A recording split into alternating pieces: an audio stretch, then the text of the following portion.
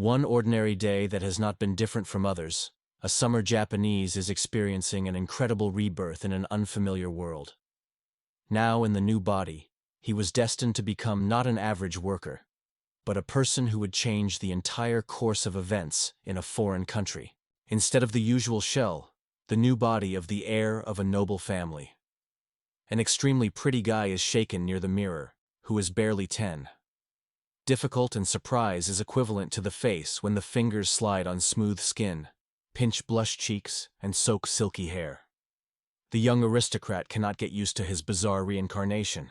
The man is rapidly younger for several decades, finding himself in the center of a new story, where happiness and wealth have become his daily reality.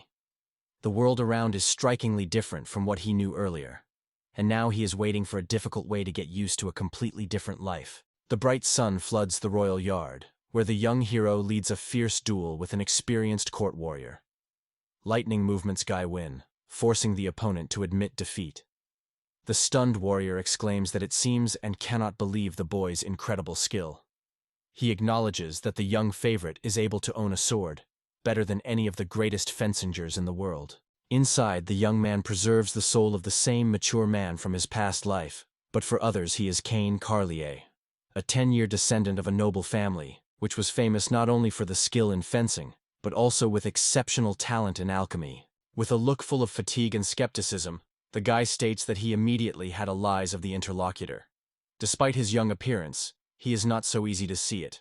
True age and life experience do their job. Despite these words, Cain confidently puts his hands in the sides, announcing that the workout today is enough.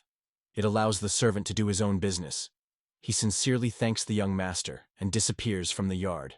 Thinking, the guy again plunges into his experiences. The soul does not leave a sense of gratitude for being in this body, an incredible inheritance which inherited from the mother, aristocratic origin, noble roots, and even young age. All this gives special luck. Having coped with camisole and Easter, Cain burst into a satisfied smile, feeling that his life has become a true fairy tale. Sometimes the world in which the young man finds himself far from justice. The fate of a person often determines his place of birth. It is so important to the child, the family in which she was born, and the appearance, because the beauty is able to influence the further path of life. The young hero drops on one knee, gently putting his foot on the toe of the other. The look is attracted to the ground where his palm appears in a moment, the fingers of which are barely noticeable. It seems that you are not a child, but a real magician. Although the guy has just turned 10. But at that age he has a wonderful gift. The left palm of the young man rests in the ground, followed by the right. He is subject to all the elements that are dozing in the bowels, and fantasies are enough to reincarnate the underworld into unpredictable shapes. Having faced the eyelids, the young aristocrat is slowly exhaled, filled with determination, and focuses on the inner strength to direct it to the creation of something unknown. Barely open his eyes, he quietly pronounces a magical formula that awakens the alchemical power of the earth. At the same moment the earth shudders, the young man's hand tenses, and just from the surface, blinding lightning, lifting stones into the air with hot sparks. Crystals grow from the ground, gradually covering a small lawn. From his body already breaks the sword, enveloped in thunderous brooms, and the hero, having stopped with surprise, cannot take his eyes away from this sight. Raising weapons from the ground, the guy carefully inspects the sword, studies his sleeve closely, holds his hand on the blade, and lifting the blade above his head, with enthusiasm that the sword turned out to be wonderful. The young owner really managed to expel weapons from metals contained in the soil. Squeezing the weapon with one hand, Cain smiles quietly and is surprised by his own capabilities. Alchemy, as everyone knows, is a true art that does not allow the creation of nothing. The origins of alchemy in this world are primarily related to the creation of healing medicines and the extraction of precious minerals. For many generations, Carlier's family has been secretly developing medicines, rescuing the country from numerous epidemics and complex diseases. It is because of this that the family deserved respect from the royal court. Therefore, the eldest son of the Carlier dynasty must possess the art of the sword, master the alchemy, and continue the business of his ancestors. Shaking dust from his shoulders, a young man with a lightweight smile thinks, "Time is still enough, so you can give yourself permission to fall in bed until the noon." The sun's rays had fun flooding the street. The sky smiled at a blue, a light breeze played with treetop, and the clouds sailed somewhere in the distance. Memory returns Kane to the past. Then the days did not give him rest. A dream escaped, and thoughts were confused between the shadows of old acquaintances.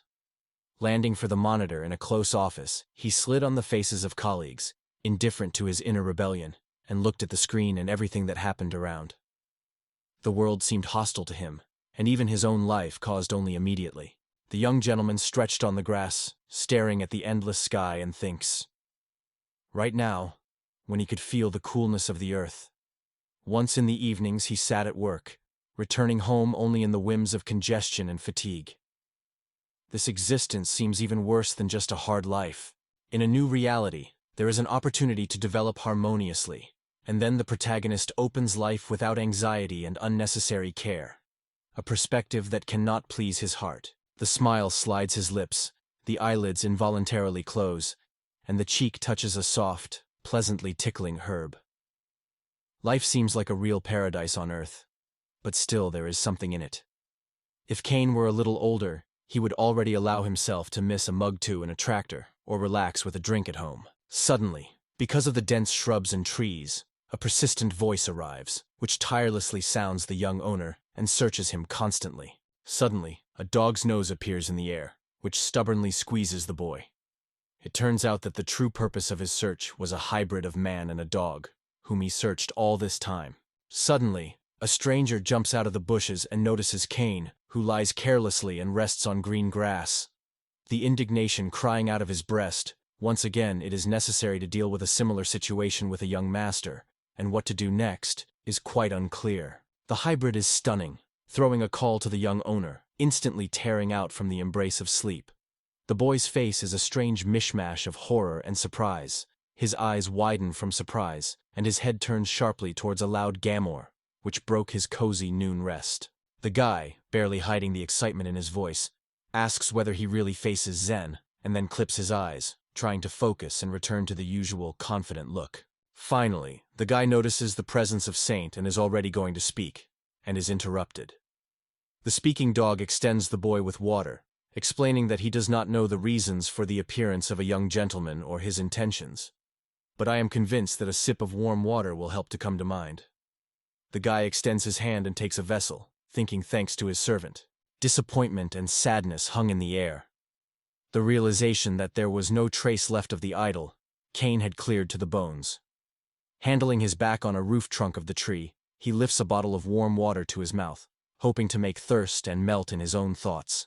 Meanwhile, Zen, a giant 42 winters, does not stop reproaching the young man. The reproaches are heard. Kane was completely inactivated, because at that age, Zen was already fully given to science and work. However, everything was not so easy. Once, Zen was engaged in local trade, but because of unsuccessful intrigues he was defeated and eventually was in slavery. In the memory of the young man comes the day when he first met his servant.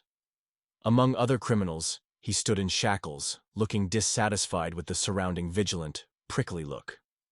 Zen is a skilled, loyal, and observant assistant. However, as Kane sometimes thinks, this guy is too noisy and incredibly annoying. The look of a young master is full of misunderstanding when he turns to a servant. Meanwhile, he is hotly gesturing, trying to show sympathy and make it clear that he shares his excitement. The guy lifts his eyebrow with curiosity, waiting for a more detailed explanation. The sadness is covered by the look of Kobold Zen when he says, "Another 10 days have passed since the death of the dear grandfather of the young master." Such a mention prompts the boy to dive into the memories of his grandfather Leopold, whose glory in the family has long gained almost legendary scale. Among others, Leopold was distinguished by its unforgettable appearance. A gorgeous long beard fell to the breast, the massive armor wrapped a powerful body, and a bulky weapon and a shield in their hands added even more weight. By ruthlessly expanding his own possessions, this warrior was able to seize a lot of lands and win the Duke's honorary title. Despite the striking physique, Kane has pity with his servant with his sad look. However, in fact, the guy almost did not worry about his grandfather's death, because there was never sincere communication between him and Leopold. The young heir spent the first 3 years of his life with him at the Carlosers' family possessions. For 7 years the guy has been living in the royal capital. Immersed in his own reflections, Kane returns to his inner world. Before the eyes, the image of grandfather Leopold, a true living legend, and involuntarily there is an alarming question. What is the future awaiting the family now when this legend is gone? Not indifferently waved, the guy only rolls his eyes, answering Kobold that after his grandfather's death, all his duties and so move to Kane's father. The hero is convinced that it does not apply to him, so he can continue to enjoy the carefree days. The light laughter of Stan is in the air. And is the guy sure of his words? The next day, the boy's father suddenly dumped off the disease. The body was crushed with diabetes and hypertension. Fainting, he was lying in bed, exhausted and weak. He did not give him the idea that numerous nighttime feasts and daily delicacies finally exhausted their strength. Seeing before the eyes causes a deep sadness on the young gentleman's face. In the figure of the father, the traits of an infirm marine cat thrown ashore appear. Kane is clearly aware that if Nicholas Carley dies, a carefree and joyful days will end. The look is never full of amount when turning to the son. Hardly holding back shaking in his voice, he calls the guy closer, confessing how hard it is for him now. Kane cannot refuse a father who is 50, although confused. It is unknown how to behave in such a situation. The boy feels horror. His father is already on the edge of life. Mother Kane, Louise Carlier, rushes to the doctor with anxiety, urgently asking how to proceed.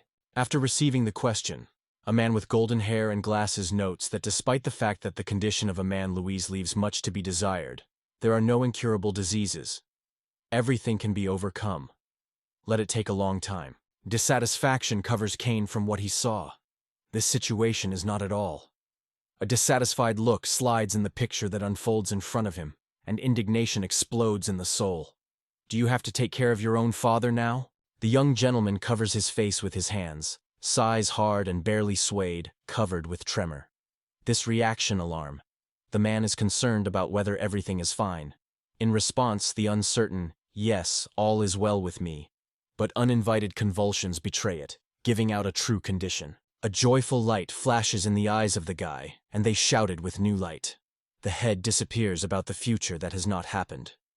Kane stops, imbued with unexpected clarity, and he thinks, what did he just think about? Many servants are always ready to come to the aid of the owner of the family estate.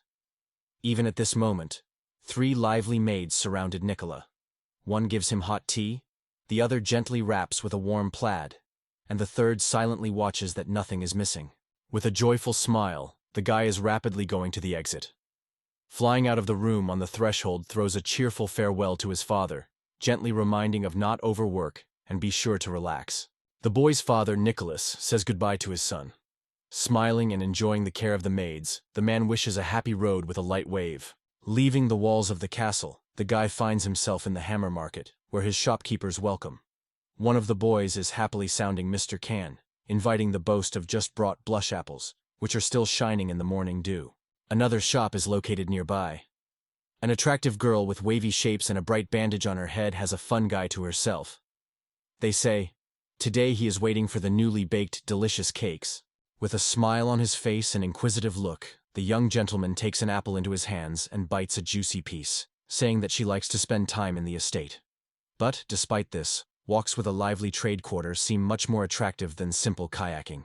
The kobold, named Zen, holds a juicy biting apple in his hand, watching the capital's humor life.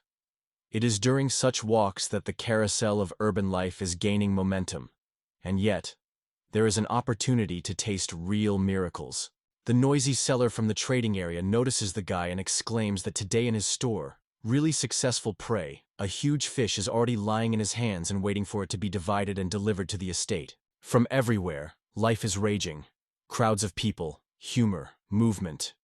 The hero notes with a slight surprise that his parents are constantly in his luxurious estate, almost without leaving the walls of the estate. The miracle is still not tired of sitting at home, locking in 4 walls. Kobolds are immediately denied, stressed that the young gentleman should ever come to their parental journey. However, the guy with lightning determination rejects this opinion, categorically disagreeing with the servant. It is unacceptable for him. It is unacceptable. He has no desire to join it. The maid is confused with his hands, trying to find out whether the young man will dare to do the estate after a serious illness of the father. However, the young man does not even want to listen to it. No idea about family responsibilities finds response in his soul. Surfaced hard, Zen notes that the young owner has not changed at all. He still avoids communication, does not make friends, talks solely with servants in the estate, and rarely exchanges words with traders in the market. By shrugging, Kane notes that the abyss between the aristocrats and the common people of the Big One, it is almost impossible to make a real friendship. The servant stammeredly murmured under the nose, and, having thoughtfully scratching the nape, silently agrees. Someone's appeal to the young Monsieur Kane was unexpected. The guy turned to his voice, barely audible and throwing a surprised look over his shoulder. The young man flashes enthusiastically when a salt seller named Randolph appears in front of him. The dark cloak wraps the stranger, and the head decorates Caffio. The face is well visible on the face, which emphasizes its harsh appearance. The young owner asks the right question. What kind of a leading salt merchant from the royal capital to look for adventures here? In response, the interlocutor laughed cheerfully, acknowledging that he had again hit the target, as always. Randolph had just completed negotiations with one of his clients and accidentally came across Kane. With an ironic smile, the young man, when turning to the merchant, states that he simply kicks on this place. The merchant, obviously offended by such words, is parked. They say, "For a glass in the store is too early. The sun is high over your head." Despite everything, the guy does not seem, I am sure that Randolph has too much free time, presses on. The man responds with indecision, without deciding to directly agree with such an opinion. In conclusion, Kane is easy to add that the merchant is still unmarried. This question is so stunned by Randolph that he gets confused and does not even find what to say. The wealthy residents of the capital usually do not hurry under the crown. The variety of women around is so great that you can find a company without a wedding ring. Randolph, just from that cohort of the rich. Hardly hearing the proposal, the man denies immediately. They say he intends to find a good girl, and then marry her. The young gentleman perceives such words as the usual excuse. He notes that Randolph is no longer a young man, and if everything lasts in the same spirit, then over the years he will remain with full pockets of money, but without real love and family. Reflections of the new moon do not give the merchant rest. The strange language of the young man arouses his suspicion, and now doubt about the boy's age is even more acute, making the man feel uncomfortable. The guy only laughs slightly, leaving questions without words. Once upon a time in the previous life, he repeatedly crossed with Randolph, but this secret is hidden from all. Late evening, when the silence enveloped the house in which Kane lives with his family, the boy was called for a serious conversation.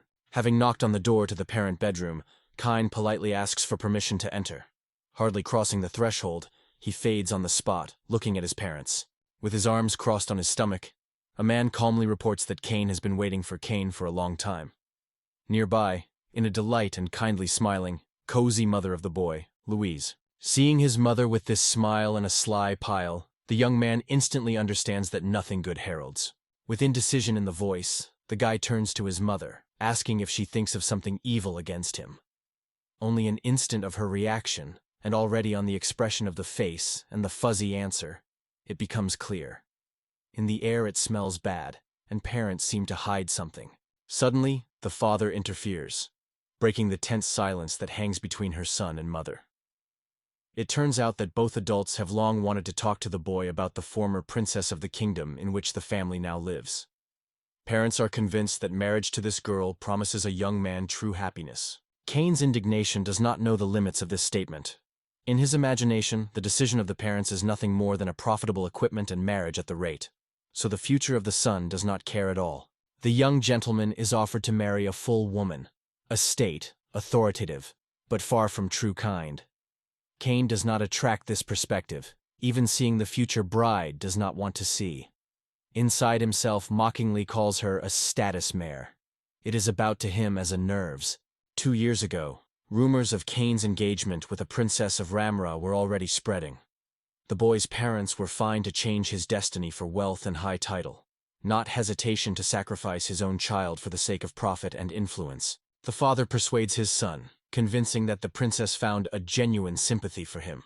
However, the guy reluctantly mentions only unpleasant moments related to her society. Hardly holding back indignation, Kane requires the right to make his own choice, to decide who to tie the fate with. A completely different girl appears before her eyes. A real beauty, who is superior to the one that they try to impose. Mother Kine restrains a smile, watching what is happening around. The guy looks at the woman with condemnation, noting that it is better to avoid such behavior.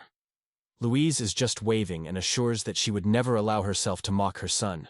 In the memory of the young man, a mother is floating, once a simple actress of a theater troupe, who was constantly running in search of earnings. Subsequently, she managed to get married successfully and rise to the aristocracy. But the thirst for profit and profitable connections did not disappear. According to Louise, Kane's first impression of the princess, like their acquaintance, may be deceptive. You may have another opportunity to weigh everything. But the young owner does not please such a prospect. Once again he appeals to the head of the family. He passionately begs to allow himself to decide his own marriage. Signing it hard, Nicholas noticed the boy about his stubbornness, and then cast his gaze on his wife, mentally noting that his son had inherited her character. Having held his hand on the beard and the design, the man notes that he was called here not for talking about marriage, beneficial to their family, especially separating the word profitable. This confession only ignites the greater the fury of the boy, because the father does not even try to hide the true essence of intentions. The man's face immediately reflected the change. The look exacerbated, and the features were filled with severe seriousness. She felt determined to have a frank conversation with Kane, similar to that of his father and son. The head of the family bitterly speaks of the disease. Old age blows the body, the forces are exhausted. But the young man just smiles. I am convinced that Nicholas is in vain exaggerates the drama of the situation. The doctor assured that the man is sure to recover, although the path to health will be long. It turned out that the doctor advised the man to stay in the capital and undergo long-term treatment. The boy begins to guess where his father pits, but is silent without saying a word, keeping the same strict expressiveness of the look. Nicholas then tells how after the death of his father, the flow of taxes from the lands to the royal capital stopped completely. Conveniently mounted a warm blanket on the shoulders, and slowly translates the eyes to a son whose tongue seems to have stopped in the palate. The order was heard clearly and unquestionably. The father, as the head of Carlier family, entrusts his son an important mission. From now on, with the onset of a new day, the senior heir must go to the capital to take responsibility for the lord's duties. With despair, the guy breaks on the cry, unable to believe heard. Kane's gaze rushes between her father and mother, looking for a hint of a joke in their faces. The young man's reaction is never confused, so he tries to clarify the situation again. But the guy instantly explodes with a denial, strongly squeezing his fist in the air and declaring that his opinion is unchanged. He is still categorically opposed. Trying to make a logical argument, the guy remembers only one thing: his age. He tells her that he is only 10 now, but Nicola does not stop it. The man is genuinely surprised how long the adult has become Kane. In a hurry to reassure the interlocutor, the head of the family notes that their possessions may not be as large as the capital of the kingdom, but the famous picturesque nature, delicious dishes, and sophisticated wine. In the territory, according to Nicholas himself, the boy will meet 4,000 faithful soldiers and friendly residents of these lands. The age, according to the man, is not of great importance if Keeney inherited his own shaking. It is because of this special ability that the young man will be able to collect taxes. A brilliant idea flashes in the young man's head. Why not turn to the noble from the neighboring possessions to collect taxes from residents? This approach seems much simpler and more efficient. The boy's father was heard. Alternating from indignation, he called Kana a fool, insisting, to entrust the collection of taxes by outsiders, all the same thing to say goodbye to family wealth. Determined on the side of the man, Louise explains Kane. The situation is not for jokes, and to trust monetary affairs anyone is dangerous. Only a family member is worth such a responsibility. Despite the trembling uncertainty, the guy barely finds the strength to cherish this request for someone who is really capable of taking responsibility. However, the father is confident in the voice. Kane will handle. According to Nicholas Carlia, his son is characterized by the mind and abilities, worthy of becoming an heir to the genus. Only a young man with this mind and character can be entrusted with such a responsible business. All objections are dispelled, and the alarming voice of a guy, like Guy's parents, is repeated several times. The next day, Kanana's servant, Zen, accompanied several soldiers, went to Carlier's family. Their crew slowly rolled the road surrounded by CSAK with a thick forest. which seemed endless and mysterious. 3 grueling days have passed, and the young gentleman, along with his kobold servant, finally got to the goal. The first impressions of a new place. Houses look like water drops, and a thick canopy of trees that thawed the sky. Swinging and sighing slightly, the young man concluded. Everything around is a regular quiet village, not noticeable and quite ordinary. The servant is wary aside whether the guy really thinks, because it seems that the landscapes of the area do not make any impression at all. Insecurity kept the boy for a moment, and when he stopped, he finally issued a clumsy answer. Zen's statement is absolutely false, because in fact everything is going properly, and no problem. The guy is approached by a stranger named Granto, Captain Warda, accompanied by a young man. Having pointed to the locals, he draws Kane's attention to how they gathered to personally congratulate the new guest.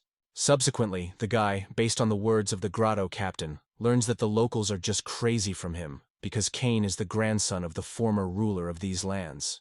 At that moment, the young man realizes that it will not work out from here. Taking advantage of the right moment, the young man addresses the captain with an unexpected offer. Would he not want to serve with him in these lands? The words heard cause a married concern for a man.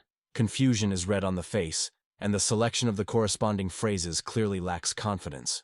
In recent years, health has increasingly failed, especially a stomach that has been suffering from nutrition changes. Quite a good question ripens in the youth head.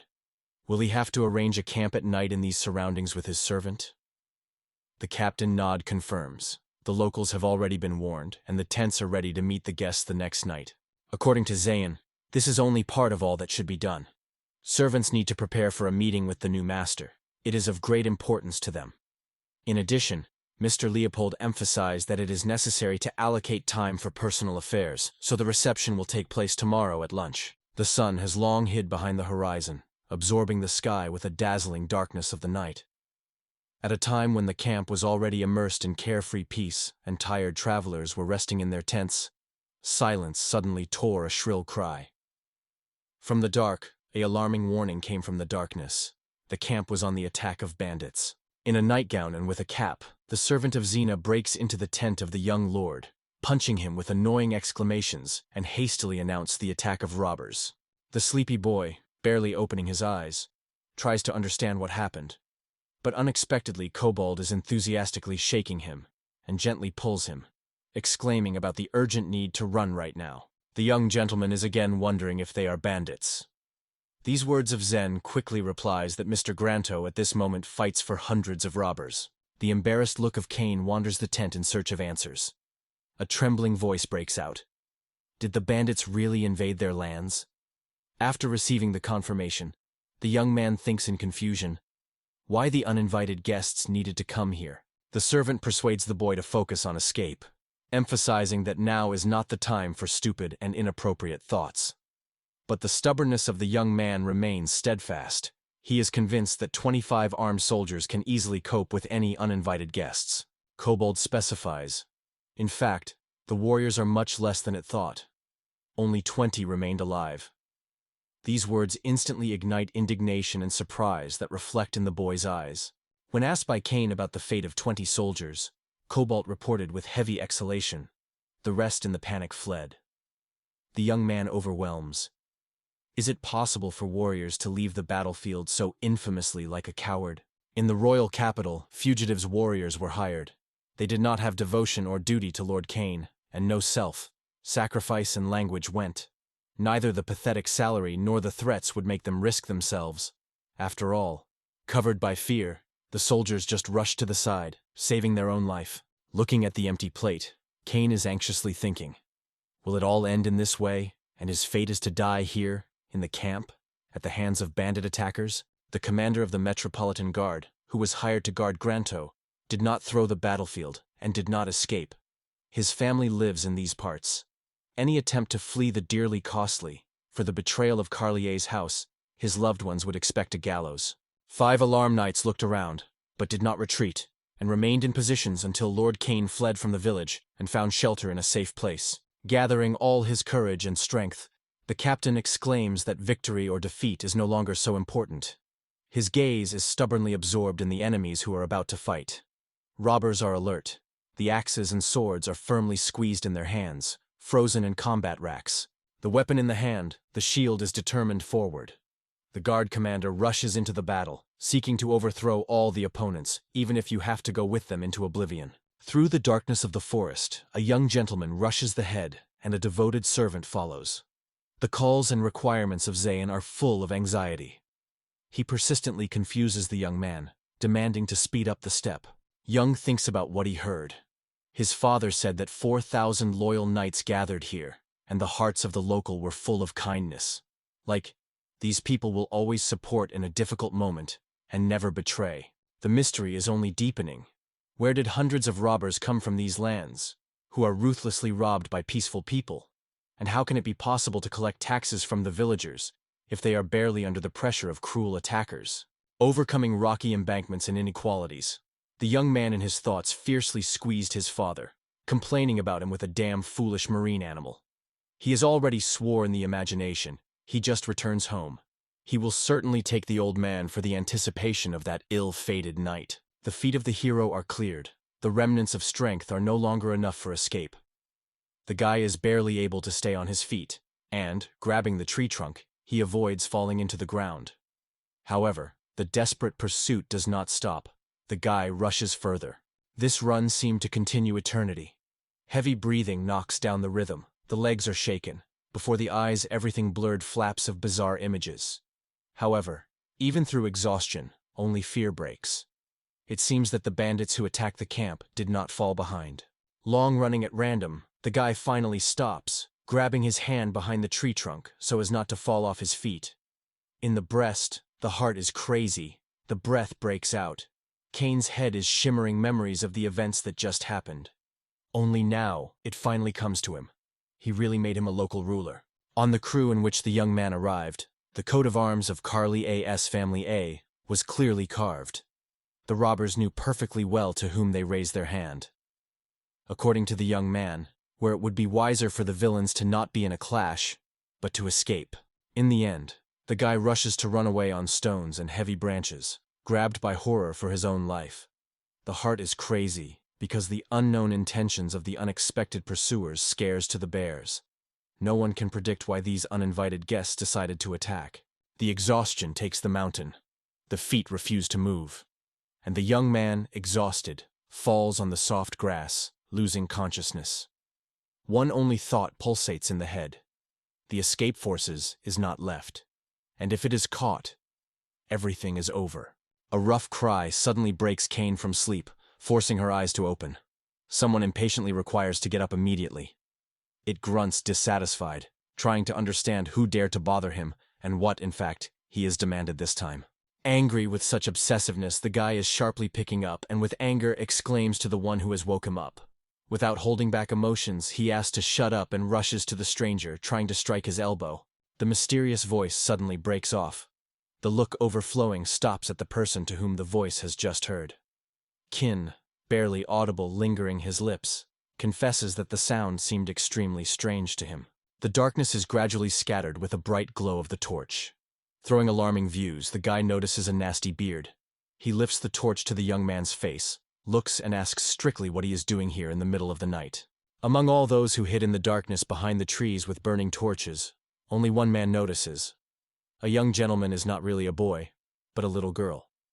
Artistic on the night, the old man notes, from this stranger, which the guy actually, is an unusually attracted aroma. By hugging himself by his shoulders, the boy understands that he was accepted for a girl only because of a fragile beauty, long hair, and the exquisite aroma of expensive perfumes. Carefully glancing the surrounding darkness, he tries to understand how many enemies are chatting. The light from the torches grabs 4 opponents from the darkness of 4 opponents. But in a moment other shadows are forward. In general, in this trap they are 6. Reflecting, Kane concludes that the enemies actually imagined at first, but it does not easily facilitate the situation. Awareness suddenly pervades. Know his combat skills are equal to the power of these men. Meanwhile, 3 are approaching closely, boldly roaring and promising to help the lost boy. The look, lowered to the floor, permeates despair. The boy instantly comes that it is impossible to spend time. If not to act immediately, everything will end once and for all. Awareness comes by surprise. Among men's voices is a completely different, unexpected. It is because of this third-party call to the boy, probably, and was lucky to remain unharmed. Lifting his palm, he looks carefully at the interlocutor.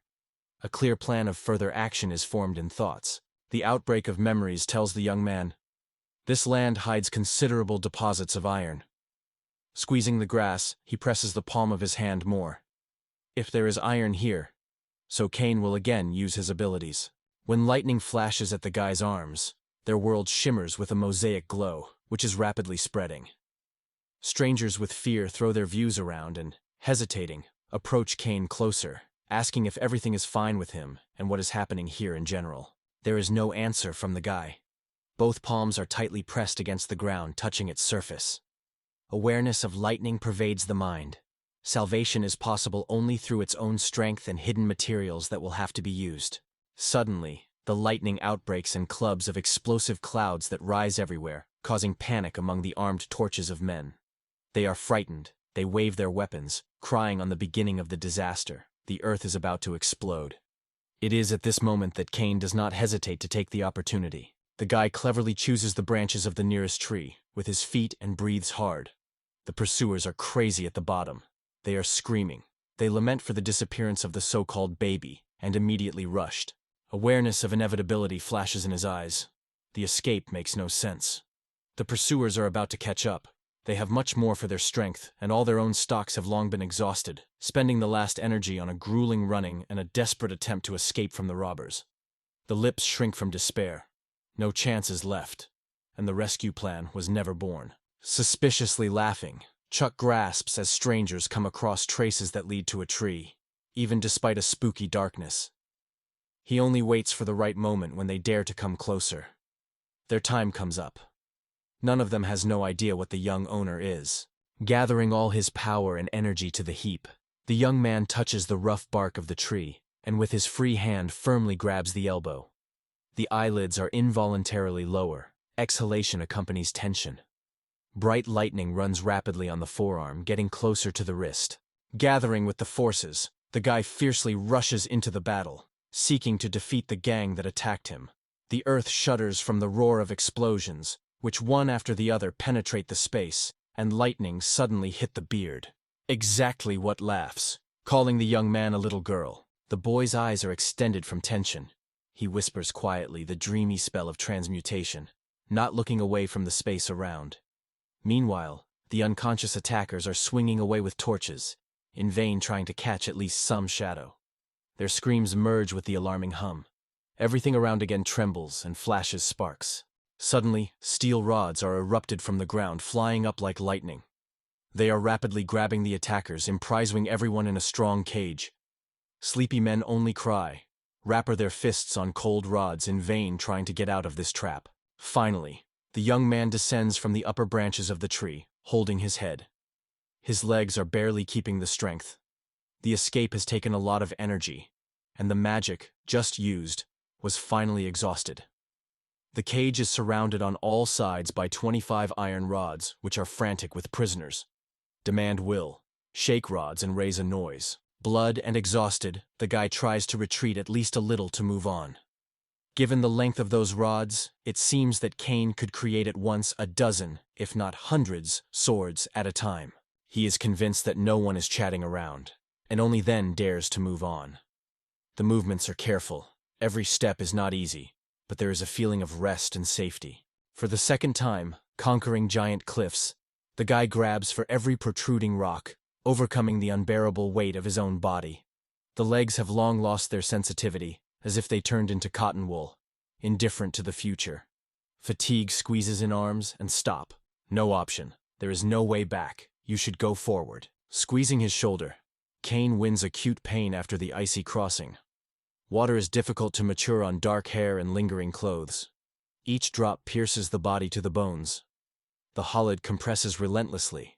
The temperature drops rapidly, and the shingle is concentrated not only on the skin surface. Having exhausted all the forces, the hero falls on the ground. Inside, the confidence is that death will not take it now. At least it seems so. Once upon a time in his past life, he was often delayed in front of a screen with Discovery Channel programs. These broadcasts revealed the secrets of survival, gave hope. It is this thought that is the only one that floats in the head before the darkness covers consciousness. Wind gusts peel the leaves on the trees, tearing out separate leaves from the branches and throwing them down. The sky gradually lighter and becomes more transparent. The icy cold broke the guy to the bones. Wet clothes are treacherous to the body. Pressing his knees to his chest and hugging himself firmly, he tried to warm up on the frozen earth. Inside, the desire to be in a cozy bed, where warmly would cover her head, not tremble here on the ice threshold of the night. Suddenly, invisible voltage penetrates the air. Somewhere nearby, there is a clear approach. Growing up, the hero distinguishes two fuzzy silhouettes in the darkness. The face is instantly distorting the horror. The anxious guess is swept inside. Are it again the same elders who once pounced on him? Rapidly grabbing his feet, Cain looks at strangers, hiding in the shadows, and asks with anxiety, who appeared here? Looking out of his hiding place, in which the young man has been hiding for a long time, she suddenly notices the child and accidentally scares her with his appearance. The baby sharply deviates back and calls for the help of his brother, and the guy finds himself in an extremely uncomfortable situation. Behind the baby's back stands a boy with a small hand compressed in his fist.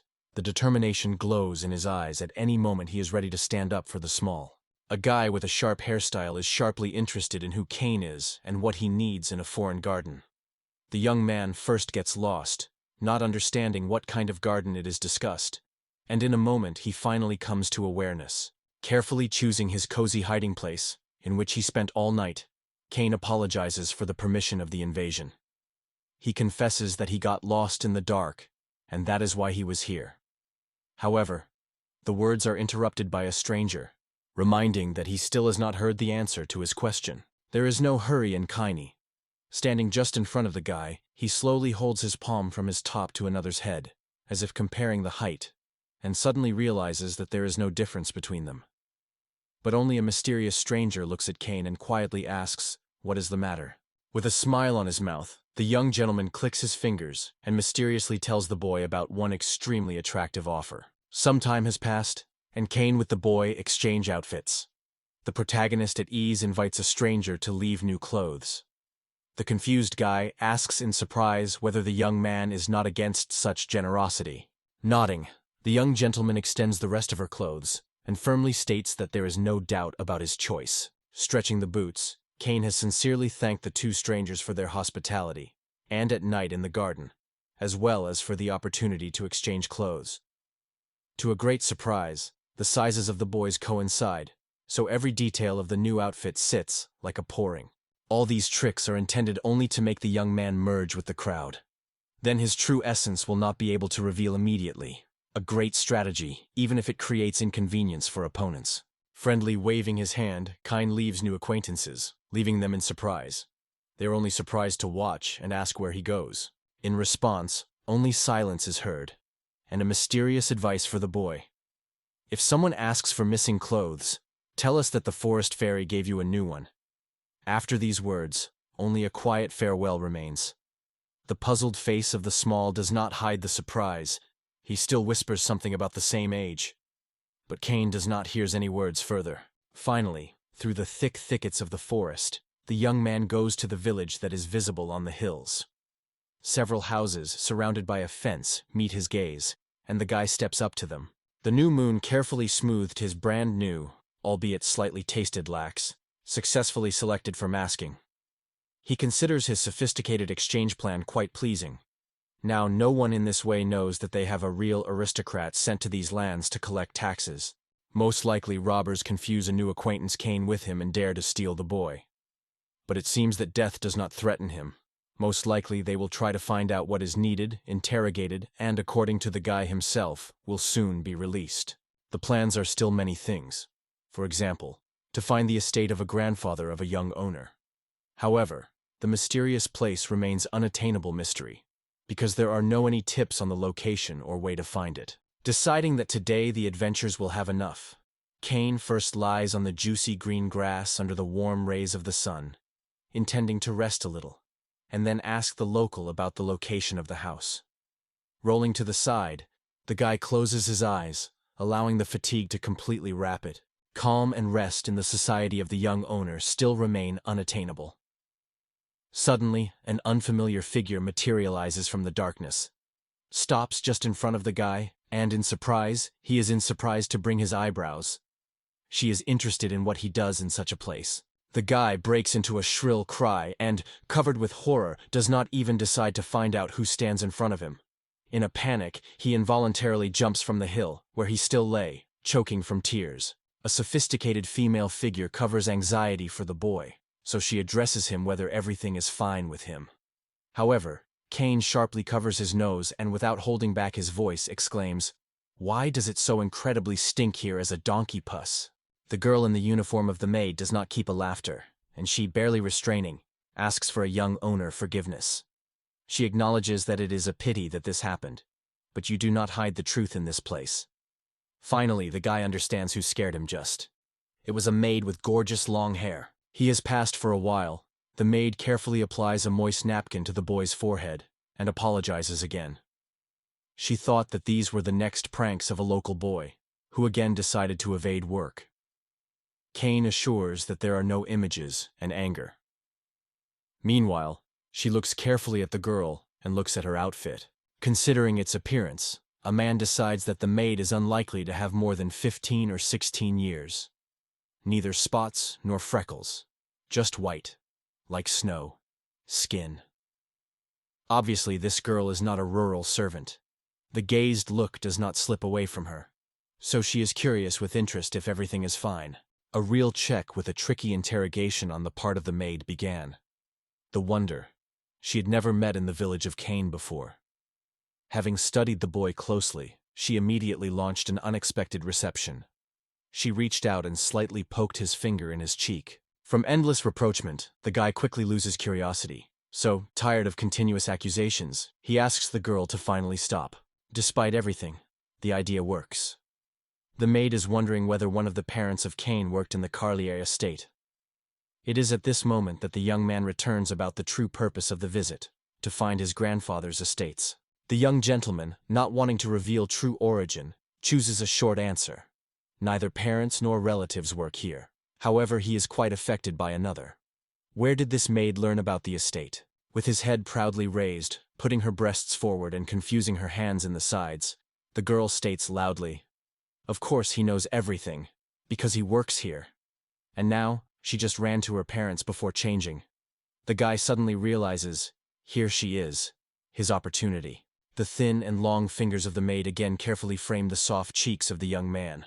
Smiling, she confesses that if you look at, Keeney is a real handsome man. As soon as her words fly into the air, the guy's cheeks flare up with a bright blush.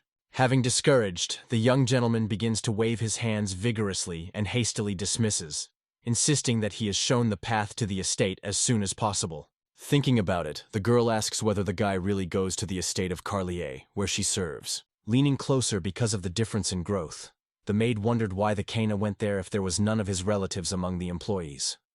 In response, she was cut sharply. What is the difference? Instead of insult, the maid only smiles and laughs fun. She has entertained her unexpected words and actions of the young master. The long-haired girl with a gesture points to the carriage and offers Kane to go to the estate with her, because the little one is unlikely to overcome the mountain road on its own. An unexpected miracle. Luck is suddenly returned to the boy, because to meet this maid after night adventures is a true happiness that you cannot dream of. The girl suggests that Kane is probably hungry, so she invites the boy to visit and snack if he wishes. Smiling, the girl adds attractive. The estate for the guests awaits the best treats and fragrant tea, which she is glad to treat. The young man's tongue is involuntarily filled with saliva. He last tasted something last night. The attractive proposal was embarrassed, and the guy is already okay to follow the maid, but suddenly he will die on the spot. In addition to insatiable thoughts about food, the mind has overcome anxious doubts about everything that is happening around. Kane is amazed. In this place, it seems that the crew is made only for the maid. Usually carriages are used by noble persons or high-ranking people, and here, only one maid. The anxiety begins. What, as the gentleman is again, the danger is, because the guards are not even visible nearby. At the same time, this awareness suddenly opens the void. Grand, the rest of the soldiers who accompanied the young man, as well as the devoted servant of Zaina, disappeared somewhere. Keen is confused, not understanding where all these people went. Suddenly, the guy refuses the previously proposed agreement, referring to some urgent cases, which he did not even mention. Kane only asks to pass you on how you can get to the estate. The girl nodded, full of hope, and wondered if the boy would really be able to go with her. However, instead of telling how to get a mansion, she asked to wait a moment. Through the yard, the maid runs up to the carriage, where the cooker tastes slowly. Looking inside, she notices a crumpled sheet, neatly made up in four, and in a moment, returns to a young man who is eagerly waiting for her. The girl unfolds the sheet and demonstrates it to the boy. Before the eyes there is a map, which indicates the location of the estate and the present position of the hero. For such a manifestation of kindness and generosity, the guy sincerely thanks the maid and picks up the received card in order to go to the specified place. The dialogue between the maid and the young Mr. End. The guy turns sharply and disappears rapidly in the thick forest, finally, sincerely wishing. The girl remains confused without even having time to say goodbye. The young man's wonder does not give her rest. His actions remain a mystery to her, although the manners are spent by unspeakable courtesy, quite atypical for rural boys. Armed with a thick stick for support, the guy confidently climbs a giant mountain.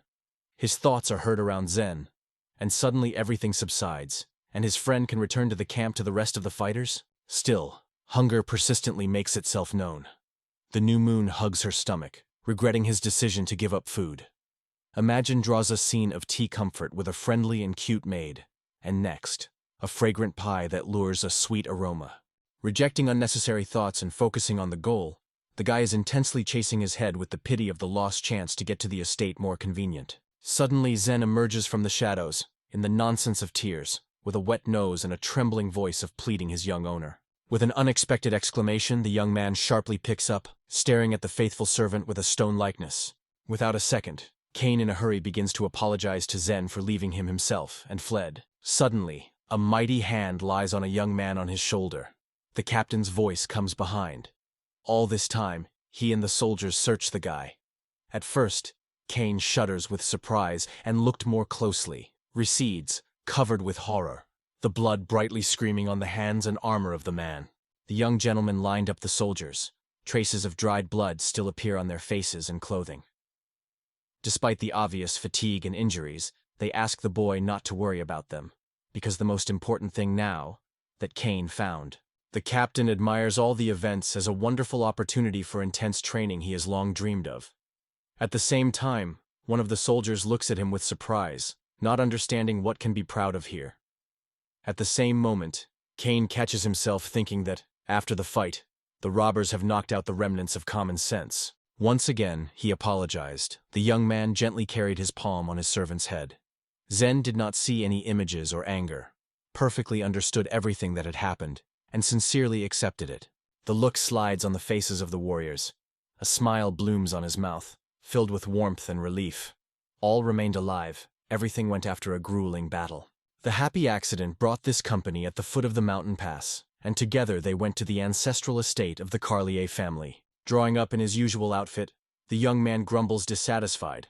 Why at all he pulled these rags?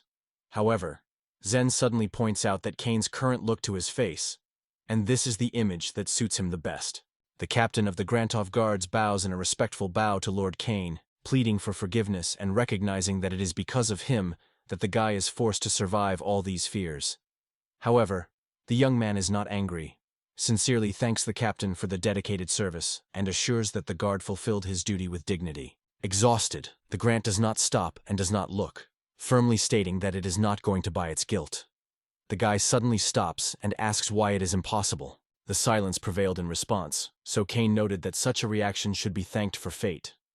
From now on, Captain Granto will live here, taking over the duties of the personal guard of Lord. The surprise flashed in the look of a man. He did not expect such an answer. Studying the hero silently, he hurried to extinguish the tension in the air, assuring the captain that it was just a joke. The feeling of discomfort did not leave him in this place, just like a Grant. It has passed a lot of time before Kane has happened to the eyes of a bottle of Carlier Sivocoli, 65-year-old Sebastian Hesman. With deep respect, bowing to the young master, the man noted that the whole eternity had passed since their paths had crossed the last time. The look of the old man is full of expectation. The curiosity will capture his question, whether the young man has preserved memories of him. Kane, with a light smile, recalls, Sebastian is the same butter with a corporate firm character. For 7 years, they have not trimmed memory. Sebastian's face and figure remained alive in memories. Without delay, the young man goes to the case, shares that his father has entrusted him with the management of the whole region, and asks whether Sebastian is able to support him in this difficult test. Nodding as a sign of consent, Sebastian solemnly promises to make every effort to support the young owner and help him in any way. The smile illuminates the boy's face after these words. Soon leave these lands, where he, as a landowner, was sent by his father. Promises to make money quickly, and thank you very much for any help. The elderly man suggests that the young lord may have exhausted the road, so it is best to discuss everything later. Recalling all the adventures experienced, the guy agrees with relief, trying to relax as soon as possible and move a serious conversation for later. Smile wanders on Sebastian's mouth when he invites the boy and his faithful kobold servant to follow him towards a luxurious estate. Once inside, the guy immediately forms a clear plan of further action. Having restored the strength and resting a little, he is going to take up the issue of tax collection. It was in the family estate that the main character, named Leopold, lived his last days. However, key events did not unfold here. In the Lynn Garden, when the health of the former owner worsened, all the affairs were managed by the cousin Kane, Count Louis. Unfortunately, the famous uncle of the young owner is already at a good age and is seriously ill. That is why Kane's father decided to hand over the control of the land to his son, so as not to burden the infirm elderly. The poor determination burns in the eyes of the guy. For the usual 10-year, such a task would be an insurmountable top. However, none of the environment and no idea that the soul of a man is hidden in the body of this child, who has already turned 35 in his past life. Kane is full of unconditional faith in his own victory, firmly knows that he will handle any difficulties, and honestly fulfill everything he has entrusted. Suddenly a bright white glow illuminates the young man. He involuntarily muddy and shines his eyes with his palm, catching someone's voice in the air that welcomes him in the estate. Before a young man, like nothing, there are magical maids of the estate. Everyone has the same shape, but everyone has an age, a shade of hair, and its length. Such a bright and diverse society captures breathing. One by one, young ladies greet the young owner, and the guy is wondering, do all these charming girls work here? It is not just a maid. Each of them impresses with its amazing beauty. Smiles of girls turned to the boy are eloquently evidence. They are ready to fulfill any desire.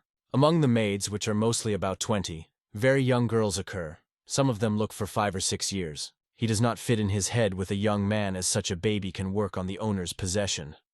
The little girl answers him a friendly smile, and the young gentleman responds with a sincere smile in response. The picturesque guests of the boy are confused. Perhaps Leopold Carlier himself, a real legend and the owner of these lands, none other than the glorified Lola Khan, who with the help of alchemy, transforms his servants into young beauties. The whole world around the young man seems to dissolve in the haze of oblivion. And suddenly the loud exclamation of Kobolda Zana tears a dreamy silence. The guy quickly becomes aware and assures that he was just a little conceived, so there is no reason to worry. Suddenly, among the crowd of maids who once served as Grandpa Leopold, the ancestor of the main character, the boy notices a girl with trembling hands and is closer. Kane looks at the face of the maid, hoping to identify familiar features. Before him is the same girl who recently brought him to the estate. Noticing this look, she turned red and hurried to turn away, trying not to come into contact with the young master's eyes. The vigilant, evaluating look of the young man immediately rushes Sebastian in the eye. Catching this curiosity, the man wondered if everything was fine. In response, the guy only assured that there were no reasons for excitement. Everything is well with him. Sleeping, his grandfather deliberately translates to a frightened maid, who is silent with fear, and without saying a single word, he simply moves away, perceiving the words of Lord Kane to the faith. At that moment, the servants turn to Elen, the girl who has just faced Kane. They ask what is happening here and why the guy looked at her so inseparably. The girl's cheeks are even harder with a passionate blush, and the answer does not find the way to her mouth. Can have no doubt. Elen is unlikely that he once suggested that the unknown guy from the slum, who fell into the mud, along with the donkey manure, would become her new owner one day. Going to the next room, Sebastian asks the young owner to wait a little while all the necessary documentation concerning his estates. The guy did not have time to blink his eye as a buttock. A huge bunch of books and papers appeared in the door. The guy's surprise is red on his face, and when his grandfather with a smile notes that it is only a tiny part of the mountain of documents that he managed to take out, the young man completely loses the gift of language. Looking at the mountain of documents, books, and papers, the king quickly realizes that he will take the countless hours from all this readership. Therefore, without spending time, it is powerful to briefly explain why from the autumn to the capital there are no taxes on land. Exhaling, a man notes, in such a situation, it is easier to see everything in his own eyes once than to translate the details for a long time. It will take even more time for conversations. The Bagretsky invites you to follow himself, and the guy, without hesitation, follows the following, commanding Zen's servants to look carefully at the fact that Sebastian is going to demonstrate. Large marble stairs are filled with a quiet group that goes down smoothly. The guy enthusiastically describes the boundless expanses of the estate, and even Sebastian, usually restrained in statements, is forced to agree with such a striking scope. Finally, both the young owner and the Cobalt Zen at the same time reach the massive doors wrapped in steel locks. The boy is curious about what Sebastian tells. This door hides a safe, which stores all the values and money of Karliak's family. The guy wondered if he could go and inspect the room. The old man nodded friendly, removing the lock from the door, after which he opened them wide. What was the surprise of a young gentleman when he saw only a void in the safe? The broken walls intersect cracks, a thick diaper of dust is settled around, and a web is drawn around the corners. None of the shelves hides anything. Even the slightest hint of gold or money is not worth looking for. It is difficult for the boy to believe in what he saw. Carefully touching the shelves, he feels a thin layer of dust on his fingers, and asks Sebastian with surprise, "Or is it, sometimes, not someone else's joke?" I want to believe that this is only a joke. However, unfortunately, the reality is bitter and disappointing. For this moment, the whole Carlier family is burdened with 500 million pounds. It sounds incredible, and the guy categorically refuses to believe in this scale, without realizing how miracle it all happened. In his thoughts, Kane feverly counts how much this enormous amount, 500 million pounds, will be in the yuan. The curiosity prevails, and he addresses the old man. How could such a giant debt in general? Sebastian sighs, remembering the past. The previous lord had an incredible shortage of earnings, but did not understand the true value of money at all and could not manage them. A surprised young man does not understand, as his grandfather, known for legendary glory, a prominent managerial sheikh and a perfect reputation at the royal court, could heal such tremendous debts. Simple and mysteriously smiling, the grandfather replies, "This is the name of the legend of the last lord of this house. The former ruler was famous for the perfect courage of the knight, always ready to rush to the help of the royal kind at the first call. His glorious exploits glorified the land. He successfully curbed the rebels and cleared the lands from the invasion of barbarians. The cynicality of the king did not give him rest. The lord without reproach sacrificed the lives of the innocent for his own benefit. Watching this cruelty, the last lord solemnly vowed that he would never go him. The court and ordinary inhabitants were almost children, as trusting and expensive. The city bishop abolished taxes for residents, paying them out of his pocket, and in the hungry years he opened the pantry and supported the food of those who were in difficulty. In addition, he erected numerous orphans left without parents during the war, generously sacrificing them. As if heard, Kane does not believe in his own ears, while Sebastian quietly leads. His grandfather of young master gained worldwide glory abroad.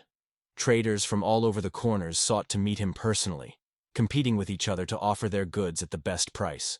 The guy specifies whether his grandfather has spent all savings to support the residents of his possessions. The butter shakes his head and notes that in fact, it is not all the story. Some important details remain. The current head of the Carlier family, Nicolas Carlier, demanded every year his father's giant amounts of money, every time increasing his appetite. In the heart of his grandfather, the young owner gave up the fault before Nicholas. Once he left the guy a young age, choosing his duty over his father's tenderness. That is why the old man sent money to his son all his life, trying to at least so redeem his absence. Every year, Nicholas demanded 5 million pounds for life in the capital. That is why family debt has reached such incredible scale, and the financial situation was constantly deteriorating. The young man refused to contact his father at least, completely ignoring parental-family relationships. In the eyes of Sebastian, Kane coldly calls Nicola a seal. and unceremoniously asks whether he really demanded such huge sums every year. The nod in response confirms the truth of these words. To put it briefly, the grandfather of the young owner paid taxes for his subjects, tried to make life easier for them, and worried about the well-being of the community. However, all this time, the only son, without reproach, spent the money received in the wind, plunged into debt, and then demanded that the father settle all the problems. This is how the legendary lord led his life. Such arbitrariness is very annoying the guy. He is well aware that everything that has happened is an unfortunate lawlessness, and gives himself the word. As soon as he gets to the capital, be sure to hang a damned deer. The young man erupts a couple from his ears. This scene does not go unnoticed for Zen. With a slight smile, she asks him to quench his emotions and take herself. After her words, the guy quickly captures himself, agrees with Cobalt advice, and sincerely apologizes for the excessive violent reaction. The new moon is in no hurry to go. He has another question. It is striking that the estate of the maid is not only young, but also extremely beautiful, as if they came from illustrations to fairy tales. What is the cause of such amazing pattern? A new thought is being selected for a young master, and suddenly they are just a maid and nothing more? In response to all these words, a man only mysteriously points out that it is better to see once than to hear 100 times. Cain and Kobold Zen are only concentrated, unable to understand what the old man means. The young man has already disappeared in the next room, while Sebastian does not think to follow him.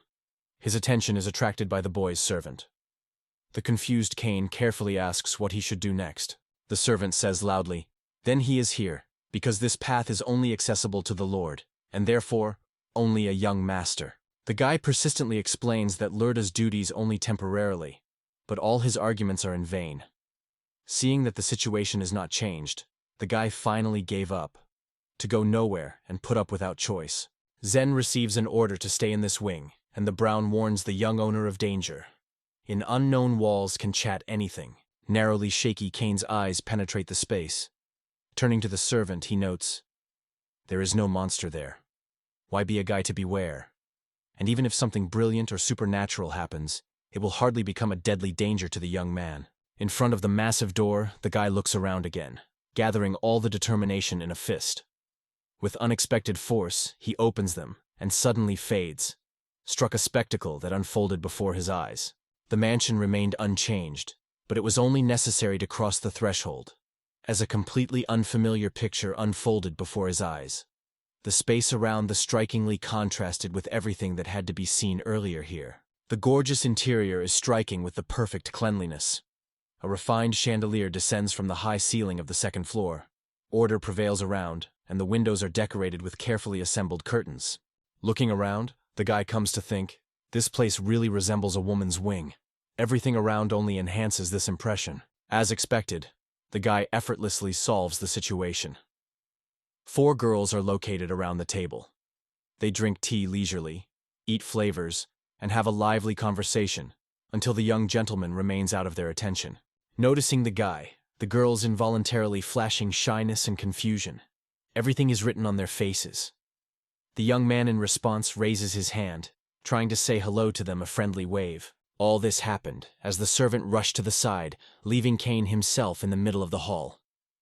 Thousands of questions were swirling in his head. What is his guilt? What could he scare these people so much? Finally, the realization comes. Before him are those maids who were the first to meet him on the threshold of the family estate. However, it is difficult to recognize familiar faces now. Their appearance has changed dramatically. On her faces, she flashed a moment of surprise and confusion. The cheeks flared up with a blush, and only noticed the young lord as they rushed on their feet. The outspoken dresses and the complete lack of home duties that the girls ignored, preferring tea-sitting, giving the young man to think that he was in a real brothel. Sharily turning around, the guy went to the exit, made of determination to find out in Sebastian what was about the place and what is really going on. The loud cry escaped from his mouth, full of anger and surprise. What was it? What just put before his eyes? Sebastian remained unmoved, calmly and evenly answered. It was, they say, a maid of a young owner. The boy does not quench and insists, "These girls do not look like a maid." The old man asks a young gentleman to calm down, explaining, "This is really a wing for the maids. just no one warned them about Kane's visit, so the guy found them in ordinary affairs. It all depends on what angle to look at this situation. The confusion covers Kane. He has a hurry to apologize to Sebastian. But even then, the guy feels the need for further explanations. Suddenly, the Carlier's boarding house throws an unexpected phrase. These maids served as a concubine at the same time. The guy inside is cold. The worst suspicions were true. Lord Leopold became famous as a living legend. His heart was open to everyone, and generosity did not know the boundaries, so everyone felt his kindness around. Wazed on dreams of affinity with such a prominent person, the owners of neighboring lands sent to him their most beautiful daughters, hoping that they would become a concubine. Setting a high position and seeking not to ignite the dispute between the neighboring lands, the grandfather of the protagonist did not have the opportunity to return all these girls to their native land. In the end, each of the girls found shelter in the estate, because the owner did not expel or turn any back. The age of the newcomers had no value to him. Every time another maid appeared in the house, he left her under his roof without hesitation. From the fortress, it was argued that Mr. Nicholas Carley was sick, so it is unlikely that the boy had ever been destined to have a brother or sister. According to the North, this is a great opportunity for Kane. Youth gives time to the birth of the heir now. The guy's eye is a nervous eye. He is only 10. What is the other heir? The old man asks not to drive these girls. They will surely thank the young owner for his kindness and generosity. The guy is wondering how many concubines he lives in a family estate. And Sebastian, with an indiscriminate appearance, reports that there are as many as 87 here. The unexpected heard the stunned guy. Having apologized to the man, he confesses that he has received enough information and now seeks to stay alone to think about everything he saw. The young man confidently names the main problems: a frantic debt of £500 million and an incredible number of 87 concubines in the estate. Ownership will actually crack at the seams, and Carlier can be safely considered bankrupt. In the memory of the young gentleman, the story of the Japanese city of Uzar is overcome, which owed the government of as much as 30 million yen.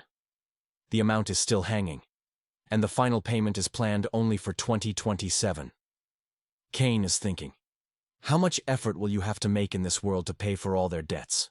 Zen, a faithful servant of the boy, is wondered if he is really scared of such a frantic amount of debt.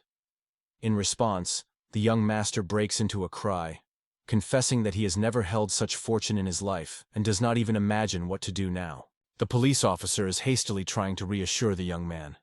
After all, in the royal capital there are many merchants who operate daily with sums that much exceed their debt.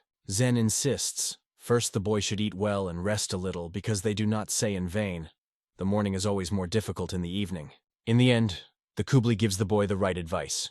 Refrain from unnecessary conflicts and not many enemies around you, because they are enough in your life with just. With a light smile on his mouth, the guy agrees with his servant. Right now he needs to become stronger in order to cope with this business. The windows are already thickened, and Kane finally manages to arrange all things. It's time to rest to start working with new strength tomorrow. During the dinner, a lot of girls are surrounded with plates, briskly offered chicken pieces or avocado salad. However, he only dreamed of silence and the opportunity to eat alone. One of the maids with golden hair has fun with his cake, urging his mouth to open. The young man is trying to turn away, but at the same moment another maid appears on the opposite side. She lifts a spoon with hot soup just to the boy's face. Meanwhile, one of the girls lifts a large napkin to the boy's mouth, jokingly reporting that Kana has become dirty and wipes his mouth carefully. A bright blush appears instantly on his face. This attention seems incredibly embarrassing. Girls first put a variety of dishes to the young man, are interested in his tastes, and the exquisite society is already quite tired of the young man. With a barely hidden escape, he thanks. He assures that he is full, and impatiently says he wants to go to his room as soon as possible. Once in the bath, the young man realizes that he is flying to the maids like honey, and everyone considers it a duty to come closer. Such an excessive manifestation of attention caused not to delight, but a continuous irritation. Easy to straighten his shoulders, the young man realizes that in this tense atmosphere, neither to enjoy the taste of the dish, nor if it was not possible to eat. On the one hand, the neighborhood with charming maids should please Kane, but now he lacks loneliness and comfort. You want to hide from the hustle and bustle for a moment. The realization that after eating fatigue has only increased, it suddenly covers a young gentleman. In response, Zen gently accompanies him to the bedroom, promising that a soft bed will give a dreamy vacation. The cobalt servant politely desires the young owner of a good night, slowly closes the door before him, and realizes with relief that he finally comes a moment of well-deserved rest. A bizarre nightshirt with lace, long sleeves, and a high collar did not fit into the current appearance of the guy. But all these inconveniences are little things. Now the new moon falls apart on a spacious bed, and falls asleep not in a hollow tree, but on soft sheets and plump pillows. Thoughts of huge debts do not give the movie rest. Even a cozy bed does not save him from anxiety, which persistently persecuted, forcing ways to handle it. At midnight, when silence prevails in the apartment, and the young owner is immersed in a carefree sleep, the silence suddenly cuts the creaking of the door. A stranger enters the room unnoticed, and even through the sweet drums, Kane captures this barely tangible sound. Instantly immerses his hand under the pillow and pulls the sword, in case someone tries to attack the young man by surprise until he is defenseless. Looking back, Kane understands immediately. This is not his servant at all. Zen has the habit of spending the night in another room, and would never have the risk of entering his grandfather of the protagonist without a knock. Probably, according to the young man, in front of him, either a common man who came to avenge the young lord for his inaction, or robbers who have already sent the guards to nothing elsewhere outside. And maybe these strangers were accomplices from the outset, so they penetrated in the middle without unnecessary publicity. The careful young man predicted such a development and was already prepared for battle, as suddenly, a little unpleasant, the muscle on the leg mercilessly brings to the moment when the enemy is already in the room. Everything seems to be because of incredible fatigue that has accumulated throughout the day. Under the blanket, the riots are becoming more and more noticeable. The enemy stood up so close that it was even to be expected. After passing the lightning of thought, Kane understands that it is his chance to strike. While the opponent considers the boy immersed in a dream, there is only a choice: to act immediately or for all. The flash of a shrill scream is heard from the blanket. The guy instantly grabs the enemy, hiding in the folds of the fabric, and begins to suffocate him. It is at this moment that the boy comes. The voice from the blanket belongs to the woman, and under his palms women's breasts. The confusion wraps it when a muted moan comes into the ears and the cheeks are burning with shame. The stranger barely has time to cross the threshold, as it flies down immediately, thrown by a skilled movement. The dazzling ray of the flashlight breaks the darkness and beats it in the eye. The light trembling of the current runs out of the boy's fingers, and in the imagination of Kane a spell is already formed, ready to remove the uninvited guest from his path. However, no one else is faced with one of the maids. The girl explains that she has come to perform a night order. It is Elen, who is familiar with the last meeting, stands on the doorstep. He was heavily sigh. The guy wondered if the night guest knew that he was only 10 years old. The girl nodded affirmatively, and Kane spoke again. At such an age they say too early to take up night things. A nodding decisively, Elen replied. If she evades it, they will be ongoing and ridiculed for inability to cope with direct responsibilities. Shame no less burns in the chest than a young man, but confusion makes only clamping his teeth. Such a price of her work. The awareness comes to Kane. It was the order of Sebastian. The young owner with a slight sadness says that there is no need now, and expresses the hope that once the butler himself will understand it. The young man appeals to the maid to return to his wing of the palace, assuring that he will later discuss this incident with the Novretsky Sebastian. The girl suddenly breaks on crying. Tears are rolling in the cheeks, and the guy hastily reassures her, assuring that he did not intend to harm her. The words heard are only deeper than the girl. Tears roll even worse.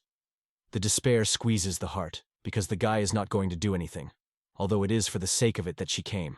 Finally, Kane comes that all the maids in this house are forced to live the following rules. The rejection of the owner throws a shadow in their honor and good fame.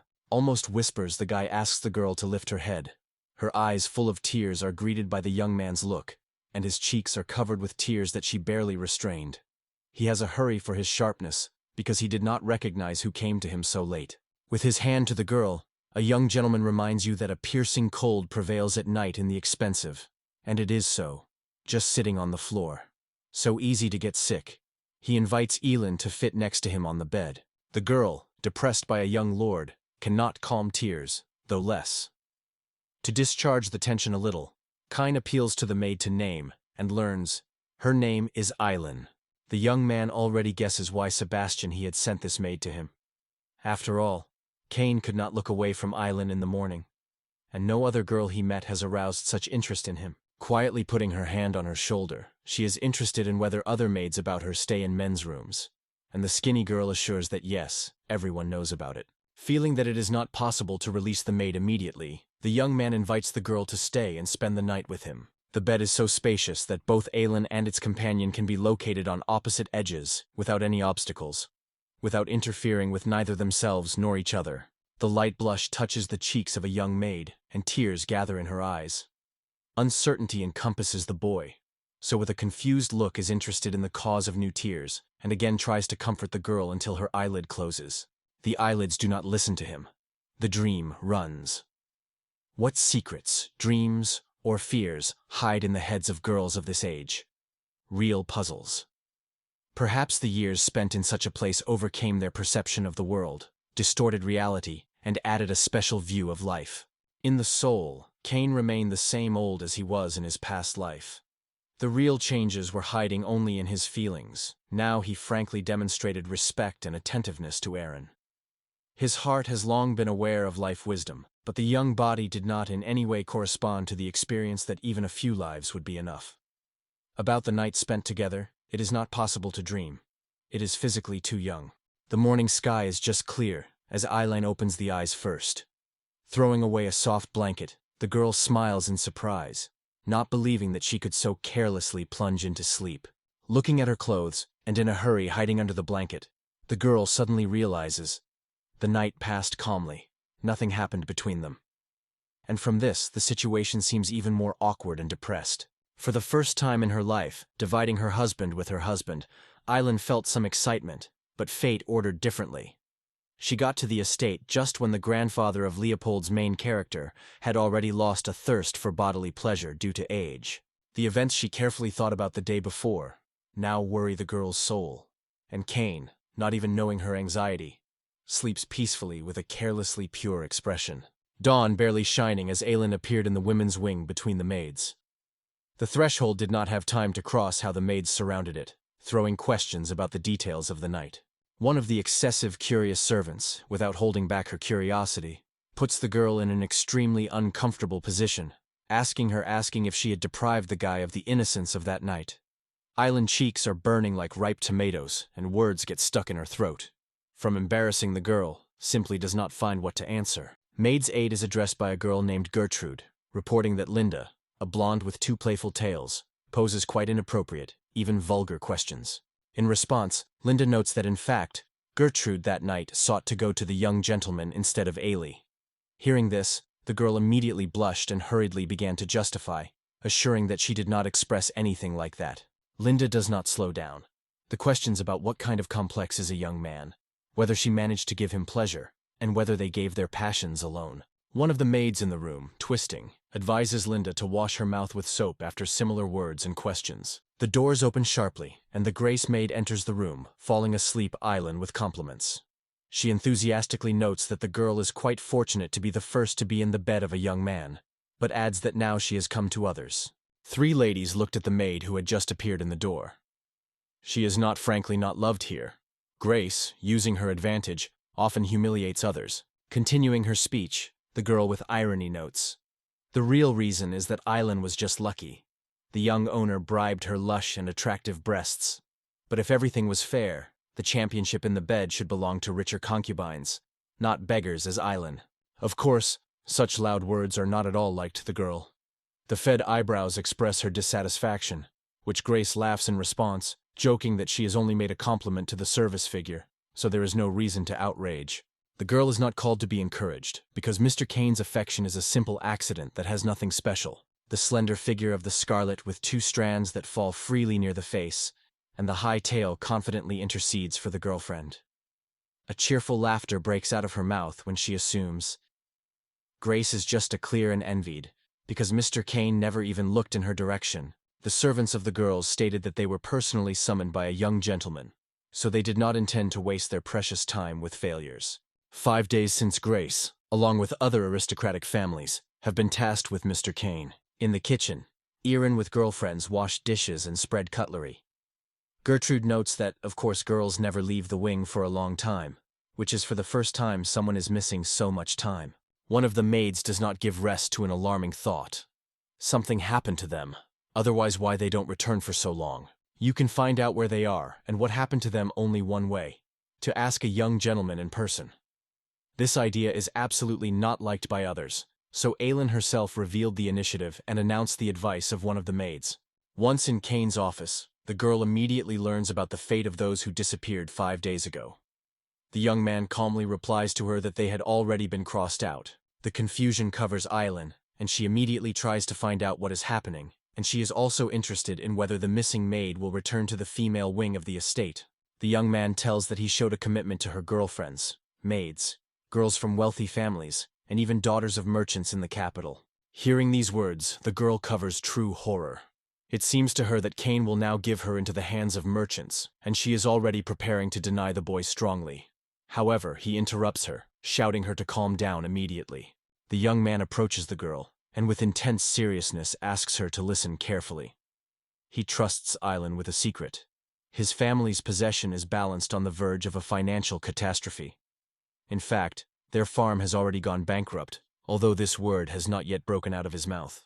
In order to facilitate the financial burden of the Carlier family, the protagonist thought to hold grace with 45 other maids. The maintenance of 87 concubines cost almost £5 million every year. Such amounts are equally striking by Elen and the young man who heard it for the first time. Much of the costs were cosmetics and care products, so it all got those who most often use women's little things. The main secret was that, having listened to this story from the mouth of a young gentleman, the girl inadvertently became a complicity of events. With a radiant smile, the guy reports that from now on the girl will have to pull even more things than before. At first, the confusion was engulfed by Elen, but later she assured the boy she can rely on, and she will not allow him. The same applies to the kobold Zane. It is accustomed to such an attitude. He immediately nods in response, ready to execute any team of the guy without hesitation. After the death of Grandpa Leopold and on the background of a serious illness, Nicholas, most of the concubines remained without shelter and earnings. So Kane decided to turn to familiar merchants from the capital, ask if someone is looking for a good bride. The agreement was the choice of concubines. If you believe merchant logic, the girl from the village will be much easier in communication, more modest in desires, and not as demanding as the one that spent all its adult years in the capital. In just 3 days, Grace, along with 45 other concubines, got a new life. They were married to wealthy merchants from the capital. Despite all the changes, there are 42 maids left at the disposal of the guy, even after the number of them allegedly decreased. The birth estate remained young ladies.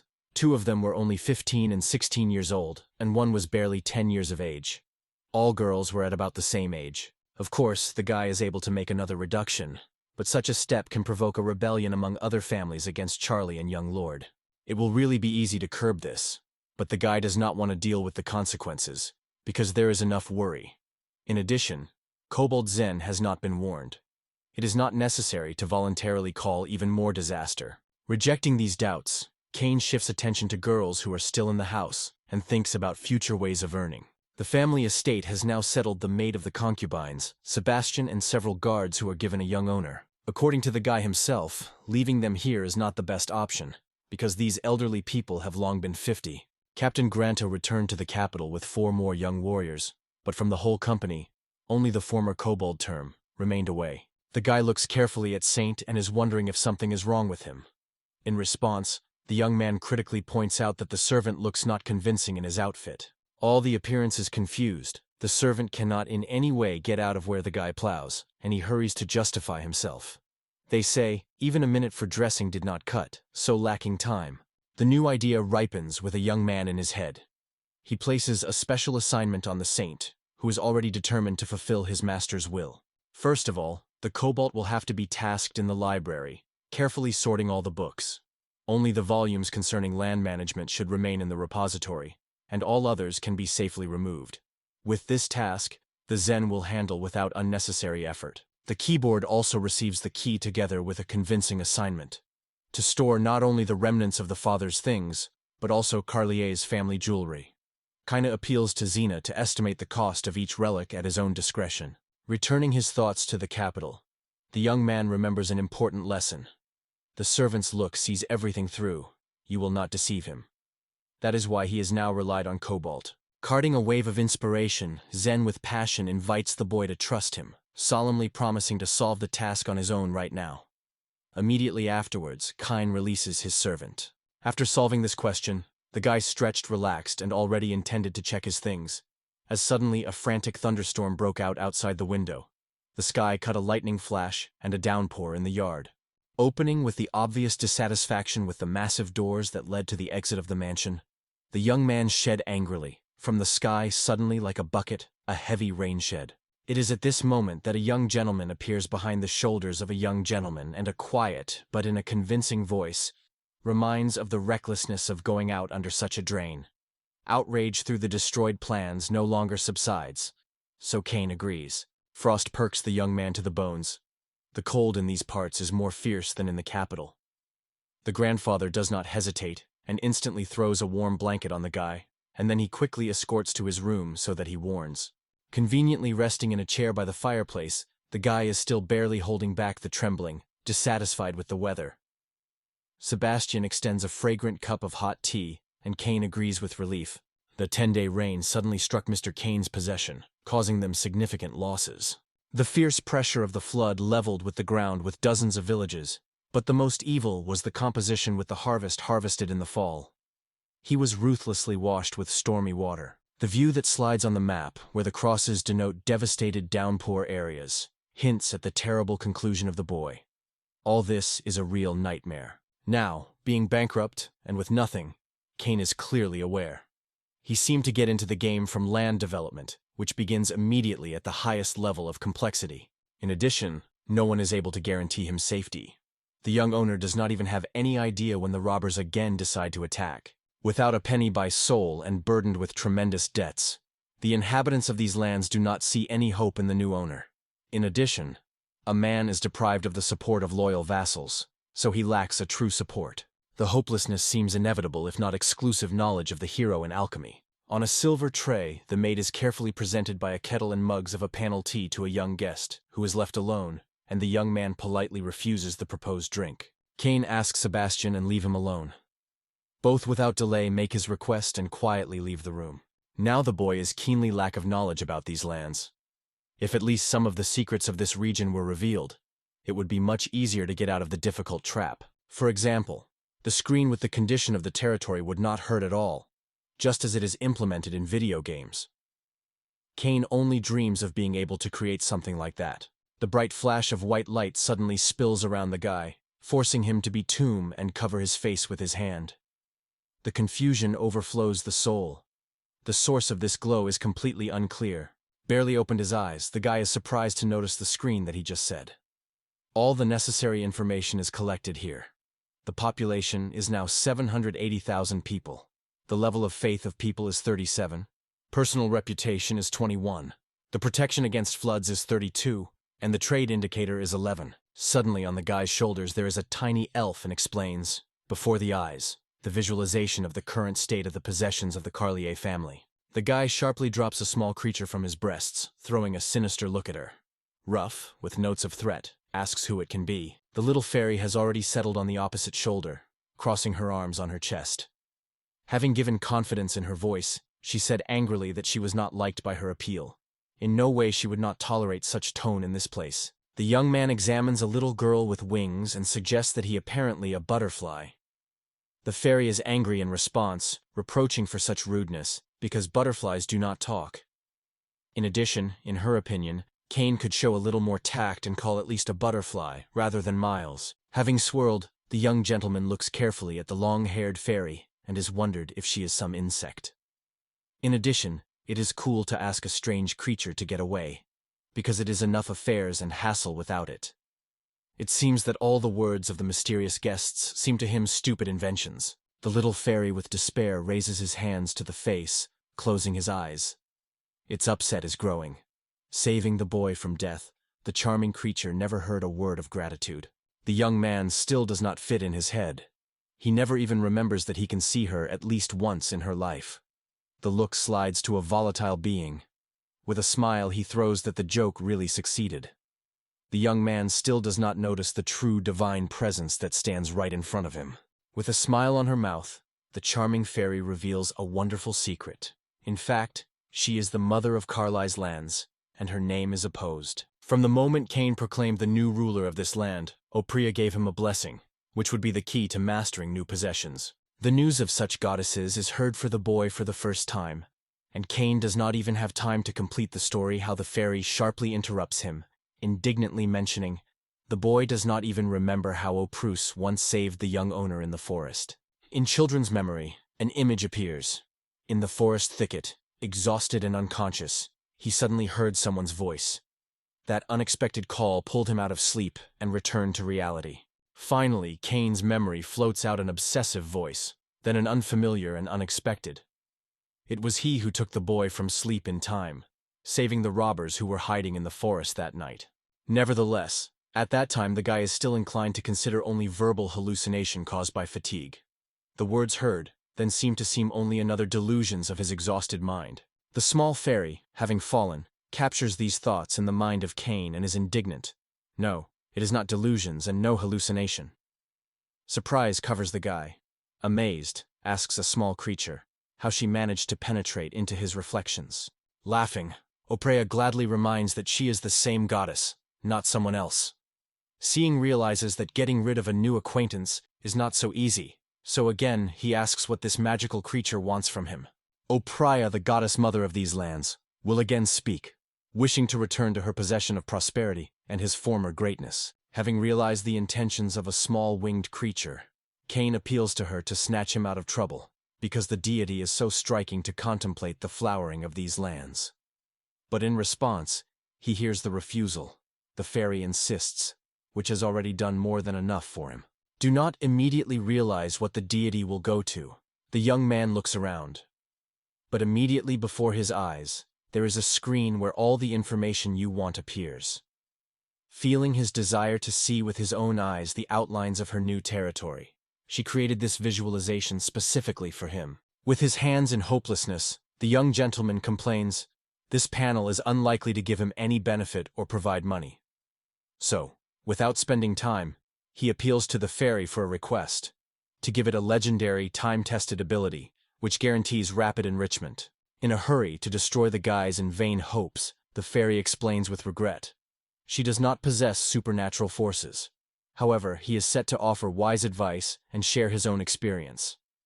But for the guy, all these words sound empty, not meaningless, and without the expected benefit. The guy asks at least to tell a little about this panel, which suddenly appeared before his eyes, opening a lot of details about the terrain. The Phi goddess agrees, easily stepping on the screen. With the number of inhabitants, everything is obvious. The number of inhabitants of this land. The negative balance speaks for himself, and the young man already guesses about the cause of this situation. The faith of the people determines the power of the faith of the ruler of the earth. Among the local residents, the glory Cain is formed through the prism of personal reputation. The state of medicine is closely linked to the level of safety on these lands. On these lands, agriculture and trade are industrial in nature. This thought came from the guy because the above indicators did not in any way impress with their lowness. Everything could be much worse. For comparison, the Guardian Fae received one of the best estates in the South Bartolom. The indicators reached more than 80, so discussing the state of the young lord's possessions does not even make sense, and Cain is well aware of it. Oprea notes that now the ownership of the young owner is the last place among all the lands of the Kingdom of Romre. But the guy thinks that there are probably worse lands, and these guesses come true. That is why these spaces at one time visited the Mother God forces to give them development. The diligent work of the guy will certainly bring an increase in indicators, while laziness will do it to the bottom, even worse than it is now. It is worth effort to develop the territory, and the path to welfare will open, and the fairy will be able to raise the status of the young man. Despite the favorable conditions, the man does not agree. In his opinion, the keeper of this land skillfully picks up words, and whether the territory will receive from it at least some benefit, a big question. And the guy, listening to their dispute, is no longer sure that he really believes in her intentions. Finally, on the 11th day, the rain subsides. The young owner has a new task. It is time to consider further actions in these circumstances. Warm clothing protects the guy's shoulders when he resolutely goes to leaving the estate. On the threshold, he is intercepted by Sebastian with a question about intentions. In response, The young man reports that it is time to go for the intelligence of the Carlier family. These plans were constantly interfering with endless rains, but it is no longer possible to delay. It will not be easy to go from here. This will definitely need a conductor. The young man addresses his butter to the question of whether there is someone who knows these places perfectly. At this point, a young man appears, a little excited and slightly breathtaking after rapid running to find Cain as soon as possible. She turns out that she was born on this earth and is willing to open up to the guy all that he can come in handy. The young man willingly accepts this proposal, assuring that he is completely resting on Eren. In response, the girl firmly promises to do everything he needs. Sebastian explains that Cain cannot allow Cain alone, but he immediately denies. After all, the support will attract unnecessary views and can provoke a fight. Hearing this, the old man suggests sending people to reconnaissance the area, so that the next day the guy can move by a bypass. Several times shaking his head, the guy decides that all these worries are nothing. It is better to just walk the surroundings, wanders between the territories, look around, and afford to do nothing. Without losing hope, his grandfather pleadedly asks for permission to take at least a grandson with him to have at least minimal protection. The young owner accepts this proposal, and the butterfly immediately announces that he is now preparing a horse for departure. The guy instructs Zen to monitor all things until he is, and he willingly takes responsibility for himself, promising not to let. All you have to do is wait for Elen. Half an hour later, the new moon and his servant were already waiting on the street, looking at the verse, talking that the young lady was delayed for too long to prepare. Meanwhile, Elen runs up to a young owner in cobalt clothing, apologizing for the delay. She reports that she is already fully ready to go. Her face is hidden under a warm fur dress, a hood with fluffy pom-poms, fluffy headphones and gloves that warm her hands. Inconvenience covers Cain when a maid appears in front of him. The girl impresses with beauty, and a new image is captivating. It is impossible to break away from her. A little stuttering and confusing the words, the guy agrees, because he is ready for departure, and goes to the horse waiting nearby. The boy's gaze slips to the groom who sadly saddled the horse. The light shirt is neatly fitting his shoulders, the belt is tightly tightened. On the hands, strong leather gloves. On the legs, neat pants. The young man slides on the stranger. He specifies who is before him. And suddenly illumination. It is the bridegroom that stands for him. The guy expresses his admiration for today's work, and a sincere smile blooms on his face. The wishes of a good day to the young master sounds especially warm. Cain, with a note of guilt, prores to the fact that there is a distraction from affairs, but cannot hold back curiosity. He is encouraged to find out where the grandson of the Dvoretsky Sebastian went. The man, smiling, confesses that he really is. His name is Yoff, works on a stable. Hearing this, the guy does not hide the surprise. Quite differently imagined the granddaughter of the beauty. According to Sebastian, his grandson is one of the youngest guards in the estate. But according to Cain, 30-year-old Joff Hissman is reminiscent of Gorilla, rather than a personal defender. Considering the appearance of the groom, the guy immediately notices a strong physique, much stronger than in most old knights, and seems much more agile. In a moment, Jeff appealed to the maid, wondering whether she came to accompany the young gentleman, but she explained lively by her hands lively. This time, she moves with him. Suddenly, the man grabs both the young owner and the maid for the collar. Not letting them say, Jeff wants a good trip with a smile and reports that the journey has already begun. Suddenly, the bridegroom picks up and throws the hero with the girl into the air. But instead of painful landing or broken bones, both like a magic wand, are simply on the back of the horse. The hearts of the girl and Cain are crazy. A moment, the wrong trajectory of the flight, and their lives would end instantly, dissolving in a bloody spot on the ground. In general, all things related to the glorious garden near the mansion have long become familiar to him. To look after trees and plants now almost the main work. Therefore, it is strange to call yourself just a gardener. The boy does not quench and asks, does the Jeff and the guard and the gardener at the same time? This is a smiling answer. Time is enough, because there are no conflicts and the events do not happen, so you can work as a gardener. Cain did not leave another important question. Will Jeff be frozen in this likeness something important? But in response, only a casual smile and the advice not to hammer his head. Movement is the key to heat. The main thing is not to stand still, and then no frost is terrible. The horse moves out of place, and Jeff warns to hold his saddle firmly so that he does not accidentally take off while traveling. Even these words, after a recent fall, cause a young gentleman a slight trembling. Suddenly in the neck area, the guy feels something surprisingly soft and elastic, having no idea that it can be. The question dissolves in the air, just lost and trembling with the excitement of Elen, barely holding back shame, appeals to the young owner to apologize to her. She rarely happened to sit, so she didn't know how to place and where to put her hands, so as not to cause him unnecessary hassle. On the one hand, the feeling of softness and warm girlish hugs does not cause Cain any inconvenience. On the contrary, he even likes this moment. However, it is worth grabbing a young man a little more, as the face of the hero immediately flashes a blush, and his mouth breaks out of surprise. The guy is only 10 in this world. But in his soul, he has long been an adult. The situation in which it is now causes a fierce excitement, even with closed eyes. He calls loudly. Elen asks to remove his hands from his face because Cain sees nothing at all. The maid instantly bows in a deep apology, spreading his hands to the sides, and the young man says feverishly, both her and herself, that everything is fine, calling for calm. However, the tone of his voice is more like an attempt to quench his own excitement than to support the interlocutor. Watching what is happening, the bridegroom explodes with sincere laughter, but does not say a word.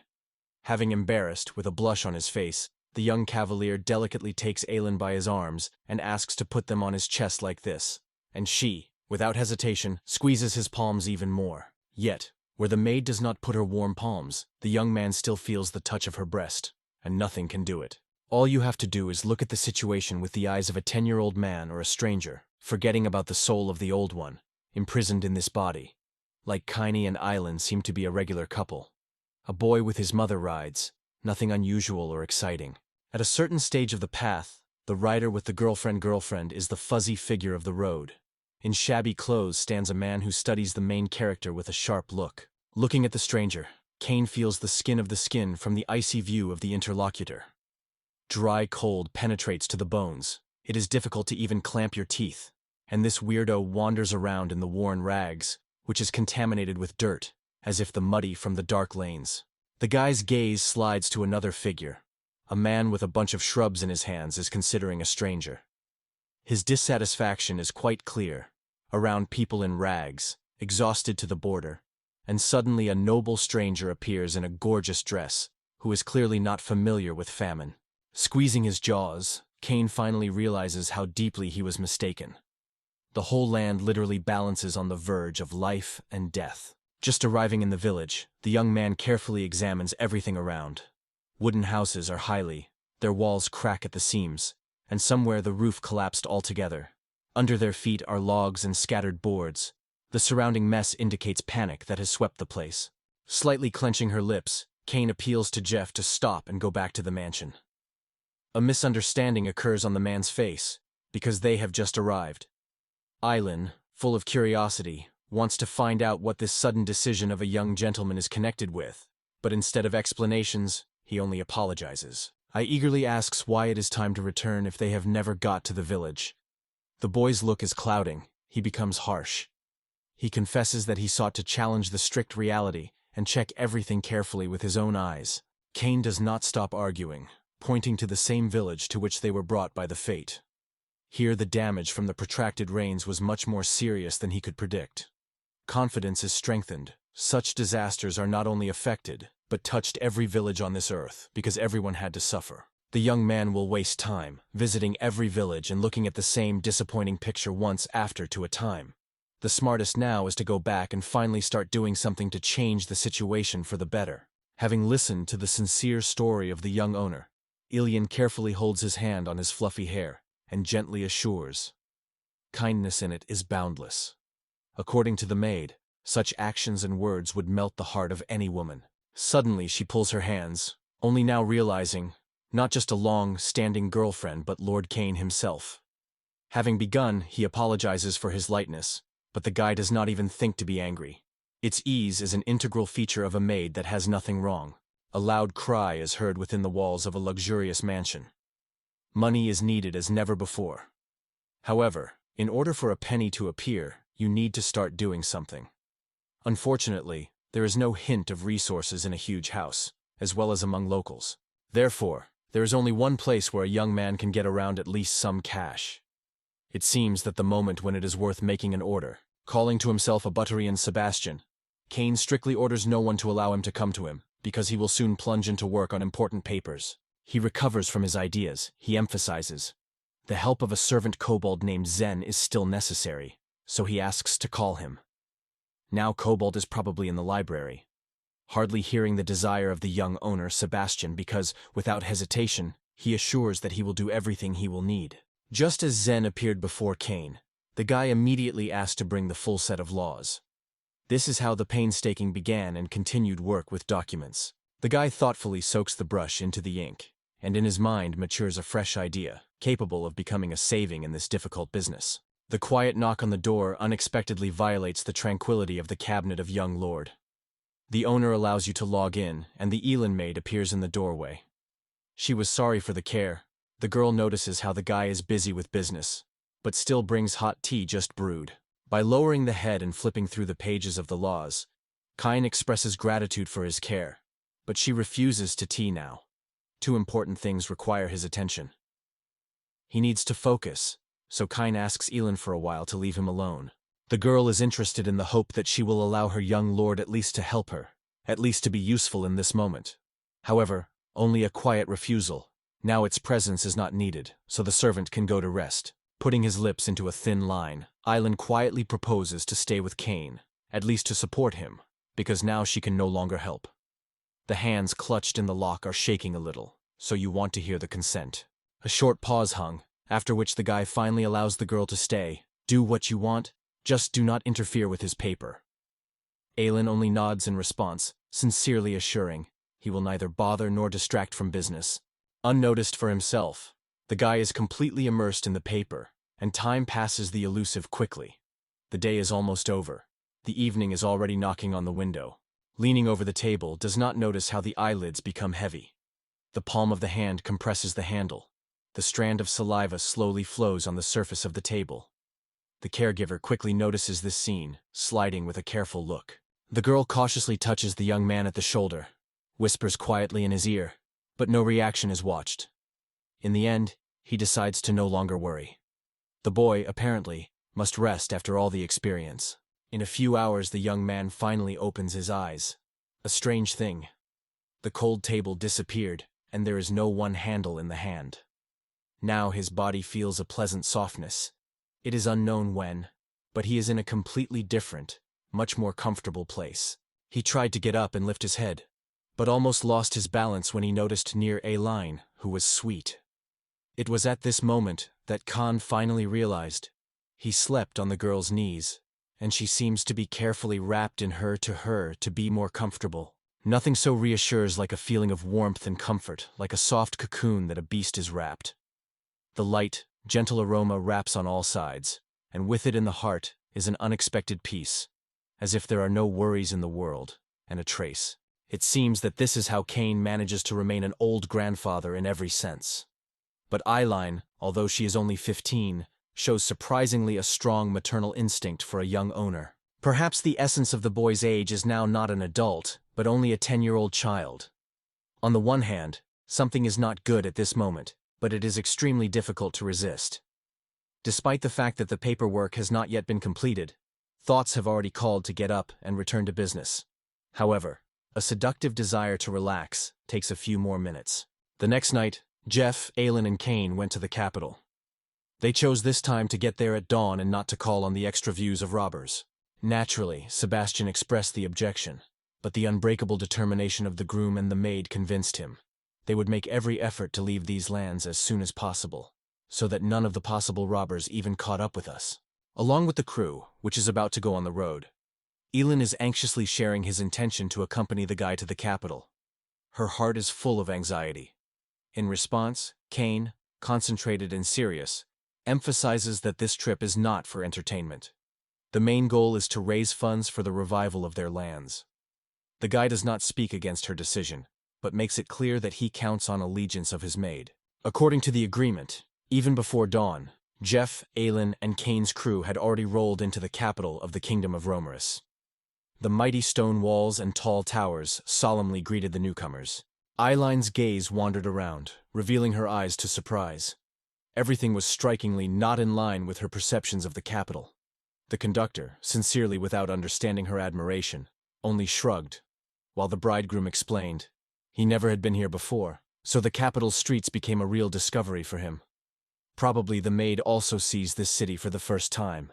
Around, a whole crowd of people, all festively dressed. Girls in incredibly long dresses, men in stonemasons, white shirts and long pants. Elen is surprised to ask if sometimes it is not a holiday today. Otherwise, it is difficult to explain why there are so many people around. The guy with a slight smile explains the confused maid. In the capital, it is a common thing. Everything is always in constant motion. Both money and people change owners or places without stopping. Adding this, he reports that he goes to the institution to submit important documents. Not having time to say the word, the young man crashes sharply into a chunky hammer, his forehead, and immediately falls on the ground. The fierce star is swearing and demanding to show where this brazen is hidden. As soon as it happened, as it hangs over the unhappy boy, persistently demanding an apology. After all, you should apologize before the elders. Huge compared to others, Cain again managed to get into the mess, encountering a setting. Everything went great, until this moment came. Raising from the ground, the guy instantly evaluates the figure in front of him, and all the absurdity of this situation. The rebel standing opposite is far superior to Jeff in size. You are amazed at all. Why there was no idea about additional security here on the way. The look slides to the groom, but no word should be. Silence here is more eloquent than 1,000 phrases. The man, noticing where Cain's eyes are directed, corresponds to a careful gesture. Jeff appears astonishment in the look of Jeff. He first throws him on the young gentleman, and then translates his eyes to the crash. He, confident of his own impunity, immediately sprinkled with insults and challenge, is convinced that fear was caught by the guard with the guy. Immediately taking control of the situation, Eiler apologizes for her so-called younger brother, convincing that he did not intend to worry someone. The young man does not even have time to get rid of such developments.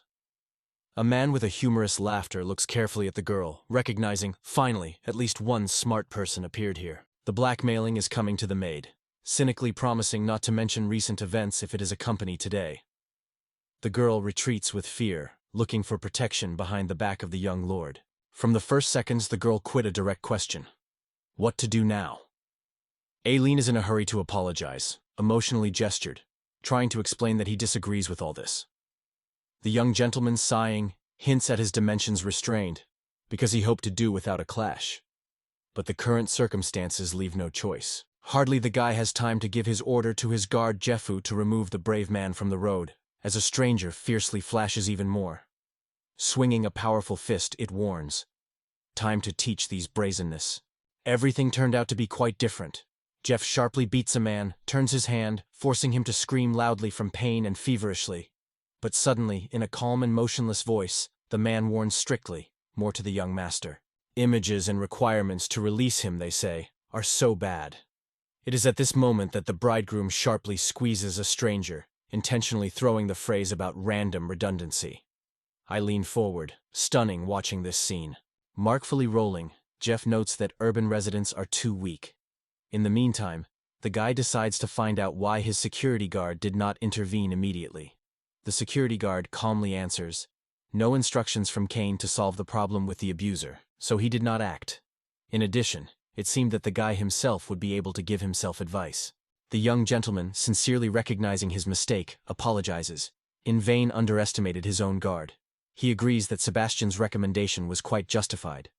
Puzzled, the man specifies whether Cain implies his grandfather. Having made sure that the guess is faithful, he sinks into memories from the past, trying to find the right memory fragment. To the surprise of everyone, the granddaughter of the Bogretsky is not yet able to overcome his grandfather. Sebastian is not inferior to him at all, even in spite of his respectable age in a good decade. After all the dramatic events, the royal knights hurried to the square.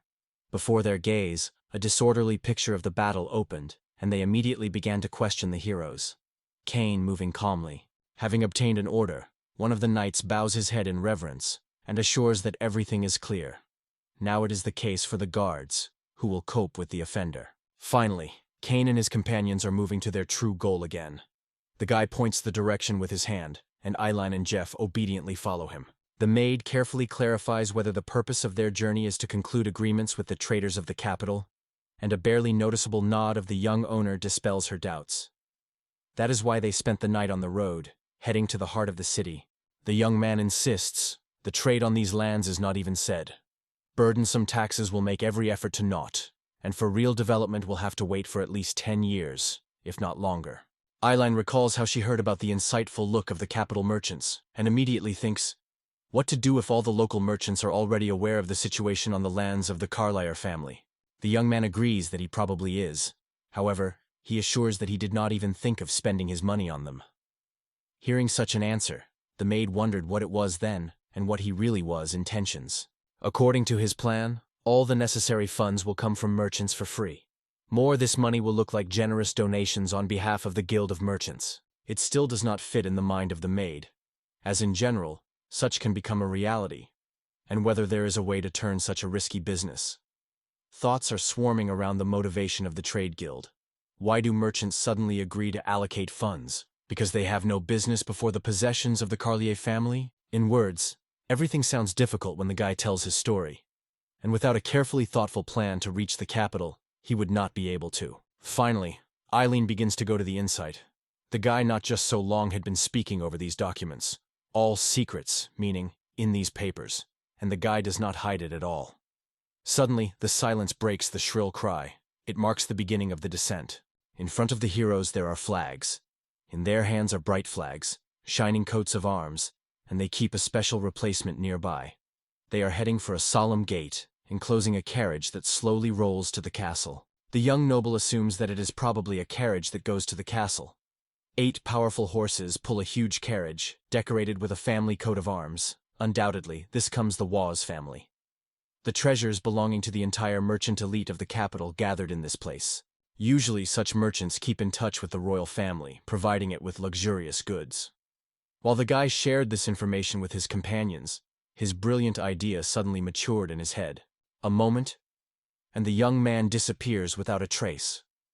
Neither Elen nor Jeff even have time to see his disappearance. Only the piercing screams of the locals come to their ears. People with despair cry that the boy is at risk of deadly danger from the carriage and urge him to stop it immediately. Looking all the way, the maid and the grooms are looking for a guy who cleverly escaped from their attention. Judging by the expression of the face, he guesses where he went. She is already matured in their thoughts. Now, this suspicion seems not as meaningless as before. A young gentleman rushes towards white horses, from which he is icy cold. He extends his hand, trying to stop them, although it is, of course, in vain. Elen and the guy's guards do not have time to pick him up. At that moment, a carriage flew past, and the guy disappeared without a trace. Tears shine in the eyes of the maid. Understanding why the guy did so, slips out of her thoughts. It seems to her that he had already died, because after such a clash of chances were left. The locals were nearby, looking carefully at the scene. There were no traces of the body under the hoofs of the horse. Someone from the crowd expressed a guess. Maybe that guy flew after a collision, and maybe still lying under the wheels of the crew. By instructing the maid to stay on the square, Jeff moves in search of a crew that has just raced here. He is convinced that the body of a young gentleman, who is most likely left under the wheels, should lie nearby. An unexpectedly familiar voice cuts silence. Kane turns to the audience. Eren casts a look around, trying to determine where this appeal comes from. The young man's hand suddenly extends from the ground, and then everyone becomes obvious. The guy is alive, and the trouble past him. The magic force saved, allowing you to slip out of the deadly trap. Swing with relief, the guy mutilates quietly under his nose.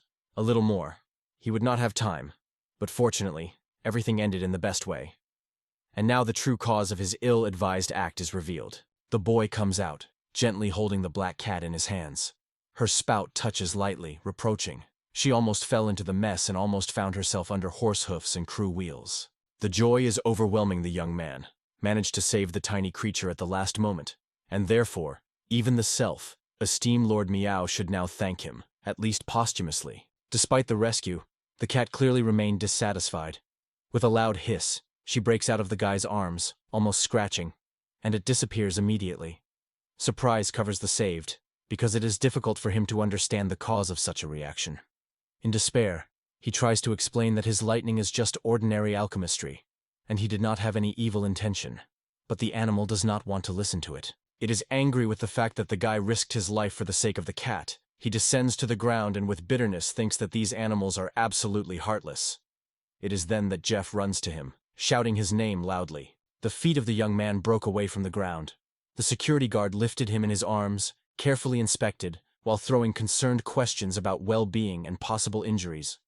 Kine is surprised to be surprised, vigorously waving her hands in the air and pleading herself to turn it to the floor. Smiling, he assures that everything is fine. There is no reason to worry. He asks Jeff to calm down, wipe her tears, and let him go. Behind the back of the young lord, Elen will stand without holding back tears, still not believing that her master is alive and unharmed. The girl asked a timid voice, "Did Cain really rush under the carriage, saving a casual cat?" The smile illuminates the boy's face when he answers, "Yes, that's just that was. Just on the path of the crew, suddenly there was a cat." Kucher wipes his sweaty forehead, confessing that he did not even have time to grasp the guy. Everything happened lightly. Alchemist Cain is simple.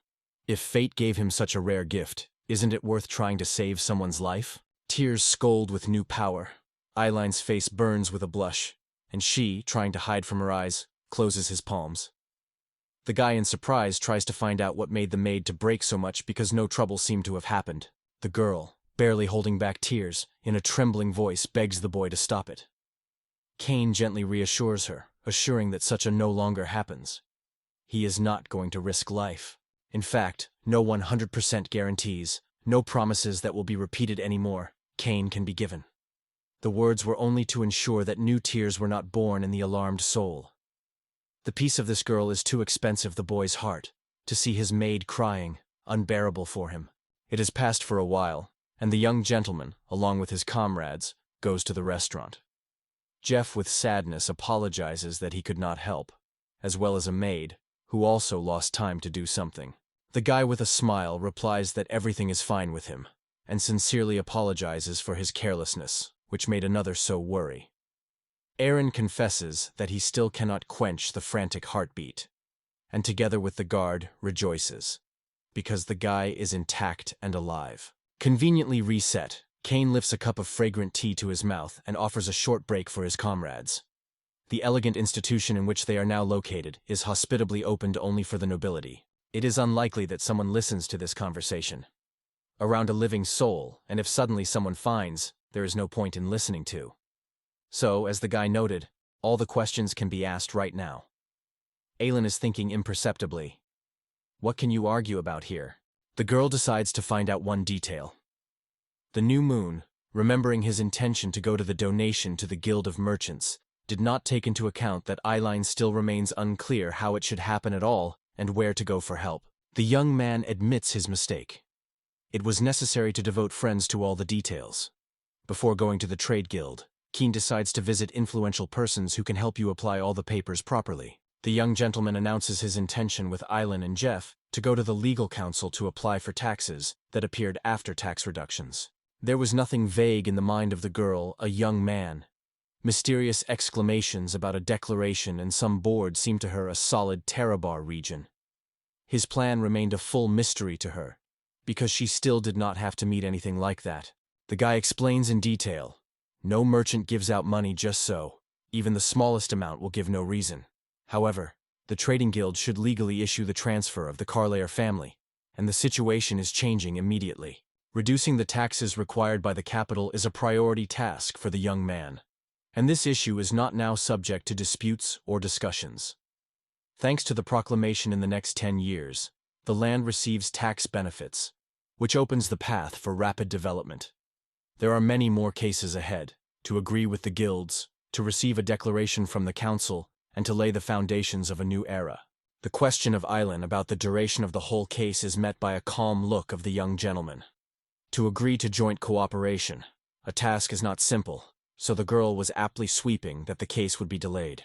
The hero already has several ideas. The main thing here is not to rush with the decisions, so together with his comrades, he plans to stay in the capital for a few more days. Such news was quite comforted by the local lords. The next day, Kane goes to the capital college of the Kingdom of Romaruka.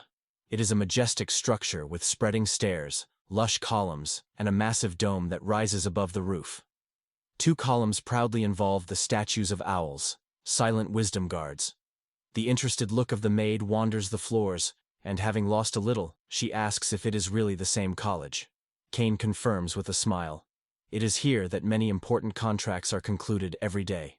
Going to the registration rack, the guy extends the girl the necessary document, immediately calls his name and reports that he has a meeting here. Seeing the ancestral coat of arms of Carlier, the girl finally believed a young lord.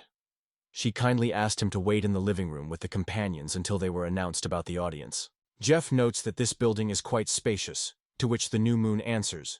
Only the selected noble guests are allowed here, and not everyone. Therefore, contrary to expectations, the room is not so crowded. Opening the door, the guy goes to the spacious room, where a gorgeous carpet spread under his feet, and a soft, cozy sofas were lured around.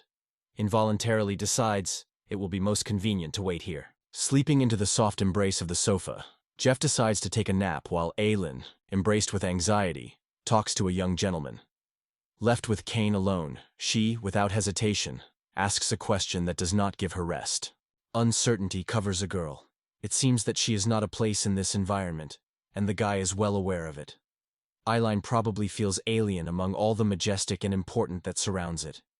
The grandeur of this place suppresses, forcing you to feel unnecessary, as if it were only a stranger here. In search of appropriate words, the guy confesses that if it were not for her presence, this place would lose any interest and plunge into boredom.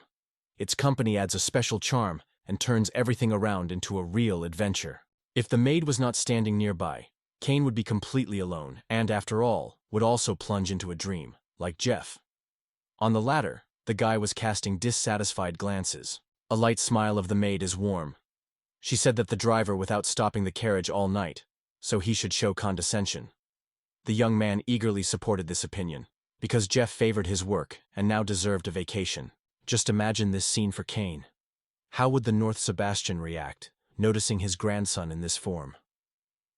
The assignment was simple: to protect and help the young man. Instead, the guy tapped straight in the middle of the task. The mention of the Bogretsky in a strange way scares the maid to the depths of the soul. She insists it is better not to know the details. The unusual reaction of Sebastian makes the boy think about, what is it worth a lot of the butter, as everyone around corresponds to a similar anxiety. Anxiety throws the girl into the habit of gnawing nails. Her look is rounded by anxiety, and the guy at this time thinks of topics that he better leave unspoken. Elen's gaze slid sideways, looking at something in the distance. While the guy is in vain to understand what attracted the attention of his maid, the girl recognizes the cat, confidently claiming that she saw this animal somewhere. The young man recalls that this is Mr. Meow. This is exactly what he faded from under the wheels. In the heart of the boy, a grateful prayer matures because he was able to see a small animal.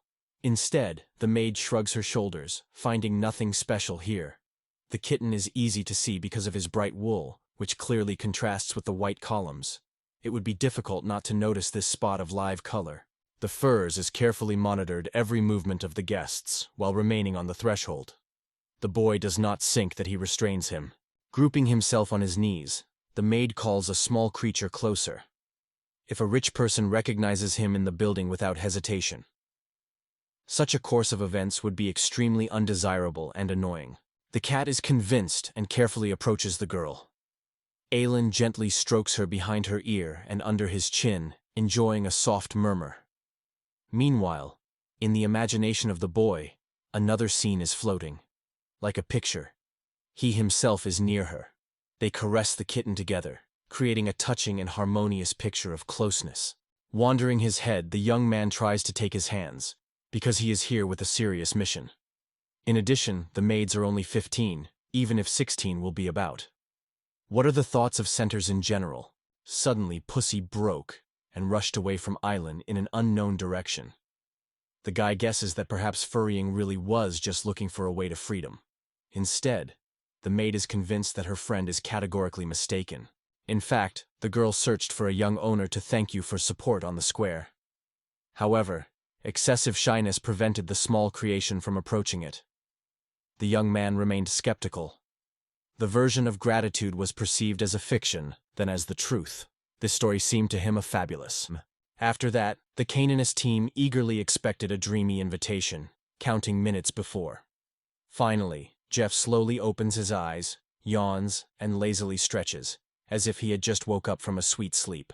A few more long minutes have passed, and finally a man with a harsh face hidden under the hood comes to the room.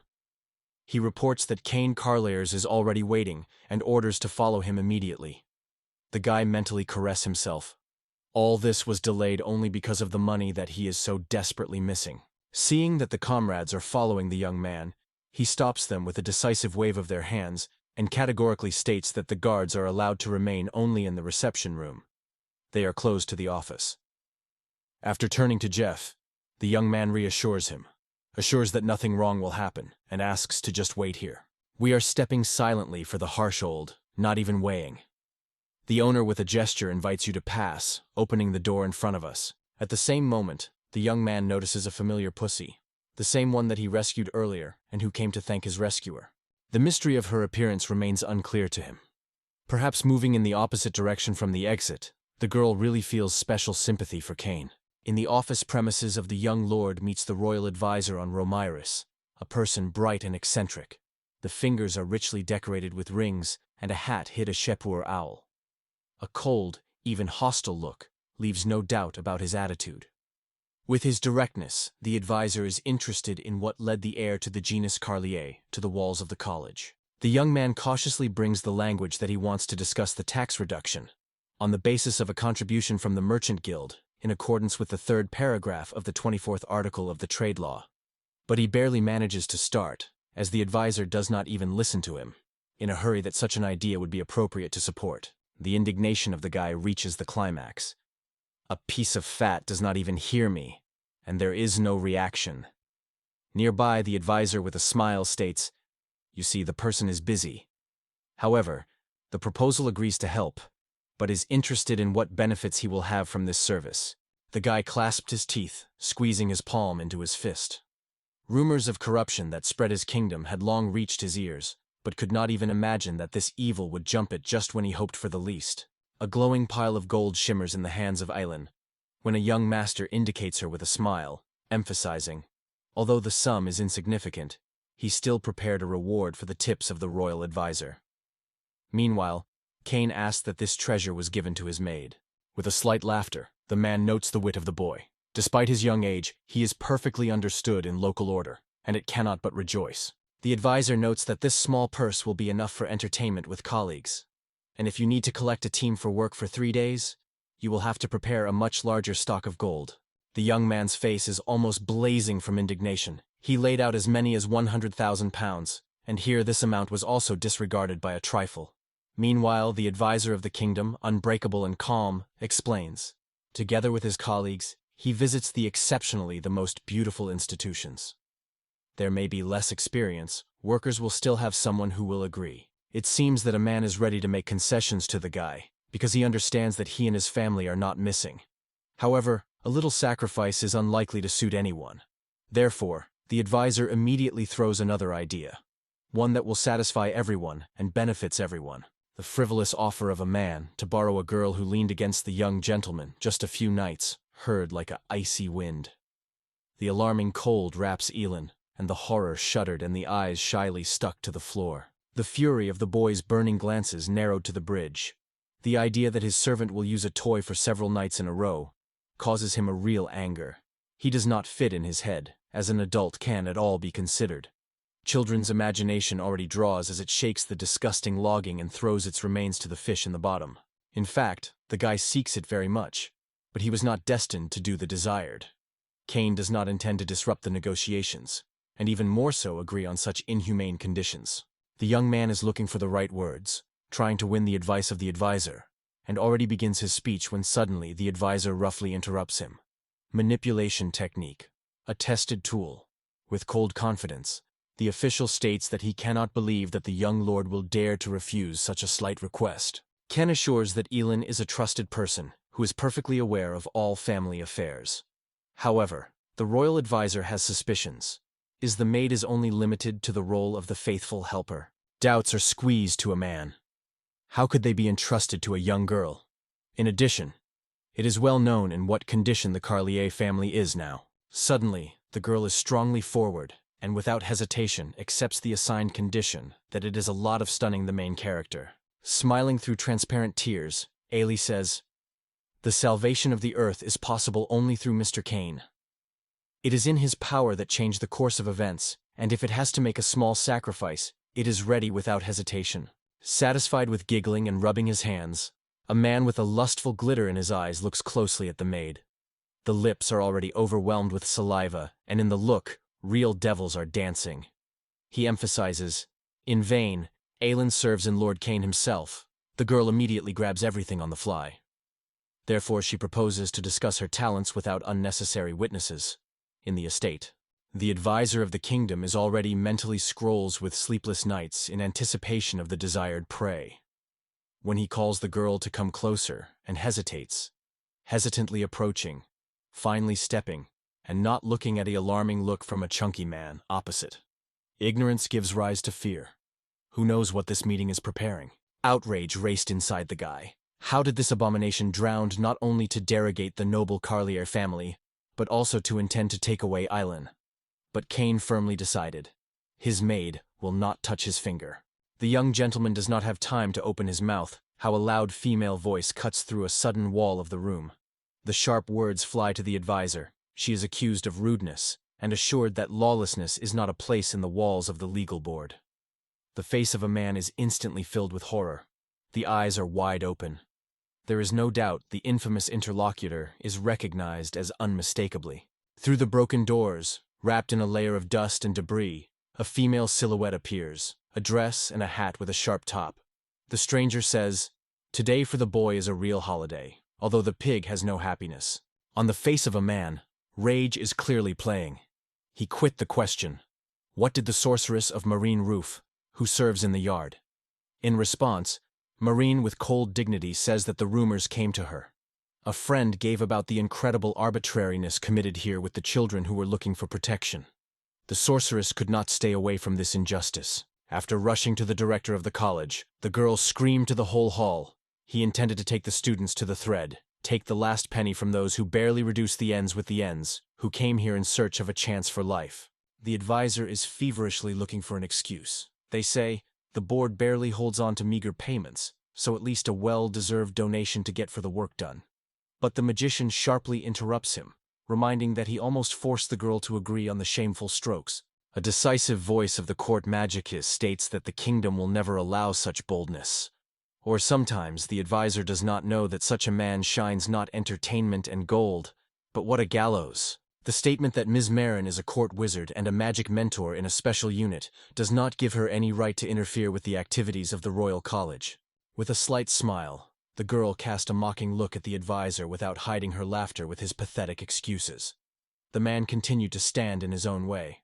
They say he is not obliged to listen to her instructions at all. The only word he really listens. Mr. Richard, the same who has ties with the Minister of Labor. The magician thinks whether the Minister of Labor will not be more frightening than the princess who punishes without hesitation for abuse of power. The shock from the frightening words slammed the young gentleman. In the eyes of the same guy, the pig immediately faded, and sweat rolled on his forehead. Elen addresses Kane, whether he knows who the girl is. In response, the guy tells that the witch belongs to the genus of hereditary magicians serving the crown, and among all the aristocrats Marin has great fame. The sorceress does not stop. Her voice is full of cold anger. If the advisor does not kneel, lifting his smooth ass, and will not be pleading about the mercy, it is not hopeful for a light death. Skilling such as the royal advisor is incredibly annoyed by Marin. She swore to tell about this shame on Octavia's princess, which she serves faithfully, because the princess does not tolerate corruption and hypocrisy. Only God knows that the princess will do with her husband when he learns about his actions. The intimidated advisor falls in front of the witch, demanding forgiveness and mercy. Bring her eyes to the girl just as you smile mockingly. Marin clarifies whether this crunching pig really hopes for forgiveness, whether she has only heard him. Then she opens the terrible truth. How many innocent souls he managed to assign in such a disgusting way. Notwithstanding the pain from the sharp selection of the girl, the man makes a promise once and for all to stop his black affairs. The girl insists even harder, demanding guarantees that the advisor will change her behavior. On this, he squeezes every order of the witch. However, such consent does not satisfy it at all, because you do not have the simple apologies for all the guilt. A black kitten proudly enters the room, which the young man was baptized by Lord Meow. Deeply making his way to the hall, the fluffy baby strictly looks at the Samadura advisor and demonstratively releases sharp, like blades, claws. The face of a man is distorted by numerous scratches. He rests with pain, begging for mercy. However, the sorcerer does not even think to stop. He turns to Noyar and cunningly says that there are still clear areas of the skin, and something needs to be done. It is at this moment that a black kitten often scratches the face of the advisor, and the guard suddenly runs into the office with a question of what is happening here. With an indiscriminate face, the girl announces that Nar has grabbed a selling official on a hot one, and offers the newly arrived guard personally how the sentence is executed. None of the guards dreamed of complaints. Everyone was convinced that if Ms. Marin personally came, the advisor was indeed a criminal. This belief was surprising both Kane and young owners. Meanwhile, the sorceress quietly asks a piece of paper and a pen. The guards undoubtedly fulfill her request. Instantly receiving the desired, the girl is accepted carefully to consider the tidy leaf in her palms. Putting a sheet on his back, now an unconscious man, the girl asks him to sign, but quickly realizes that he has already coped with the task. Instead of further delay, she ordered the guards to take it from the office. The captain of the guard puts his hand to the temple, paying homage, and behind him other guards grasp the advisor on the stretchers and hurry away. Marin calmly entrusts this business to his subordinates, ordered to understand on his own. Finally, Marin, the sorceress, turns to Kane a welcoming gesture, smiling warmly. A kitten was comfortable on her hat. With a wicked glitter in her eyes, the girl notes, "Everything is experienced." Then, thanks to Nar, and she, like a real hostess, simply followed the bumps of her little pet. The boy's face broke out as a surprise when he came to him. It was on that day that he was accidentally lucky to save Miss Marin's girlfriend. Pulling the document from the sinus, the girl passes it to a young gentleman, in a deep hope that it will be a worthy retaliation for the salvation of Navarre. Surprising the lightness with which the desired paper was in his hands, the young man sincerely rejoices in the unexpected luck. However, nevertheless, we have to keep a decent appearance, because he and the sorceress belong to the aristocracy. The man bows low, sincerely thanking Mizruf. He wants to introduce himself, even if it is their first meeting. But Marin does not allow you to agree, sharply breaking the flow of unnecessary courtesy. Having removed his chin with his palm, the sorceress with a wicked smile notes that she is so well known who stands in front of her. The eldest son of the Carley family, Kane, in the name that desperately rushed to save her girlfriend from under the wheel of the crew of Noah's house, is everything that she knows enough. The efforts of a young gentleman to challenge this opinion are in vain. Marin is sure that it makes no sense to argue. She is well aware of how hard this guy can be, even in spite of his young age. And let her just save Ailey with important paper. The feeling of duty would still not leave her. The unexpected guess in the sorceress flashed. The young man apparently dreams of saving this beauty. She pointed to the maid and carefully monitors his reaction. But the guy is in a confusion and, embarrassed, only feverishly looking for words without deciding to answer something. Despite all the efforts to keep the secret, the main character after all seems to be aware. To hide something from the insightful look of Marin is a futile business. The girl only nods to confirm her abilities, because if she wants to find out something, nothing will remain hidden. Then it extends a folded sheet, and worried, does not find words for gratitude. To Ari, questioned the boy, the magician just smiles. A black cat named Nar is her true girlfriend. But, she confesses, a little beauty is still an inappropriate. She will never fit people herself. Thanks to Kane, she remained alive. But Nyrus was so ashamed that she did not dare to approach and thank personally. Instead, she followed the young owner. Eileen's thoughts about the modesty of this being came true.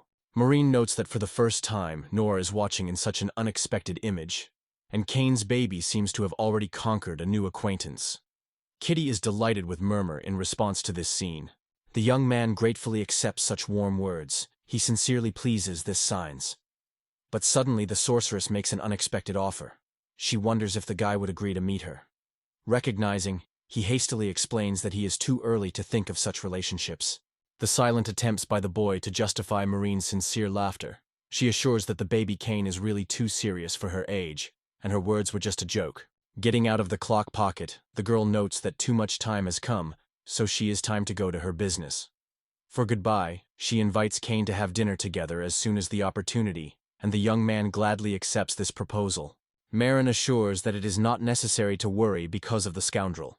The paying for all his actions is inevitable, and she will personally make sure that justice prevented. Carefully lifting her little girlfriend, the sorceress reminded with gratitude that she had not yet thanked the young man for the rescue of the baby. She promised, "It is only necessary to happen. A young man will always find support in the walls of her palace, and help will certainly be." The young man does not have time to blink as a girl disappears from sight. The event ends much faster than expected, so the path to the next goal is open, and you can go further without unnecessary anxiety.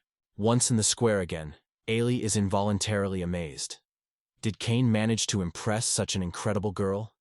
Meanwhile, she did not hope for another behavior from a true gentleman. Hearing such praise, the guy is embarrassed, and hastily assures that nothing special has happened. The protagonist, along with the maid, should be awakened by Jeff and go to the Romulus Kingdom Trade Guild. Inside the building of the young man meets the merchant Randolph, a well-known boy from the previous meeting. Welcoming greetings, he notes with a slight smile. If the guest wrote the word before arriving, he would have arranged him. The young man, being among the circles of merchants and guests, addresses Randolph with a greeting, noting that he arrived with an extremely interesting offer that day. Hearing this, the man smiles. The business grip and the ability to interest the young man has a great thing. As the man once perceived a little boy, now he is already feeling the firmness of his intentions, and understands that this young gentleman appeared not just that.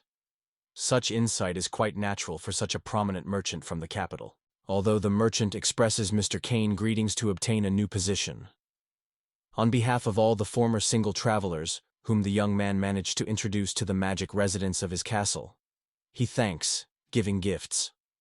Let them be a little, but Randolph sincerely hopes that he was able to please the young man. The sophisticated anticipation of the experienced merchant did not let down. Everything was ready for the guy's visit. Keen sincerely thanked for the generous gifts received from him.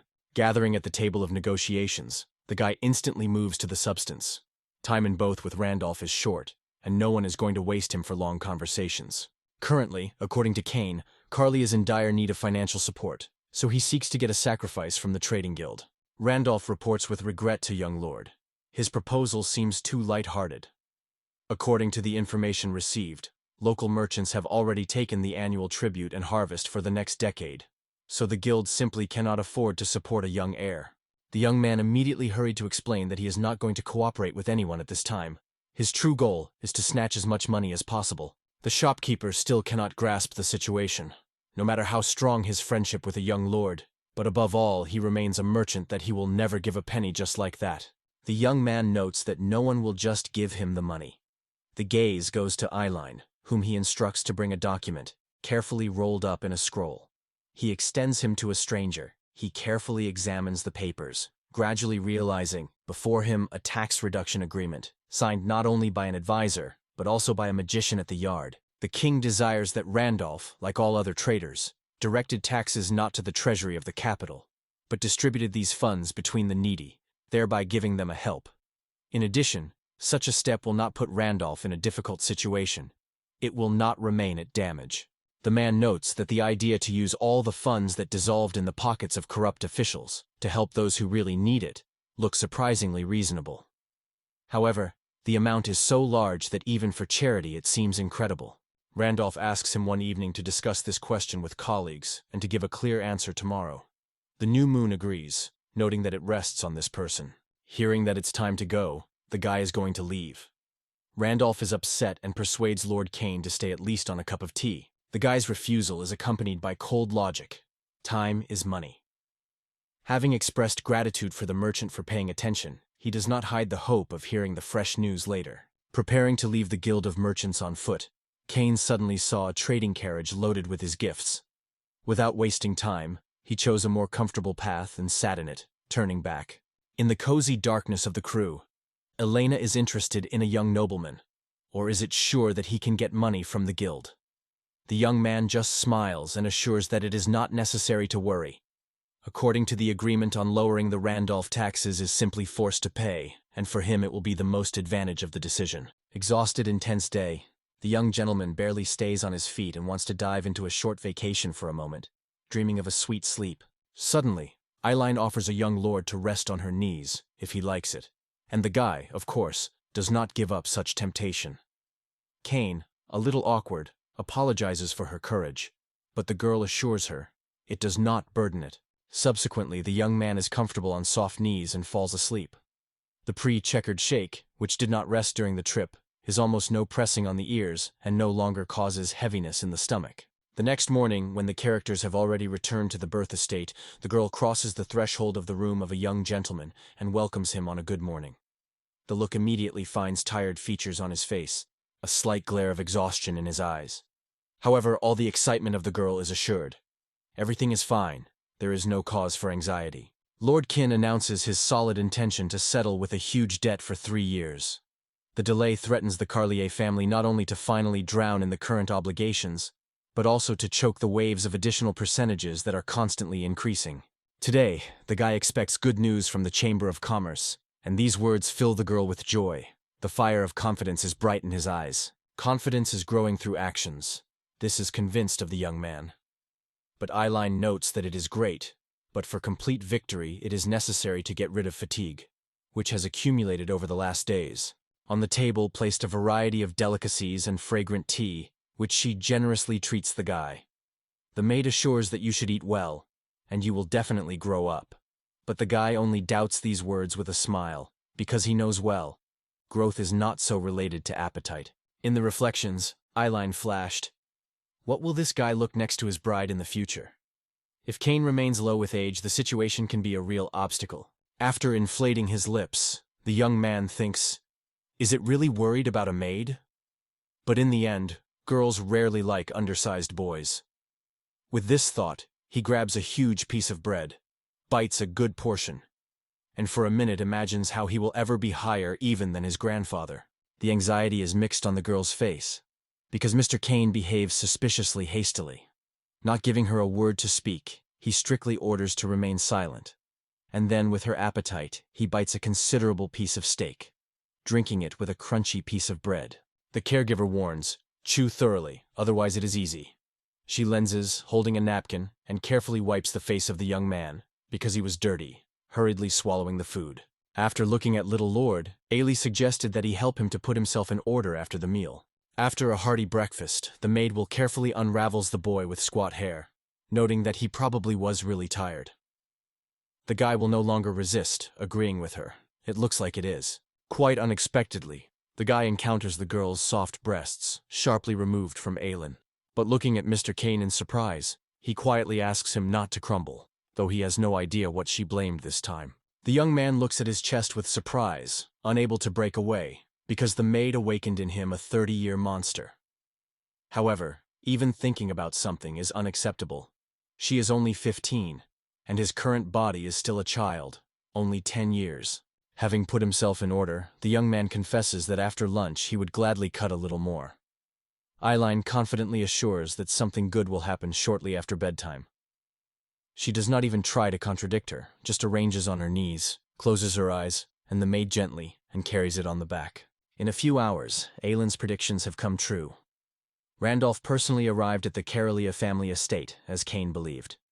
Without intermediaries, middle-aged or merchants, only he and a luxurious carriage, which is securely closed suitcases, which are filled with money. A generous sacrifice was waiting for the delivery. A joyful smile blossoms on the face of the maid. Because, as Mr. Kane noted, these funds will be a real salvation for numerous villagers. All events unfold exactly as it was conceived at first. The young man looks at his maid, noting that everything happened not only because of his confidence, but also in view of the logical course of events. Excited, Aaron cannot understand what the stranger is now saying. The man patiently explains that he developed this intricate plan and began the training before he came to the capital with all the necessary documents together with his comrades. Randulf dreams of heading the Guild of Merchants, although his rival is an experienced merchant who has been holding everything under his control for 3 decades. Get this place will be a real test. This is where the idea is born, to support a friend and influence the course of events. Perhaps if Randolph is able to prove himself as a philanthropist and start sacrificing funds for the development of the village, his reputation will increase sharply. The glory of the hero who saved the possession of the Carlier family will come up with a rapid wind, quickly reaches the capital itself. With such achievements, getting the place of the next head of the guild will be much easier. Grayson and the rest of the maids who married to the influential capital figures make sure that the rumors will quickly fly out among merchants. The guy had already instructed Jeff to meet them and report this joyful news, asking if they decided to leave the Grace with other maids to leave the estate for the sake of saving the land of the land. Elen received the answer that everything was a little different. The girls concerned, above all, their own carelessness, which they thanked the young owner. As a sign of gratitude, the maid and agreed to thank him such a small service. Kane deliberately fixed the family coat of arms of Randolph's, a well-known German dynasty, at the forefront of Carliac's carriage, which brought a donation. And soon the whole country talked about the friendly merchant Randolph, admiring his generosity. The month has gone outside the window, and the sky was densely covered with darkness. The merchant stuck in a deep chair, thinking thoughtfully. In his thoughts, he acknowledged that now you will not take such an unusual interlocutor as this young gentleman. Following the terms of the contract, the man suddenly became the debtor of the boy. And since Kane Carlier has become purposeful and serious, it is advantageous and able to turn Randolph into a merchant that will hold the entire kingdom of Ramrace's economy in his hands. On the same day, a carriage from the capital came to the village, but this time she brought warm clothes and provisions for the locals. Thanks to this care, all the inhabitants of the Carlier estate, along with the faithful peasants, will be able to survive the harsh winter and keep hope for the better. Together with Elen, watching the peasants receive food, clothing, and money, the guy realizes, all this is only the beginning of a great way to a new future. There is a small crystal on the palm of the maid. With a note of respect, the girl extends his young master. He looks carefully at a strange find and is interested in what a thing is. Elen shares that this stone is a gift from her younger sister, and remembers how once a girl, walking, came across a gorgeous stone. Fascinated by his amazing beauty, she could not look away from him. However, later her sister gave this stone to her, because his beauty was not inferior to Elen herself. The memories of this will be the sadness of the girl, sadly, because the younger sister of the maid died about 5 years ago, in terrible hunger times. But to dive into bitter thoughts does not allow himself. Now there is Mr. Kane next to her. In the walls of the castle, the guide delves into the thoughts of the words of Elen. If fate once threw him to these lands, 5 years ago, he would have had a chance to save his younger sister of the maid. But in vain to make yourself the past. You should focus on how to change life for the better right now in these difficult circumstances. Suddenly, before the young lord appears herself the maternal goddess from Zemlipria. The unexpected appearance causes a frank irritation in the hero. He boldly and unceremoniously calls the deity nothing but Mill. Sleeping her eyes, Kane notes with suspicion that the fairy never appeared while he was in the capital. But now, when everything was already prepared, she was extremely in time. The kid furnish in annoyance. This attitude is not to her liking. She reminds that the young man never called her. And if he has such disregard for the deity, then the earth itself is more and more moving away from God. Oprea reminds that it remains the mother of these lands, so leave them not in her power. It seems easier to imagine her bride, who patiently waits for her husband to return. In addition, the fairy cunningly warns, if he treats it without proper respect, the performance of his possessions can suddenly fall. Awareness of his own mistake makes the young ruler a head of the head to apologize. With despair asserts that he is really unfortunate if his behavior seemed to the goddess bold or disrespectful. Turning to Mother Gogina, he apologizes and begs for mercy. Oprea's thoughts remain dissatisfied. Communicating with a young master always turns into a real test. To distract her from cheerful reflections, Kane began a conversation. He wondered if the fairy brought good news.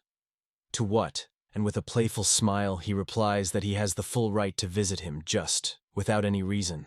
Avoiding painful stories about how abuse of opposition, the young man instead asks him to show him a statistical screen. On the display, the guy notices a striking population growth. It is twice the previous number. The puzzled heir to the Karalayev family cannot understand where such a huge wave of new residents came from. The fairy says that the residents of the capital have learned about the free relocation to these lands. So many people have decided to take the opportunity and move here. Good glory and health improvements have increased quite, and the local now does not threaten the hunger strike. However, all other indicators still remain far from the ideal. Think. Because of the floods and the onset of winter, agriculture, trade, and enterprises have fallen. Now in the spring you will have to work well to restore business, revive the market, return past achievements. However, in words, everything seems simple, and debts still hang a heavy burden. The fairy tale girl is gently assured that over time, the interest will go up. But the most important thing now, so that little Cain does not lose hope, because she will always stand nearby. The young man, with a gloomy expression, grunts, they say. If the mother goddess really seeks to help, let his debts cancel. However, in response, she only jokingly pulls her tongue, they say. It is no longer in her power. The winter, which Cain was afraid not to survive at the beginning, passed unnoticed. While the snowstorms were changing each other, he had time and the 11th anniversary, but the amount of debt did not shift from the place, remaining the same astronomical, 500 billion yuan. The new year brought with it the expected relief, but even more acutely alarming echo in Cain's heart. The faithful servant of Zen looks into the guy's office announcing, from the village of Gin, where the next conflict was received, only a young man can help. Frequent appeals of the peasants have already had a lot of board, so he cannot hide dissatisfaction. She is interested. There is still no old age in the village? The kobold replies that the elder is still. However, the peasants are above all sought to make the court over them the young gentleman. It is they who trust him the most. The young man quickly gets bored. The locals turn solely to him, and instead of rewarding money every time they thank them in their own way, the gift of the next beauty from the village. At the behest of the young owner, Kobold should bring Sebastian's butler's family to his office, and the devoted servant immediately goes to execute the assignment. The door to the office is opened, and the servant with the bow is wondered if the young man called him. Short nodding, the guy goes to the case. The papers mention that his grandfather Carlier once lent money to the peasants. Now he does not rest the question. Is there a chance to get gold for old debts? The old face is instantly cloudy. He sighs hard and recognizes. For some reason, it is most likely impossible. Thinking for a moment, the guy announces, "It's time to enter the new year, finally getting rid of all those meaningless debts."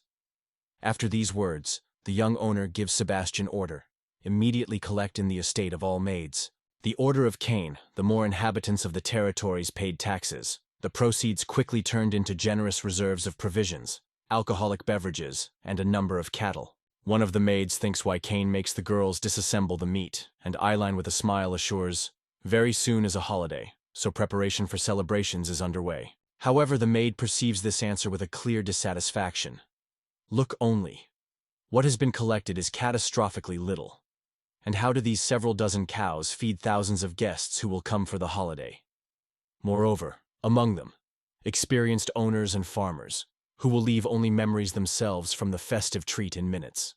A barely noticeable smile appears on Linda's face when she cautiously turns to Elen, which she considers especially close to the master. Perhaps she knows at least some gossip or details?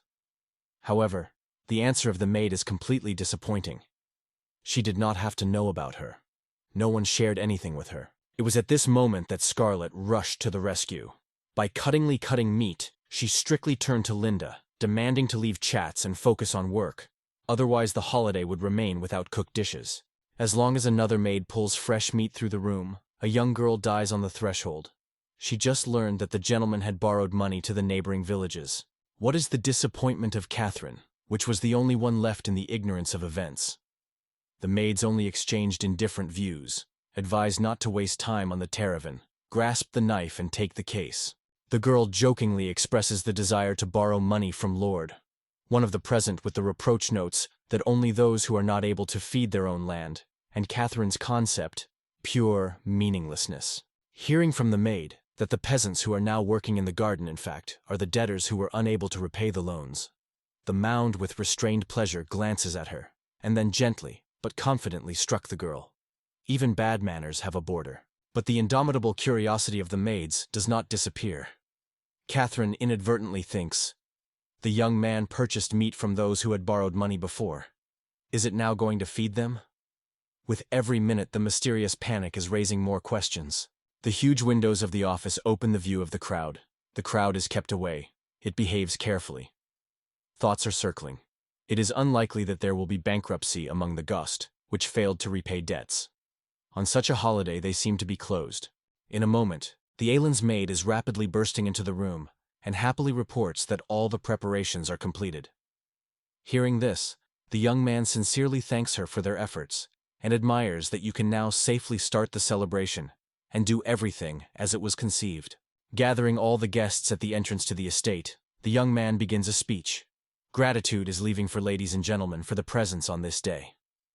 King Carlier, the temporary owner of these lands, is genuinely happy to welcome all the arrivals. Thank you very much. The proposal is stunning all present. Such generosity is amazed. Most guests have never tasted such dishes, and some doubt that they can pay on debt. Everyone seems incredible that they are really allowed to eat. The young man adds that the maids in the estate of the Carlier family will always be happy to help every guest. They will fill the glasses with wine at the first opportunity, support the conversation, and the plates will be generously filled with new eating. Cavaliers, gathering on the holiday, are quietly talking about gorgeous sorcerers, who differ not only in the way, but also with a gentle aroma. Every girl tirelessly pours wine guests to the mugs, urging to eat more dishes. Hardly charming ladies treated the guests as Cain immediately took up the most important thing. Without delay, he moved to the essence of the whole appointed meeting. Among the invited guests, one is in his office. The guy appeals to him. There is no way to repay the debt. The man immediately begins to justify himself, saying, able to allocate percentage, because he must keep a large family of 8 people. The new moon, slyly smiling, performs herself for the true owner of the situation. Asks an exemplary man who, despite his large family, is rightly trying to pay the debt. In order to win affection, the guy also proposes to bring the owner even more meat and treat him with his whole family. One of the guests points out that the recent flood has taken almost all the cattle, so there is little food, and in order to survive, it will have to be twisted. An elderly man approaches the gentleman's office and complains, his mill broke. The river flow has changed direction, and now everyone is suffering because of these sorrows. He can no longer work. After listening to the guests carefully, Cain divided them into 2 groups. Those who were able to repay the debt along with interest have assigned a new date of calculation, and the failures, whose inability to pay was obvious, lost hope. Their debt receipts were in a large heap in the middle of the Maidan. By accumulating his gaze on a mountain of papers, Zen, in delight, notes that so much seems to be enough to reach the heaven itself. Elen is curious about what intentions a young gentleman has with these debt receipts. The answer is stunning. The guy is about to burn them. Cobalt and Created explode the exclamations of surprise, and suddenly the guy sharply orders again, to collect all these papers in one bowl and burn immediately. Sebastian set fire to a long stick, on which the flames of the torch impregnated with alcohol. All guests present are fascinated by the unusual scene. Their thoughts are confused, and the views are full of surprise and anxious anticipation. None of them can understand what is really going on. The young man appeals to all those present with a call to listen carefully. The previous owner of these lands, the grandfather of the young Mr. Leopold Carle, at one time gave these funds in the form of sacrifices to the victims of a natural disaster. However, all percentages are now accumulated to protect generic possessions. The whole amount will be aimed at supporting the warriors and ensuring their ammunition. Therefore, from that day, at the will of the current ruler of these lands, the young gentleman solemnly releases all debtors who could not pay his family debts. The locals do not understand themselves with joy. The debts have been abolished, so now no one will have to sell their own daughter, a cow, or a barely bored farm. Sincere prayers are heard everywhere. They thank both God and Lord Cain, whom the Lord himself seems to have sent them for help. Returning to the mansion, Zen asked the guy whether he was sure of his decision. He had just burned receipts for 10 million pounds. The young man shrugged, saying, "The family of Carly has already become so stuck in debt, so a few million more will not aggravate their situation. The decline swept these lands, and if people gathered in the estate had exorbitant debts with interest, then they probably would have been escaped for a long time. leaving no payment. The owners of the Carly family, and are absolutely needed by residents who will not only regain the terrain and multiply its wealth, but will continue to pay all taxes. Kobold's dissatisfaction is caused by the young owner not only collected debtors, but also those who are able to pay all these interest. But he still does not understand what it was needed. Cain assured that he had his reason. All these people had to come together, because when it comes to money, it is most annoyed by the feeling of detachment. If the guy quietly forgive the debts to those who are not able to return them, there would be disputes between those present. The young man, speaking to everyone with a speech on behalf of the master, not only earned the general approval, but also treated the guests, withdrew from them tension, allowing them to confess openly in his own financial difficulties. So Cain carefully viewed all debtors. There was a clear distinction between those who had money with them and those who were left without a penny. In addition, the guy strengthened his power, ruthlessly getting rid of mountains of worthless debts. This step can confidently be called an investment in the future. Those whom he freed from financial pub will remain in debt to a young master for a long time. The look of Saint is full of admiration when he acknowledges. The plan came out simply shiny. The young man shines from pride in his design. All this was made possible by the fact that somehow Cain studied the biography of Menjakjun. A lively discussion broke out in the women's wing. Elen, without sparing compliments, magnifies Lord Cain. Such a man whose actions are more eloquent than any words. At this moment one of the maids calls Elen in a love girl, because it is only necessary to fall out. Immediately begins to praise the guy. If you do not consider Linda's comments about expenses, as one of the girls aptly noticed, after all the last events, all of them should undoubtedly be considered seriously their attitude to the current lord.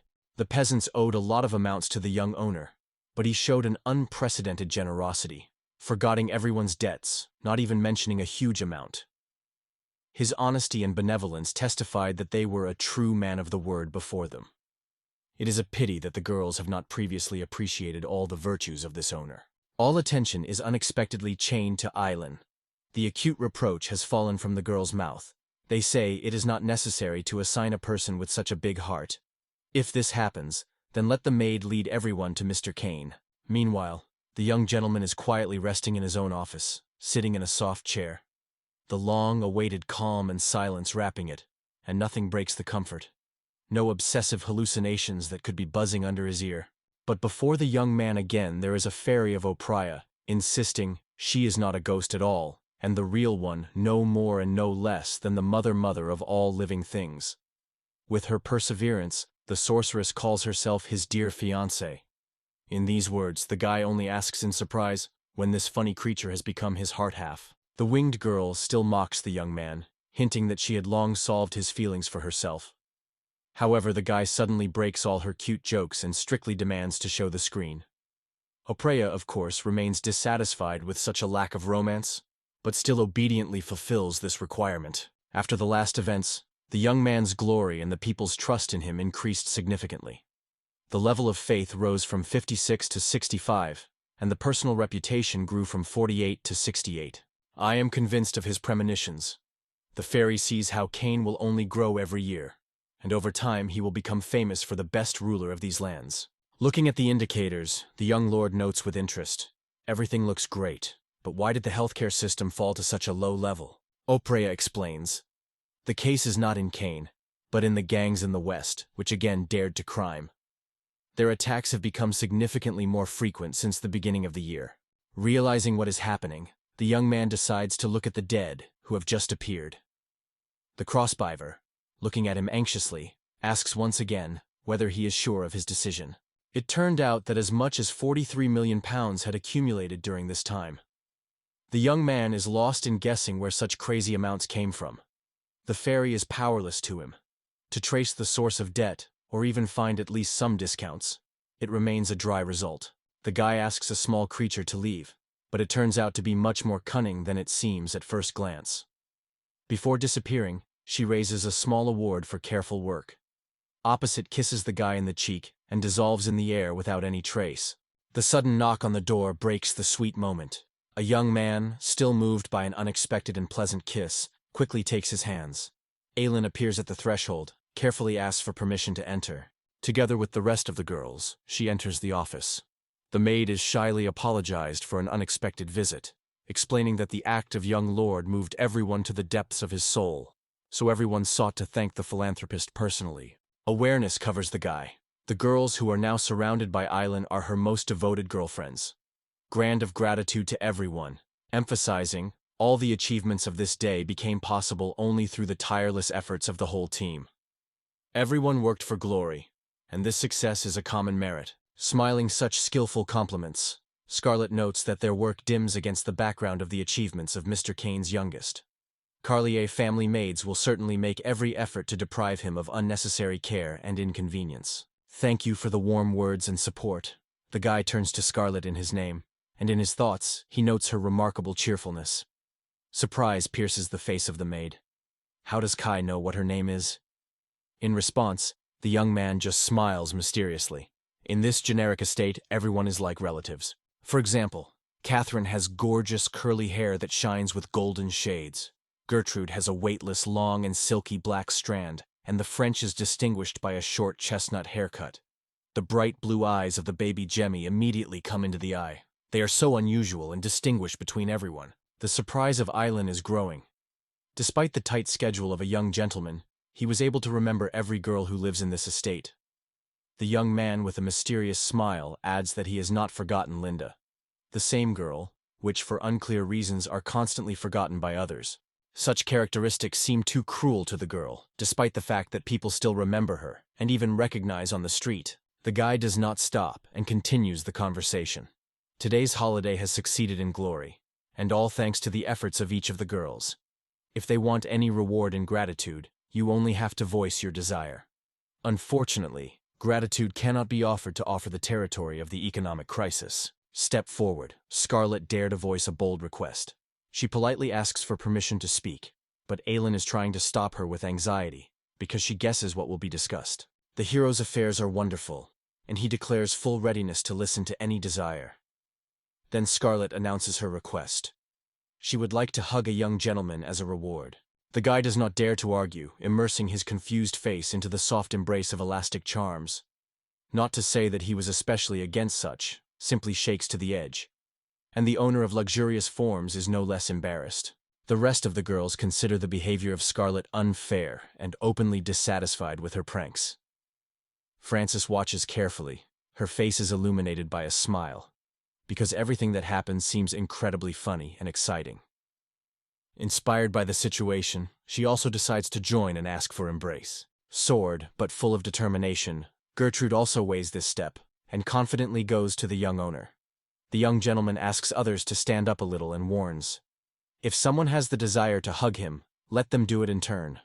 However, his words are lost in the noise, and no one hears a request. After being released from strong hugs, the guy delays charming maids and is wondering if they do not think of everything in this room now as too strange. In the beds of the maids there is a lively chat.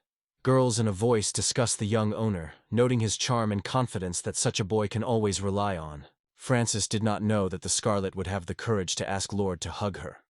With a slight ridicule, Scarlet was annoyed, noting that the young man was still able to win her heart. One of the girls made a concerned voice of Scarlet remarks, "They say attacking Mr. Kane is so incorrect." The indignation flashed in the words of Scarlet. Not only they liked to stay next to this man. In the hallway steps were rushed. The conversations subsided instantly, and the girls listened hard. The approaching sounds they recognized unmistakably. These steps were very familiar to them. Sebastian appeared in the door.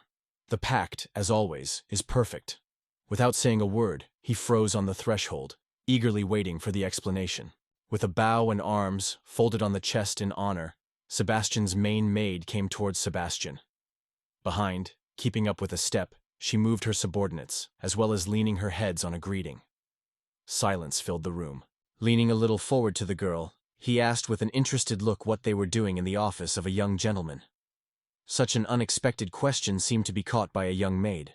The sleepy girl hurried to justify, timidly explaining that they only sought to thank the Lord for the good deed of this day. Butterfly, with raised eyebrows and mild distrust, still accepted its explanation. Distributing, in a strict and powerful voice, he ordered no longer to break the silence in the hallway.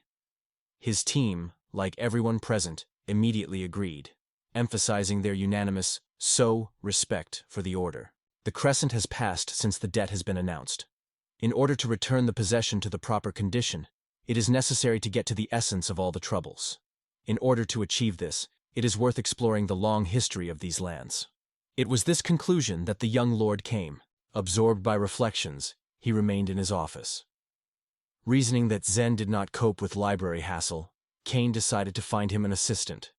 Suddenly, the door of the office knocked quietly, and the lord said, inviting the guest to enter. An alarmed Sebastian put in the door of the cabinet, asking the young owner to apologize for the unexpected bother. The look of the young lord flashed anxiety. He turned to the butterfly, trying to find out what caused such an urgent visit. Confirming this in a calm, restrained tone, Sebastian reported that the lands of the bandits increased in the western lands, so the general appeals to Kono with a request to replenish the detachments. Finally, the young ruler came. Earlier, all external affairs were decided by his uncle, and from now on, he has to take the burden of military decisions and resolve the most acute conflicts. In Kane's memory, a conversation with opposition came when she mentioned these bandits about half a month ago. It was since then that medical care became limited due to their activation and increasing the number of attacks. If you do not intervene, medical care may disappear at all. Carefully pretending, the young man came to the conclusion that there are about 4,000 soldiers in these parts.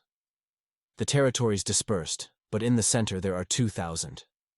Then he asked Sebastian to ask whether 300 soldiers would be enough to support the front. Full of enthusiasm, the Noiretsky confidently confirmed the assumption of young lord, while emphasizing that this is enough. The ruler signed the decree with a decisive gesture, and, having passed the document of Sebastian, ordered the west to be sent to the west of provision and 300 soldiers.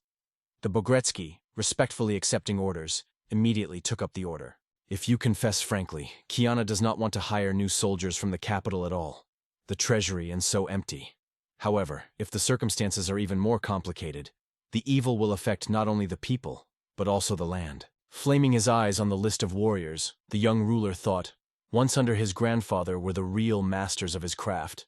But over the years, most of them turned out to be squatted old age. The other part of the palace suddenly constituted the authority. As soon as the land passed to this freak, with indignation, the new moon spoke, not hiding its hostility to the father.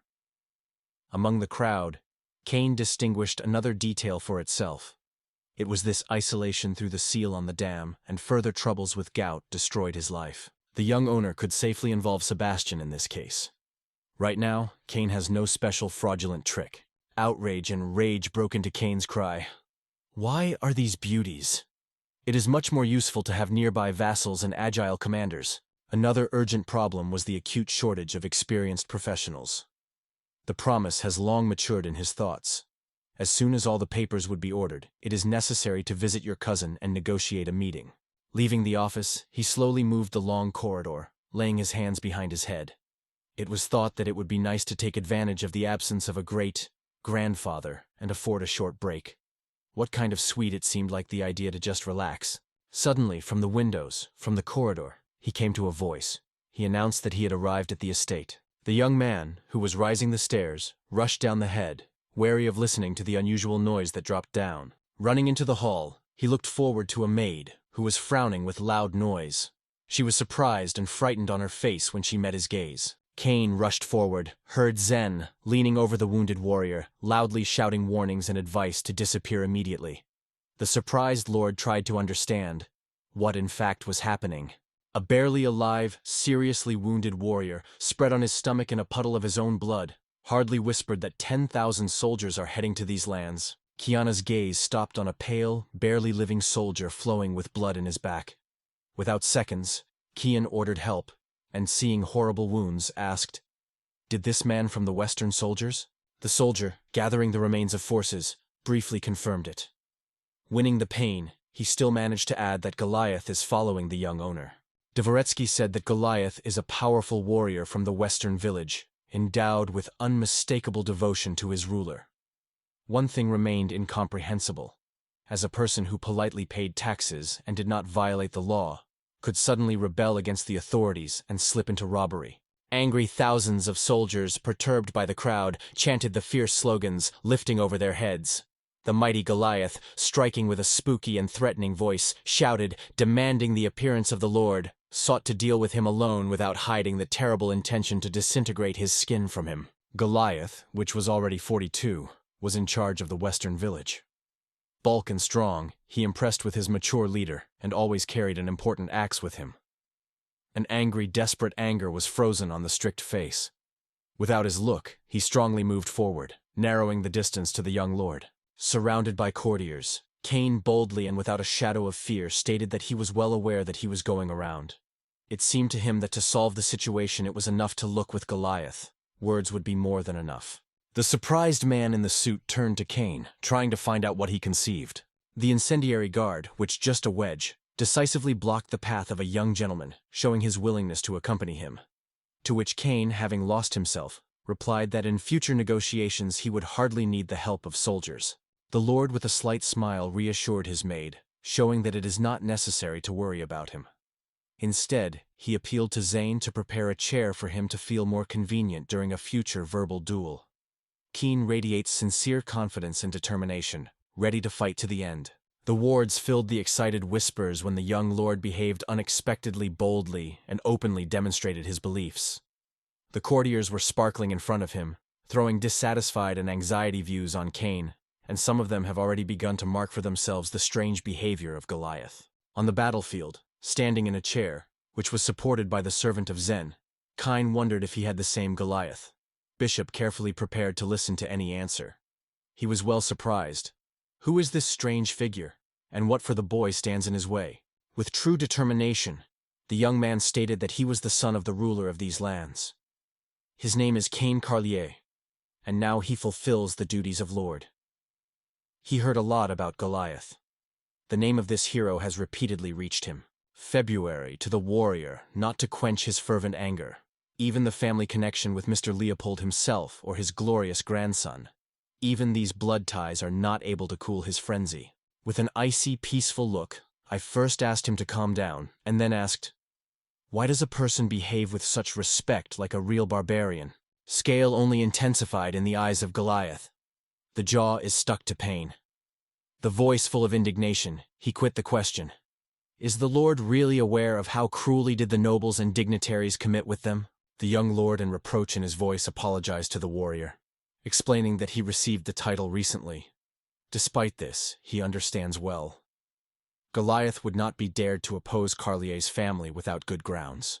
Once in the power of the thirst to find out at least a little about the hated father, Cain strongly appealed to Goliath with a request to finally tell the truth about everything they had to endure together. For the warrior, the former lord was like a deity, an undeniable authority and protection for all. But as soon as he left this world, and Cain's father took the throne, everything went to a scare.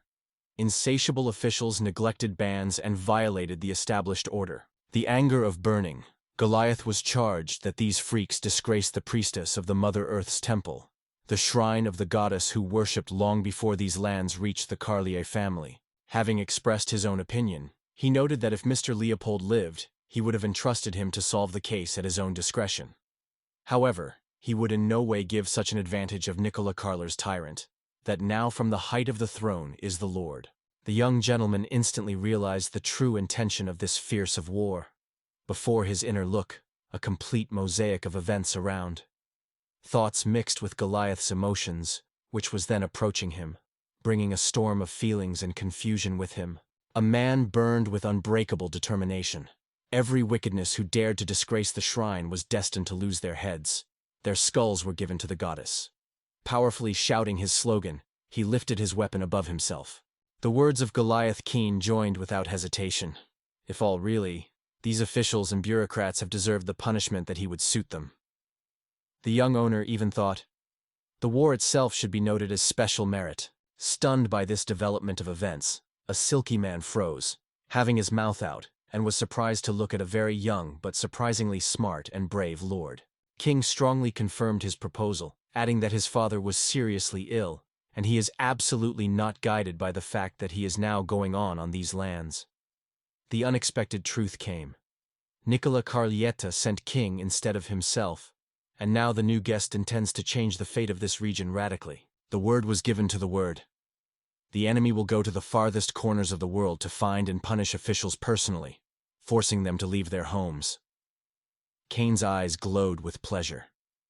The first step to the purification of these lands, thanks to the determination of Holafa, has already been implemented.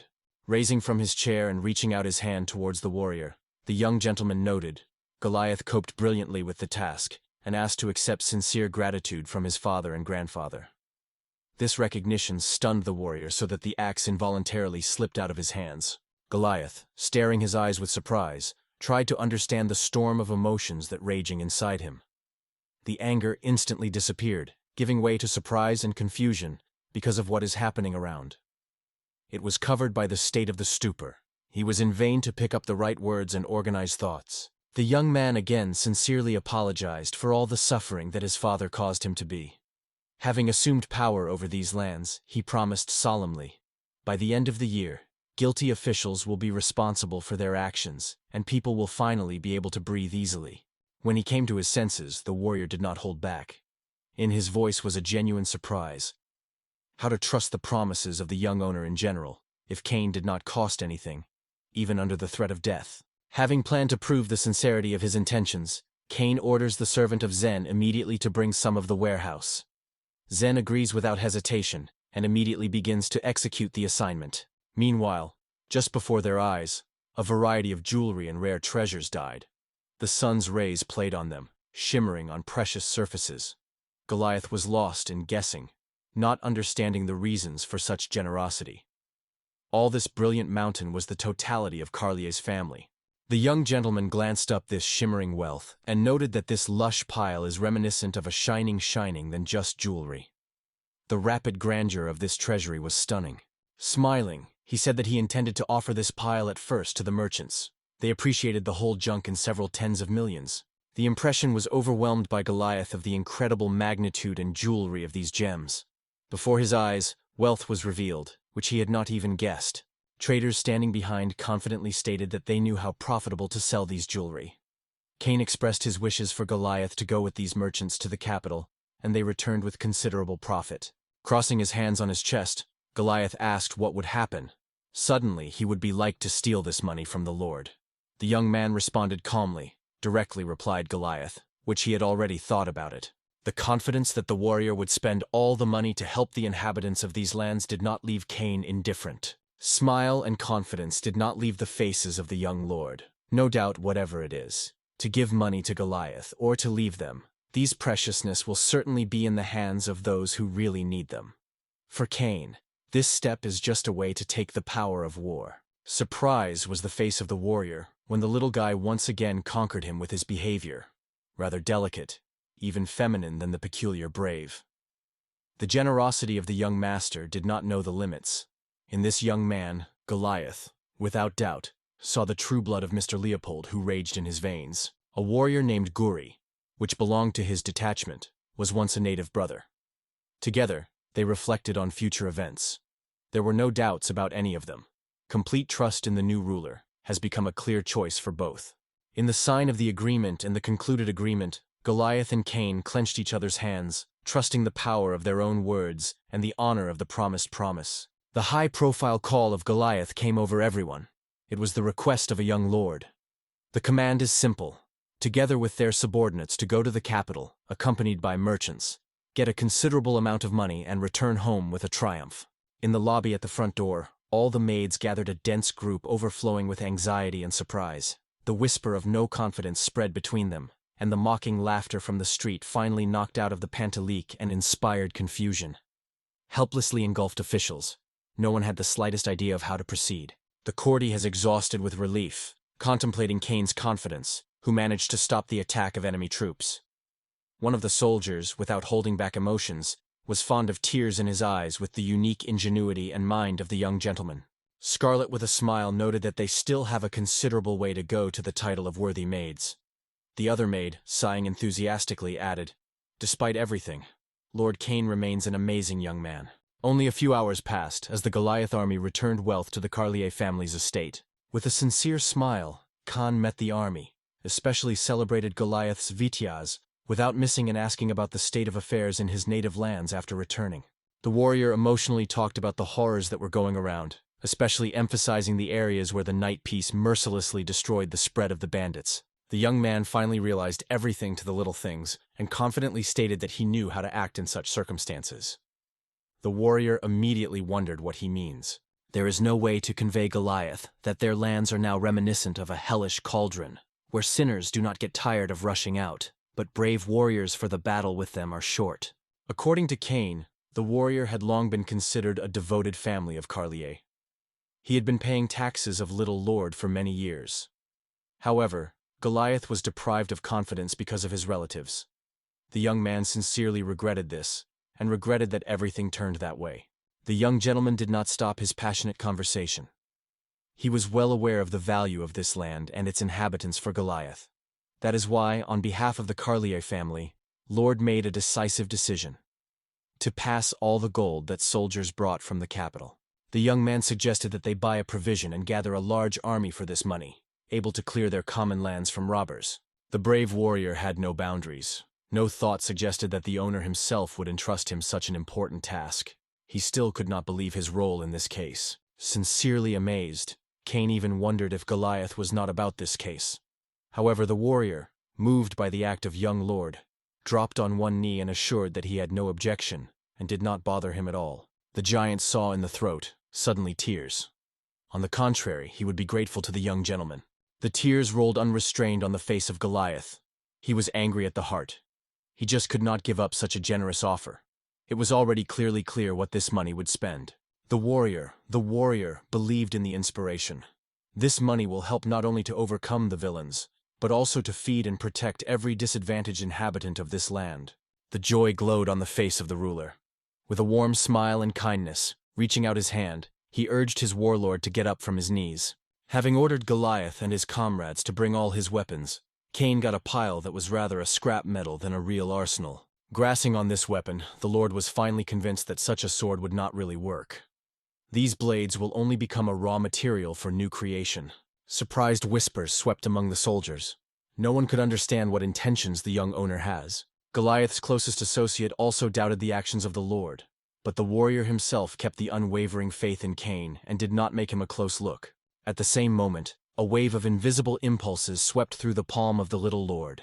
Magic streams that are unattainable for extraneous understanding, but such familiar and relatives for him, were growing rapidly, filling it with supernatural power. The crazy vortex of energy, born of earthly magic and alchemy, was circling around weapons.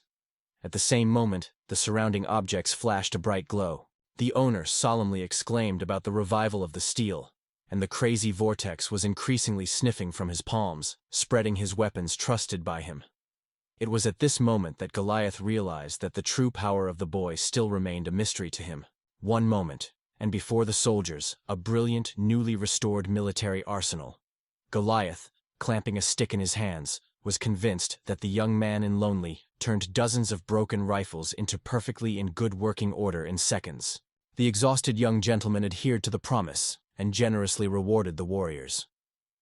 Emotional, the warrior could not restrain the tears of gratitude. Such generosity of the ruler seemed unheard of him. None of the soldiers who grabbed their weapons noticed among her old, shabby swords. Choosing the path after Lord Cain, each of them felt, their choice is undoubtedly correct. Well to the edge, Cain found himself in Goliath's arms and pleasedly asked to take him to Sebastian. On this request, the warrior only replied with a smile that the young owner should not even ask, because they already head to the estate. At the entrance, they were already met by a butler, full of anxiety for the state of the young owner. Goliath explained that the lord was finally fayed, so the nobleman, without a moment, rushed to call the maids of Jeff and Elen. There were two figures behind the butler instantly. One is Jeff's maid, the other is a faithful soldier of young lord. Having ordered the young owner to accompany him, the soldier began to execute the orders quickly. Exactly at that moment, the butler met Goliath, remembering how long it had passed from their last meeting. The worried warrior confessed that he would have to visit him before, but everything happened at all as he hoped. What a lord did not have any significance, because the devoted subjects had already taken care of him to the rooms. On this decisive day, the 11-year-old King Carly, armed with the power of alchemy and wisdom, obtained from the past and present life, managed to gather a huge army of 10,000 soldiers around him. But the real test was still waiting for Cain ahead. Carlier's estate has turned into a real place for 10,000 Goliath soldiers. Every year, there were more and more provisions and the necessary equipment. Outside the window, in the comfort of the old room, the young lord, along with the assistant Zen, watched the garden. The atmosphere here has changed strikingly. The garden seems to come to life, filled with colors and chirping. Lord noted this change, noting that now everything was full of new energy. Zen smiled in response, supporting his words. Now everyone became aware of the incredible abilities of Cain. The young ruler noted that Zen is significantly exaggerating his skill. Everything was possible only because weapons were already forming, so it was not difficult to restore it to its original appearance. He heard the modesty of the owner Xena again emphasized with respect. The servant's gaze lingered on what the sincerity of Cain was handing the soldiers, even when the matter was about food. In the memory of the young man, a long-standing statement from ancient China has fallen. A true hero is considered to be the one who feeds the hungry. With a slight doubt, he agreed with the thought of hay. Suddenly, from the back of Cain emerged a butter, as if arose from the air, and gave a rapid gesture assigned to a young owner. The spontaneous and motionless, the nobleman asked the young lord to devote a few minutes to his attention. With a slight smile and friendly tone, Kyle replied that it was no difficulty for him, but invited to continue the conversation in his office. The young gentleman, comfortably in his chair and crossed his hands on his chest, wondered, did not the Bogretsky have a special reason for the conversation? Obviously, he sought to find out if Lord was going to the capital. Cain asked the direct question why the butterflies deliberately avoided meeting him. Because this alienation was obviously from the first minutes of being in the estate. The amazing of the Bogretsky had no limits. The impression of what lightning speed and accuracy the Lord comprehends everything around did not leave him for a moment. With a sly smile on his mouth, Cain noted that alchemists are able to penetrate not only objects but also people. It was this feeling that did not leave him. The butterflies persistently hid from him some important secret all these days. The servants with the scattered faces watched as he was so senseless, because the expression of his face fully confirmed the guess of the young alchemist. With a slight smile, the young man asked not to take his words literally. At the same time, he did not forget to note how much the servant did, giving his grandfather to his grandfather. In front of the lord, located in the chair, stood a butterfly. After crossing his hands on his chest, he turned to the owner with a serious expression, asking, or he did not intend to joke with him. Kale's smile reaffirmed his sincere intentions. He did not go to joke about someone. It was visible. Choosing honesty, the Batyrsky only waited for the lord to be about to be frightened and leave these lands. Again caught by surprise the apt guessings of the young lord, the Butyrian was confused and did not find words for the answer. Keen did not quench like a bird, singing his confession of rebellious youth and roots. He has a great regret to mention his father's illness, a grandfather who has long been none among the living, and still a cousin who had lost his or her family responsibilities because of his old age. Amazed at the surprise, Cain asked the interlocutor, what would happen to this place if he manages to break free? The butterflies sincerely confessed. Once the fate of this estate was indifferent, but years pass, and the views are inevitably changing. Full of fierce joy and passion, Cain solemnly announced, he repays this huge debt, thus saving both fertile lands and the local people with their faithful dogs. The young man sincerely believed that the true well-being of the inhabitants and the harmonious order on the lands become a reality only when the economy of the region is established and constantly developing. It was known to Cain that some of the common people despise money, considering them a source of corruption of the human soul. However, according to Cain, such words can only be heard from real fools, and not from the saints. The lady realized that gold is able to bring both good and evil. It all depends on the one in whose hands it is, and for what purpose it is used. With the bright glitter of the coin, everyone is fine to fight. Therefore, he addressed the servant with the question of whether he knew why people so hard to seize this treasure. Cain's decisive voice came at the same moment he threw a coin up. Money is a question of life and death for them. Lord shared his own view of money. They, in his opinion, only a mirror capable of reflecting the true essence of man. Saying this, Cain threw a coin with a light traffic. She laid smoothly on his palm. Looking closely at the servant, the young man asked if Sebastian could continue to stand on his side and support all his decisions. Intending to devote these funds to good deeds and at the same time enjoy a happy life, the young owner sought to help others. The Bogretsky, lowering his head, realized the unfortunate misunderstanding and enveloped. The servant confessed that when he saw the decline of this estate, he did not want the young gentleman to waste the best years to revive the dead possessions. However, it was too selfish to make such a decision. Once knees before the young man, the servant humbly begged for his unauthorized forgiveness. The young master did not see any guilt in his act and shared it with a gray-haired man. Conveniently settling at the edge of his desk with a friendly smile, Cain tried to smooth the tension, noting that he was still too young, so he needed advice and support for the elders. With sincere hope in the soul, Cain expected his grandfather to be prompted. The strong handshake testified. From now on, the butler will become an assistant to a young lord. In addition, the old gentleman reminded Cain of the important things that were waiting for them tomorrow. The young gentleman sincerely thanked Sebastian, as always charging words with delight, and with a slight smile assured that he would continue to rely on his help. Evening darkness has already enveloped everything around. The drone almost plunged into a nap in his own bed, when suddenly the door in the room was carefully opened, and a familiar tune of voice Eren came to him. The semi-closed eyes were stuck in the ceiling, and the question turned in her head. Why did she return this night? No chance that Sebastian sent him to his room for night responsibilities. Suddenly behind her, Pleha's voice came. The girl was forgiven. It swore that she simply had no other choice. Acute distrust and vigilance immediately flashed in his heart. This time she has invented something new. But as always, it was already ready to meet any turn of events. Lifting the fabric even higher above, the girl rushed forward, trying to grasp the young man, and ordered him to stop. The little finger of the house with its inherent ease immediately evaded the maid, who almost fell on his shoulder. In the same seconds, the irony swept in his voice when he asked with a smile what she was doing. The frightened and embarrassed maid was just breaking up for a breakdown. Catherine was so ordered, and to do otherwise for the owner it would be unfair. Cain's strange look accompanied the question.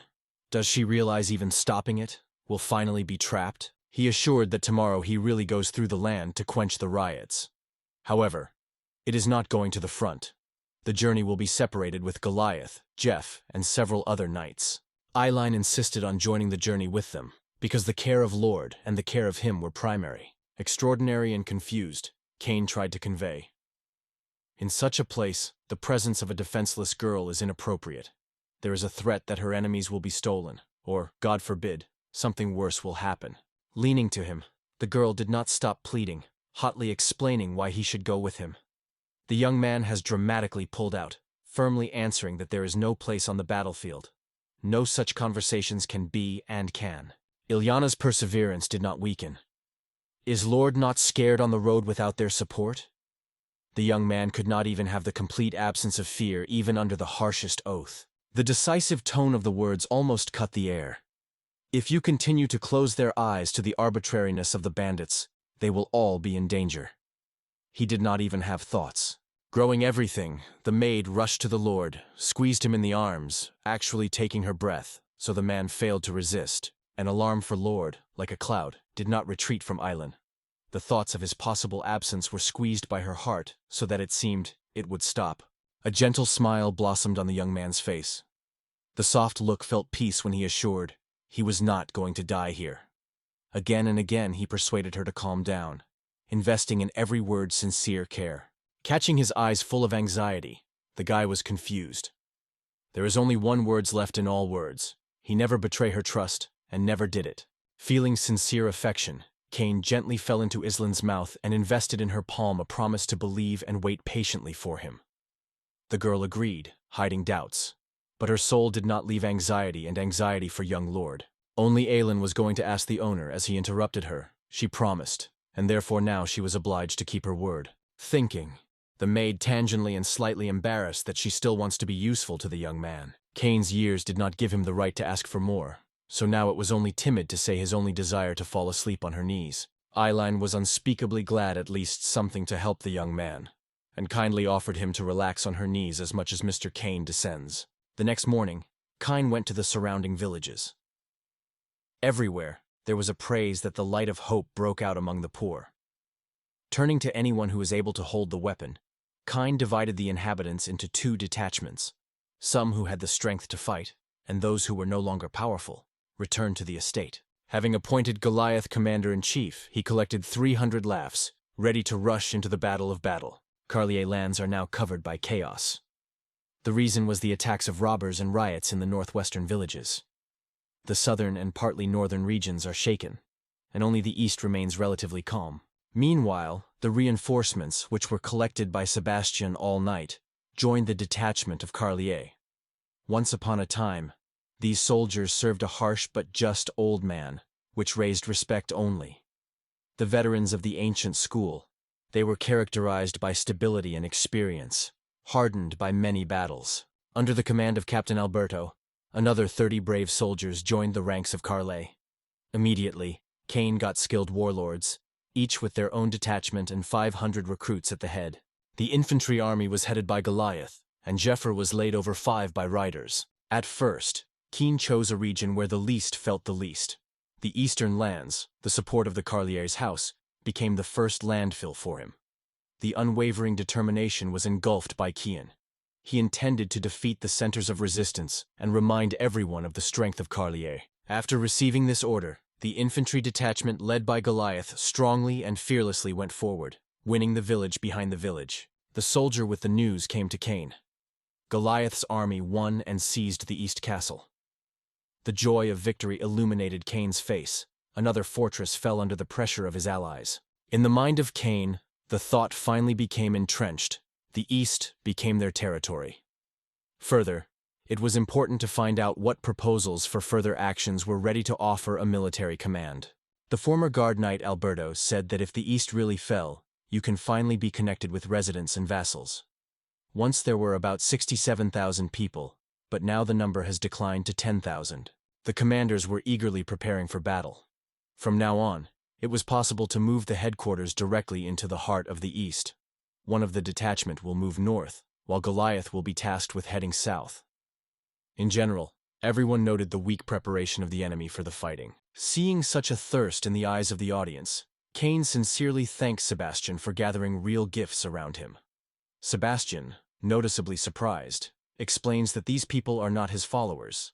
They decided to be here because they felt the younger's sincere desire. After the triumph in the East, the residence of the Carlier family was transferred directly to the heart of the capital. The army tirelessly and lightly suppressed the riot, leaving no chance of riots. The month has passed since Cain left the estate. The military commanders reported to him about the state of affairs. Both in the north and in the south, everything was the best, so Jeff and Goliath had to return soon. Personally celebrating his commanders, Cain sincerely believed that without their support and dedication, such a progress would not be achieved. Cain has neither money, power, nor combat experience, but a passionate desire to give these lands a dreamy peace never fade in his heart. It was this dream that united people around him, inspired desperate actions, and helped to achieve considerable accomplishments.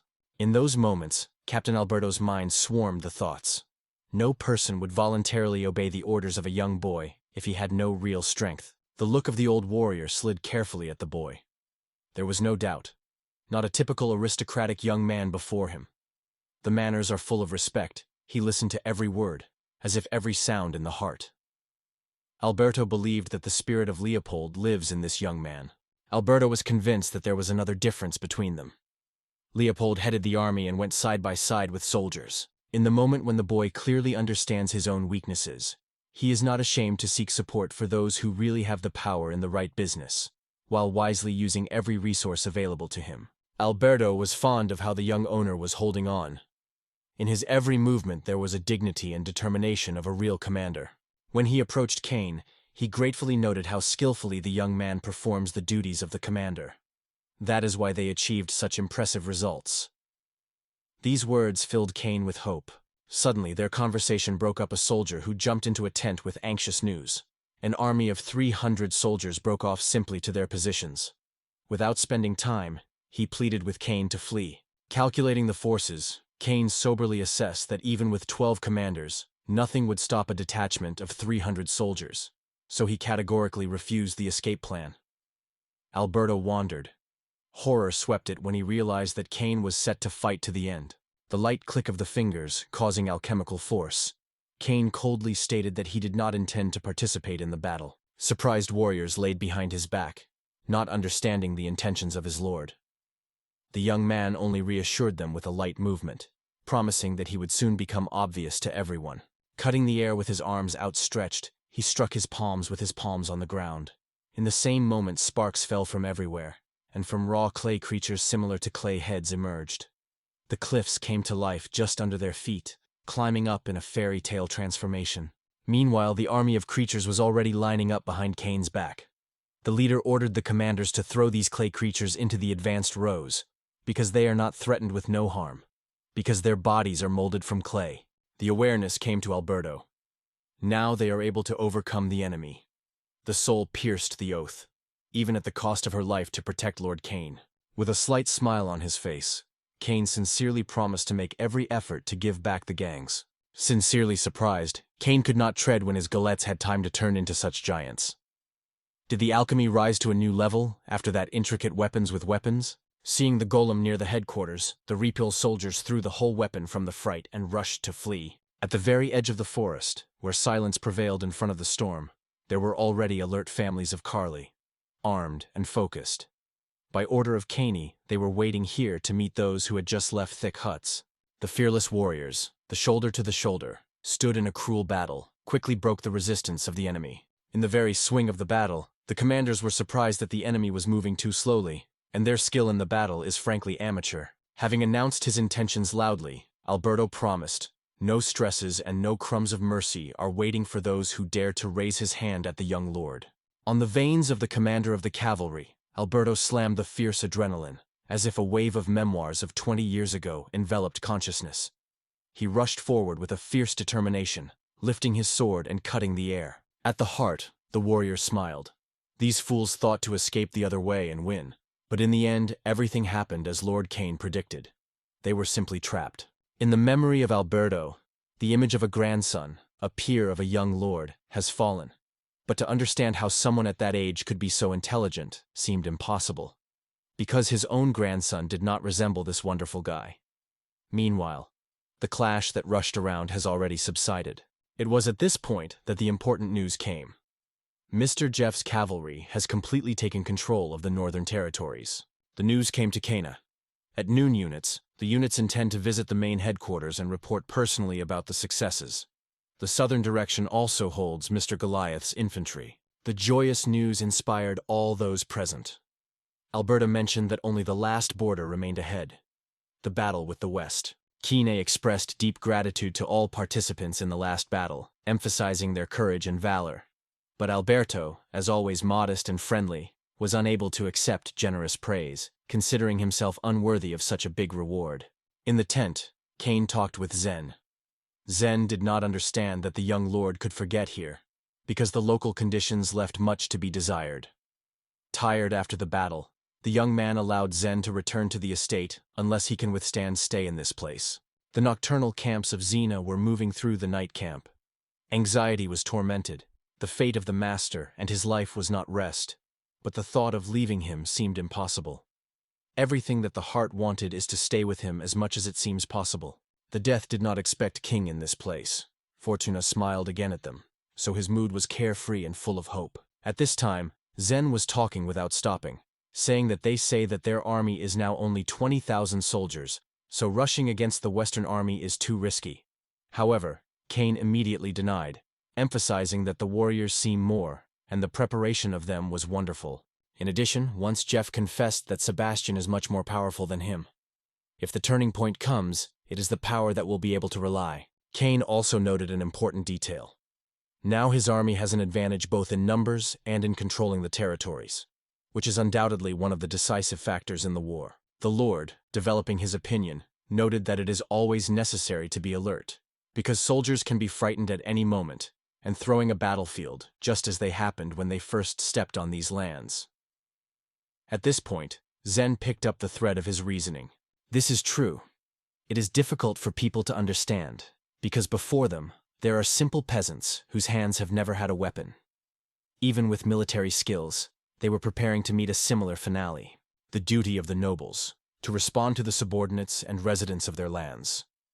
If there is an unexpected situation, Kine, along with the assistants, immediately intervenes and power. Anxiety has taken it again. Where do Cain originate and do their boundaries are limited to meetings under a tent. Of course, not everyone would want to stay here, and Cain is no exception. However, the circumstances occurred differently, so it was left for a little complaint to Zen. After all, the owner is so much reminiscent of the carefree young master who was in the past.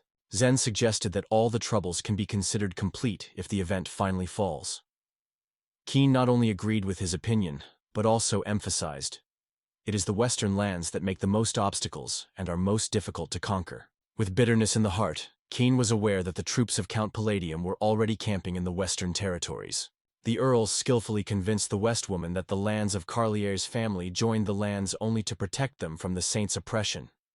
East, South, and North were already under the control of the Cain's army, numerous and powerful, because it consisted mainly of common people. The Count's army has less than 20,000 ordinary soldiers hardened in the wars. Even if Cain's troops attacked on all sides, there would be excessive loss at the cost of victory. Young Lord sent a proposal for peace talks, however. As expected, Count Palladium completely ignored her. It meant only one thing: the inevitable clash. If Cain's army does not win in the west, it will not work to turn these lands. Leopold was killed. But no matter how much the peasants have collected palladium, the young man is determined to prove. The era of Lord Carlier has already ended. The army, under the leadership of brave soldiers, experienced commanders, and Cain himself, moved to the western lands. 2 armies will soon come down in the hill area. 25,000 Carolaire's fighters, and a 20,000th of the Palladium army. If the forces were equal, the smaller army would be able to victory. The Carlia's army consisted mainly of ordinary peasants. In contrast, the army of Count Palladium united the brave warriors who had undergone a great combat training and were distinguished by their true skill. In the minds of Lord Cain, with every mention of the coming battle, depressing anxiety was stronger. There was no doubt at heart: the defeat is quite possible. Under the leadership of Goliath, the infantry division, to the surprise of all, the young leader, worthy in battle. The unbroken desire to turn his lands burned in his eyes, and the stability did not allow him to concede a step by the enemies. He fought until the last near his people. Each time orders were given, despite any circumstances. It was the unbreakable perseverance and cohesion of ordinary peasants that led them forward and allowed to reach such significant heights. There was no doubt, new rivals are more threatening than all previous ones. True warriors, hardened in numerous battles, will not allow the defense for too long.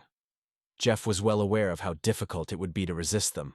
Having repeatedly emphasized the young owner on this, Alberto acknowledged, although Jeff really demonstrated considerable success in the case of a protracted battle, they are unlikely to be able to stay.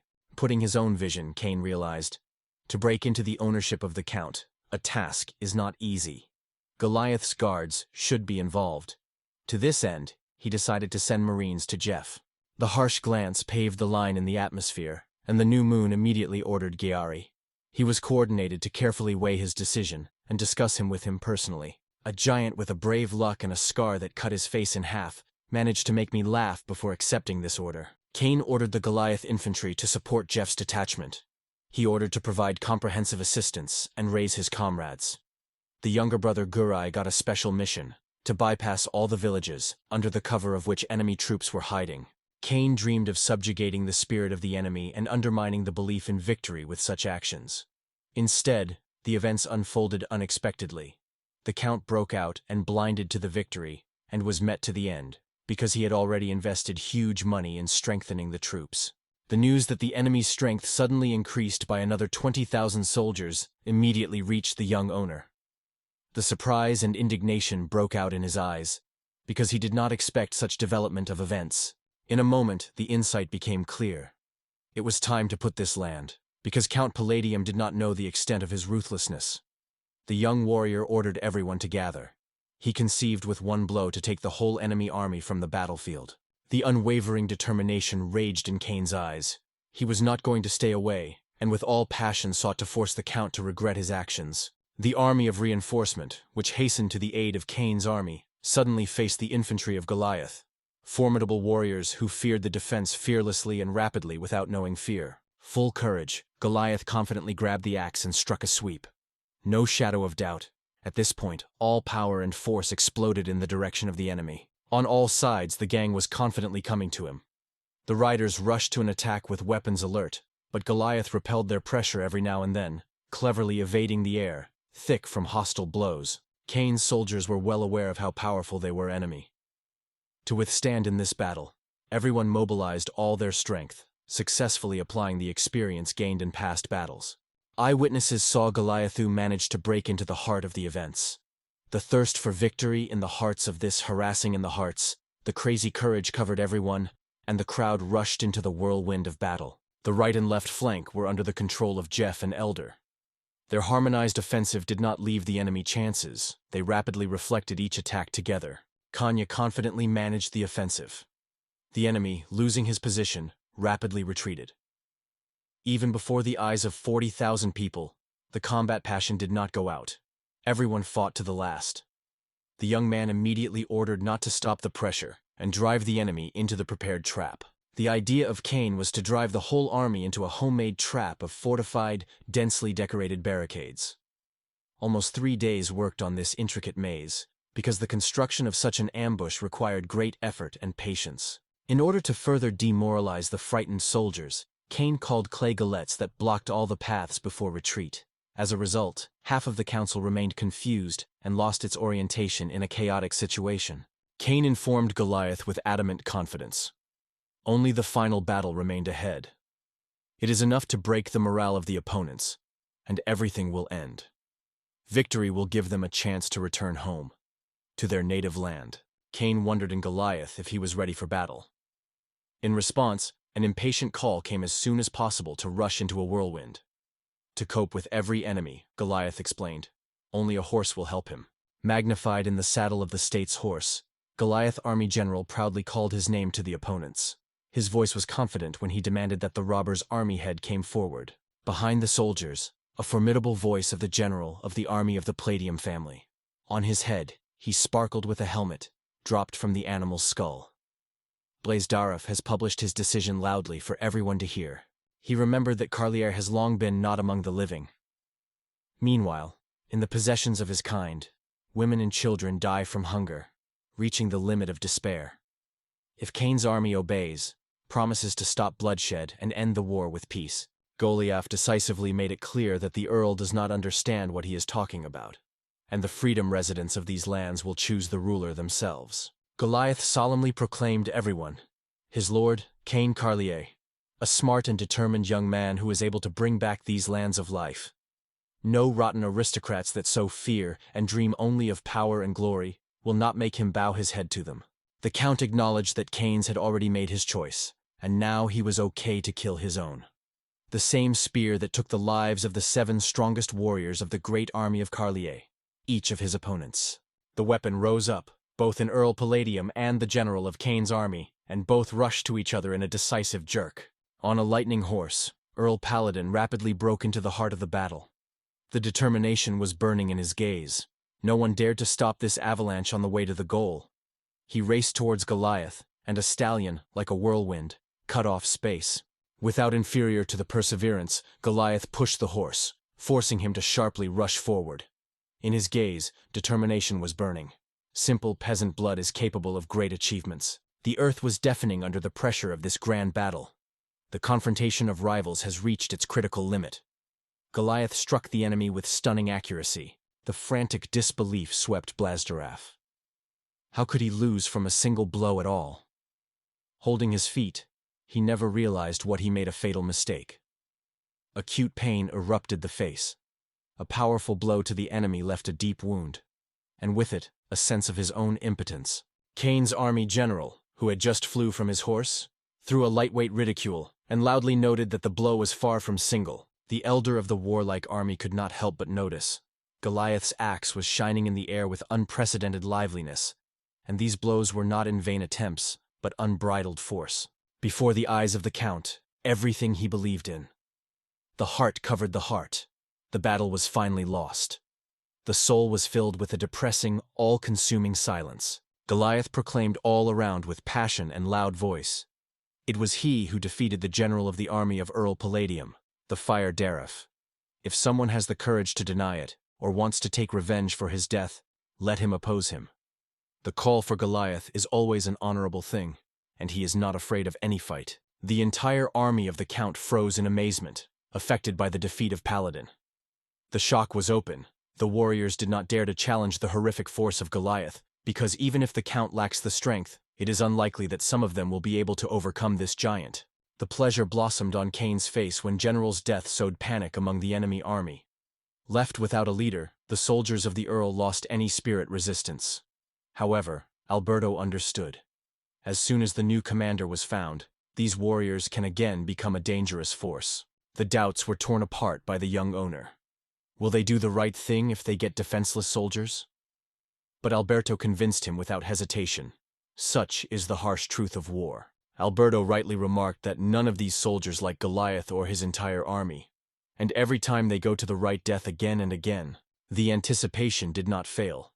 Count Palladium did not even wait on Kane's letter. All these events were a consequence of the will of the Lord himself.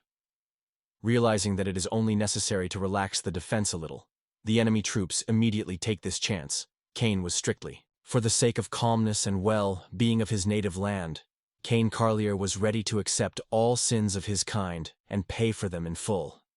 At the same moment, as if waiting for a signal, Goliath rushed into the whirlwind. Without hesitation, Jeff accepted the challenge. All because of the guilt of the Count's troops, which neglected the kindness of Lord Kane. Once this generosity, Jeff, Goliath, Goriah, and many other well-known commanders united around him. While the warriors of the Earl Palladium fell one by one under the pressure of the enemy, Gufort with their team not only kept the attackers, with every moment their strength and skills were growing, and it was increasingly difficult for opponents to resist. Alberto did not keep up with his brothers. Together with everyone rushed on the offensive, carrying the name of Lord Kane in his heart. He did not allow any pity to a common enemy for a moment. That is how King Carl was able to overcome a well-trained and armed army of Count Palladium. Those gratitude filled the heart of the ruler for every warrior and his entire army. By joint efforts, they destroyed the main threat, the cruel army of Earl Palladium. Not every soldier may have been destroyed to the end, but rumors about this battle flew to the Graf's lands faster than ever before. The gigantic weapons of Lord Kane and fearless immortal giants on his side impressed the imagination.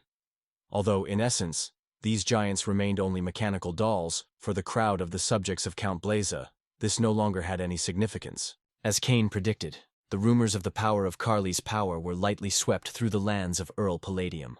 However, one serious threat remained. An angry Graf, without defeating, could raise all his power, about 100,000 soldiers.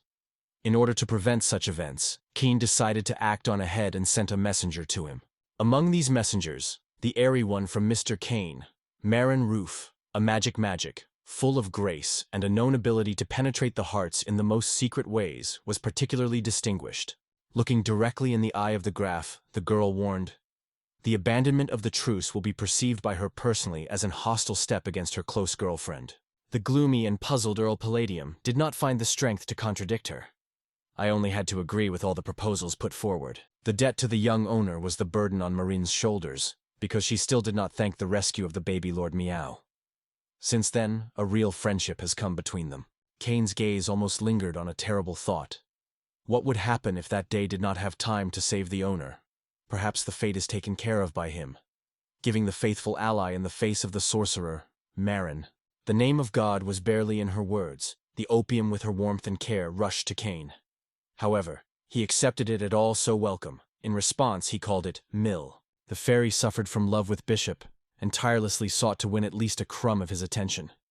It seemed that little Kane was trying to demonstrate her own feelings. And yet, on the mouth of Kane blossomed a friendly smile. The prior has hurried to help.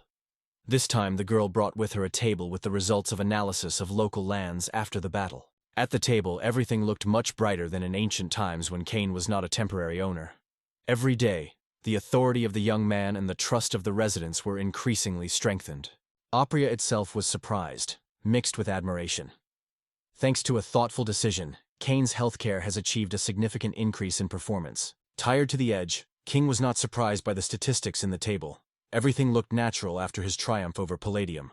However, the most embarrassment was caused only by recesses in crops, trade, and reduction of floods.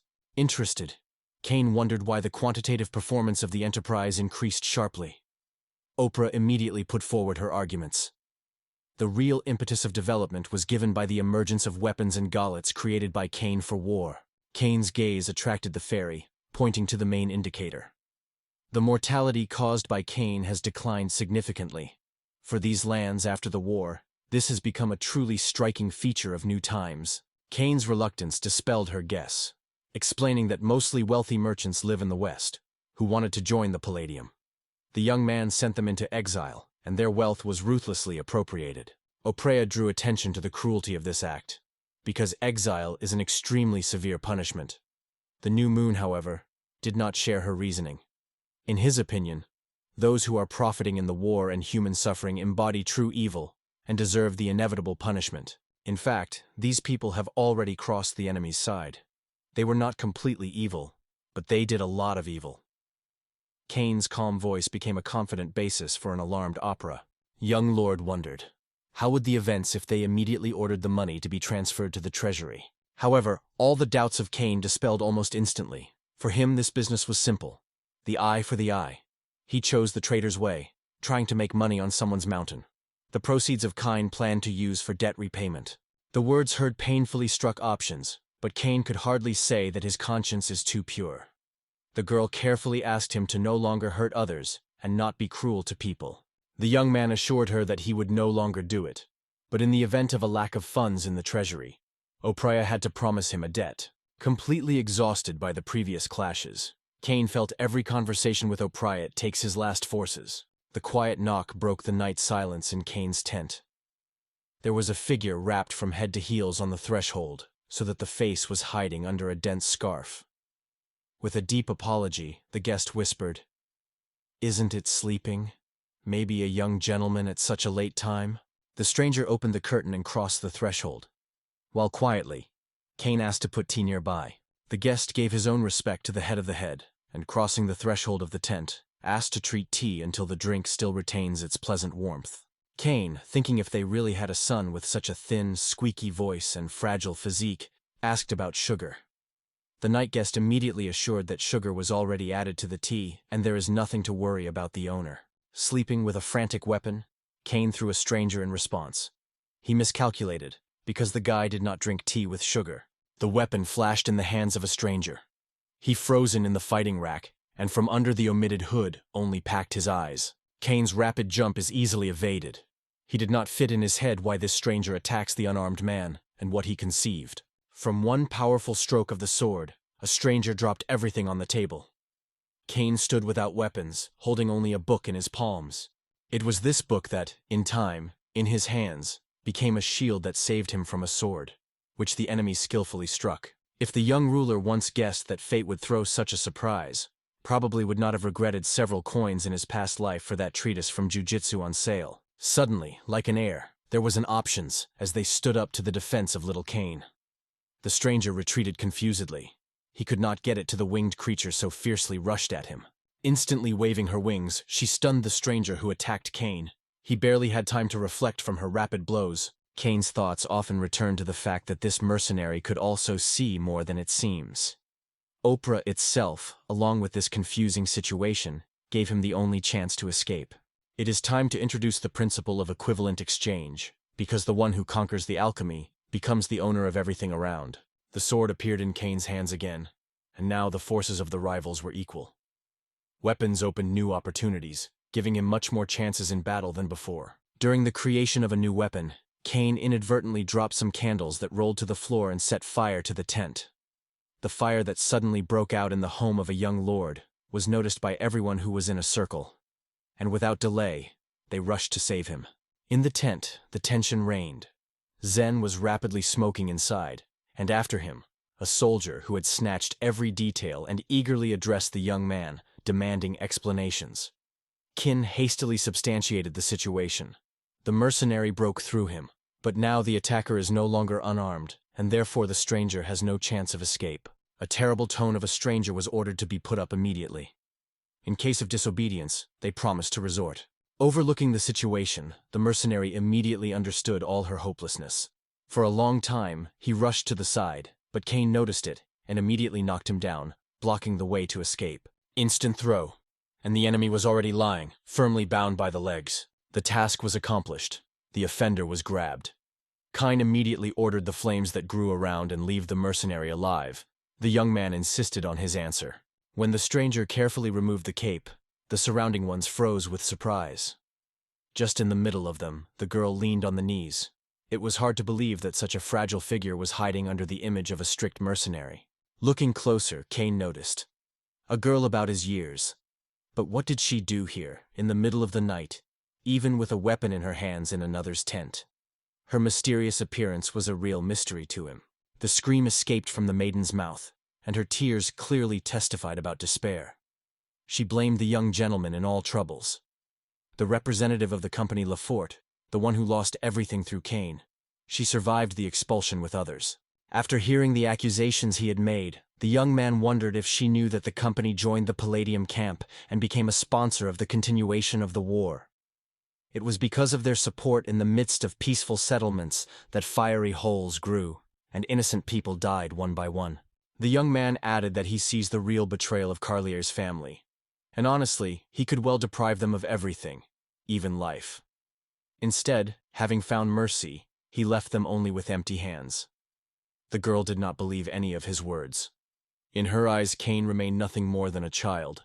Young Lord wondered what this woman binds to Lakerick. He wondered with interest what her name is. The name Shiloh still echoes the painful reproach in memory, as the chance to cut Lord's throat has remained lost forever. Squeezing her teeth, the girl strongly added that he works as a maid in Lady Lillian.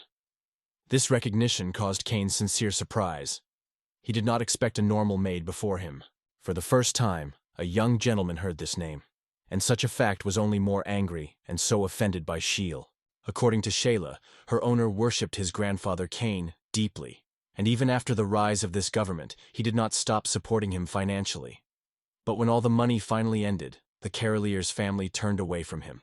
With tears in her eyes and trembling with his voice, the girl added that her mistress had been abducted. Bandits sold her into captivity, and now she has no idea where her lady could disappear. Gathering with his forces, a girl with a fierce determination exclaimed that even death would not become an obstacle for her. Again and again he would return to Kane in the form of a hot website until the young man himself will meet his destruction. The guard, who stood nearby, did not tolerate such boldness about the young lord. A decisive movement grabbed a girl, forcing her to silence her. Gathering all his will into his fist, the young soldier built his head and turned to the master timidly. Can he get rid of this woman? Kine only briefly ordered her to leave her alone, at least so far. Sleeping to the level of her eyes, the young man sincerely apologized to the girl for the misery that befell her mistress. It was because of this that he decided not to pay attention to her hostility, and suggested help in search of Lillian. Shaylee explained that until Lillian is finding, she will be kept in the dungeon of Carlier's mansion. Let it be cool and a little quenches their passion. Turning to the guard with a request to treat the captive dignity, he ordered it to be removed immediately, so the soldier hurriedly rushed to follow the instructions. There are only two left in the room, he and Zen. The faithful servant, according to his custom, apologized to the owner for not seeing the girl before, but this time the apology was rejected. The owner was urgently asked to be alone. Kane realized that it was simply impossible to pay the debts of Carlier's family. At that moment, the idea was born in his mind, which the victims would demand the salvation of his own lives and parental lands. The events unfolded much more than expected, so the moment came to think about further steps. Easy relief enveloped him when he acknowledged, it's time to return to the estate. Saint gladly supported this decision. For more than a month, Kane's army was on the forefront, and the news of the victory in the west reached only 7 days ago. In the inner courtyard of the estate, two maids, enthusiastically talking together, slowly sweeping the street. In the air, joy was wing. The owner was about to return home because the Count Palladium was defeated, and with the bandits ended. The longing and impatient were torn Alina's heart, because thoughts were all the time circling around when the owner will finally cross the threshold of the estate.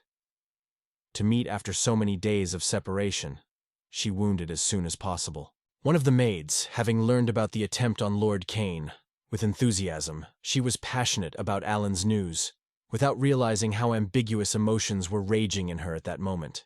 The news from the young maid stunned Elen to the depths of her soul, almost depriving her consciousness. It turned out that the young man remained alive through the art of his own alchemy, and in fact, everything went well. Another maid came to them, and Linda immediately noticed her for careless words, because such conversations could be embarrassed by Isla. Linda, hiding behind the fussy cleaning in the kitchen, gave her the maid and the nervous Eren, and even managed to inadvertently push her. In the intense expectation of every rustle, the young girl kept his breath. The heart was pounding from the anticipation of the meeting she dreamed of so long ago. Suddenly, silence cut the click of the hoof. It was an unmistakable sign. The owner finally returned to the estate. Cain, having just stepped off the carriage, was stunned. Elen rushed to him, because it has been a lot of time since they saw the last moment. Stunning joy swept the girl. Thoughts were confused. The words were lost in her head. The only thing she has managed was to rush forward, waving her hands and shouting only one name: Mr. Cain. The young man was well aware. To return to where you are waiting for you always brings special joy. Sincere hugs and warm greetings filled their meeting. The promise was heard again, and he kept his word. The powerful mansion of the Carlier family. After completing his affairs, Cain appeals to one of Justin's maids to give him tea. The girl, without delaying for a moment, hurriedly bows and hurries to fulfill the will of the young owner. Justin gave his favorite tea to his young gentleman, brewed in perfect conditions. In the art of tea ceremony, the girl had no equal. The young master understood it well. The compliment from the Lord himself caused a sincere smile on the face of the maid. Her face was happy. It was modestly wondered if the young owner wanted something sweet to tea. Cain could not deny himself his favorite treats. No force would make him change the chocolate to something else. The arrival of the young gentleman to the estate was marked by the fact that all the delicacies disappeared without a trace. The Justin seemed to be funny and touching at the same time. Only Cain tried to justify himself, they say. His body simply needs a large amount of sweet. For the most part, the fun jokes did not like the young people. Such words could quickly be taken out of balance. Justin, with a playful smile, assured that she would not dares to angry the Most High. Before him she appeared, lightly lifting and squeezing the edge of the dress. In every movement she read a passionate prayer about forgiveness and atonement of what was called her guilt. Cain's experience allowed to read her flirtatious intentions, and if he was younger, he may have succumbed to this seductive game. But such a man is not easy to fool such maneuvers. Meanwhile, the maid raised the division of the dress even higher. The abominable young owner acknowledged the mistake and asked to lower the division of the dress. In response, the maid asked not to tell Eileen about this incident. Cain just impressed the courage. He demanded to be left alone in annoyance. It was at that moment that the door to the office of the young man opened, and Eyelid appeared. She was barely picking up their conversation. She only caught her name. Cain at this time froze in amazement of rapid development. Suddenly, not suspecting anything, Elen escaped with recognition. They say she brought tea for Lord. Not having time to agree, she immediately switched to those phrases that she barely caught the edge of her ears. The thoughtful look made on Cain's face, when he was in a rather uncomfortable situation. Two maids, sitting opposite, only took the swaying and quietly squeezed, avoiding his eyes. Like a thirsty traveler, a young man dragged a whole cup of hot tea in one sip, and only noted, justifying himself in the inconvenience of the moment, that he wanted to drink frantically. Without spending a minute, he asked Eileen to pour another cup of tea with a firm mood, and the maid was happy to fulfill his request. Looking closely at what was happening, the second noted carefully. The owner showed a great kindness to Elen. The girl servant felt offended and upset due to lack of attention. Cain, annoyed by the surrounding atmosphere, did not understand the light, hearted attitude of the girls to his face and was outraged because of it. When the passions of the war gradually subsided and the young man again stepped down the threshold of the birth estate, everyone around them was deeply respected by the young owner. Showing dignity, even in the position of a temporary lord, he coped with all the difficulties without hesitation. As a result, he not only gained the sincere respect of the inhabitants, but also aroused interest among the servants. That is why staying alone with Eren became an almost unbearable test for him. The thoughts were relentlessly returned to the moment when he was able to fall asleep, bowing her head to her knees, and how he lacked this feeling of calm and warmth. Before his eyes, two maids, comfortably settling opposite, gave each other strained smiles, and all this scene looked so absurd that it was difficult to restrain surprise. The atmosphere in the office was finally bored, so, giving up tea, the owner asked everyone to leave the premises. Before leaving, Eileen received a request to call Sebastian. it was necessary to discuss the working nuances. With humble heads, the maids began to fulfill the young man, politely refusing to go home. With a grunt closing the door, both in a hurry turned and, without looking back, moved in opposite sides from the office of a young owner. Finally, the relief breathed in Kane's chest when the Bogretsky's voice came in the hallway. He immediately appeared to his first call. Recognizing that it is inappropriate to force a young lord, Sebastian did not delay the conversation and immediately moved to the merits. Immediately understanding the topic of the conversation, Sebastian guessed that the young man would again raise the question of the position to which he so persistently claimed, despite the refusal of the butterflies. He believed with all confidence. The guy clearly does not match this role. The gaze dropped down, and the confidence that the uprising managed to curb the force thanks to Goliath and others.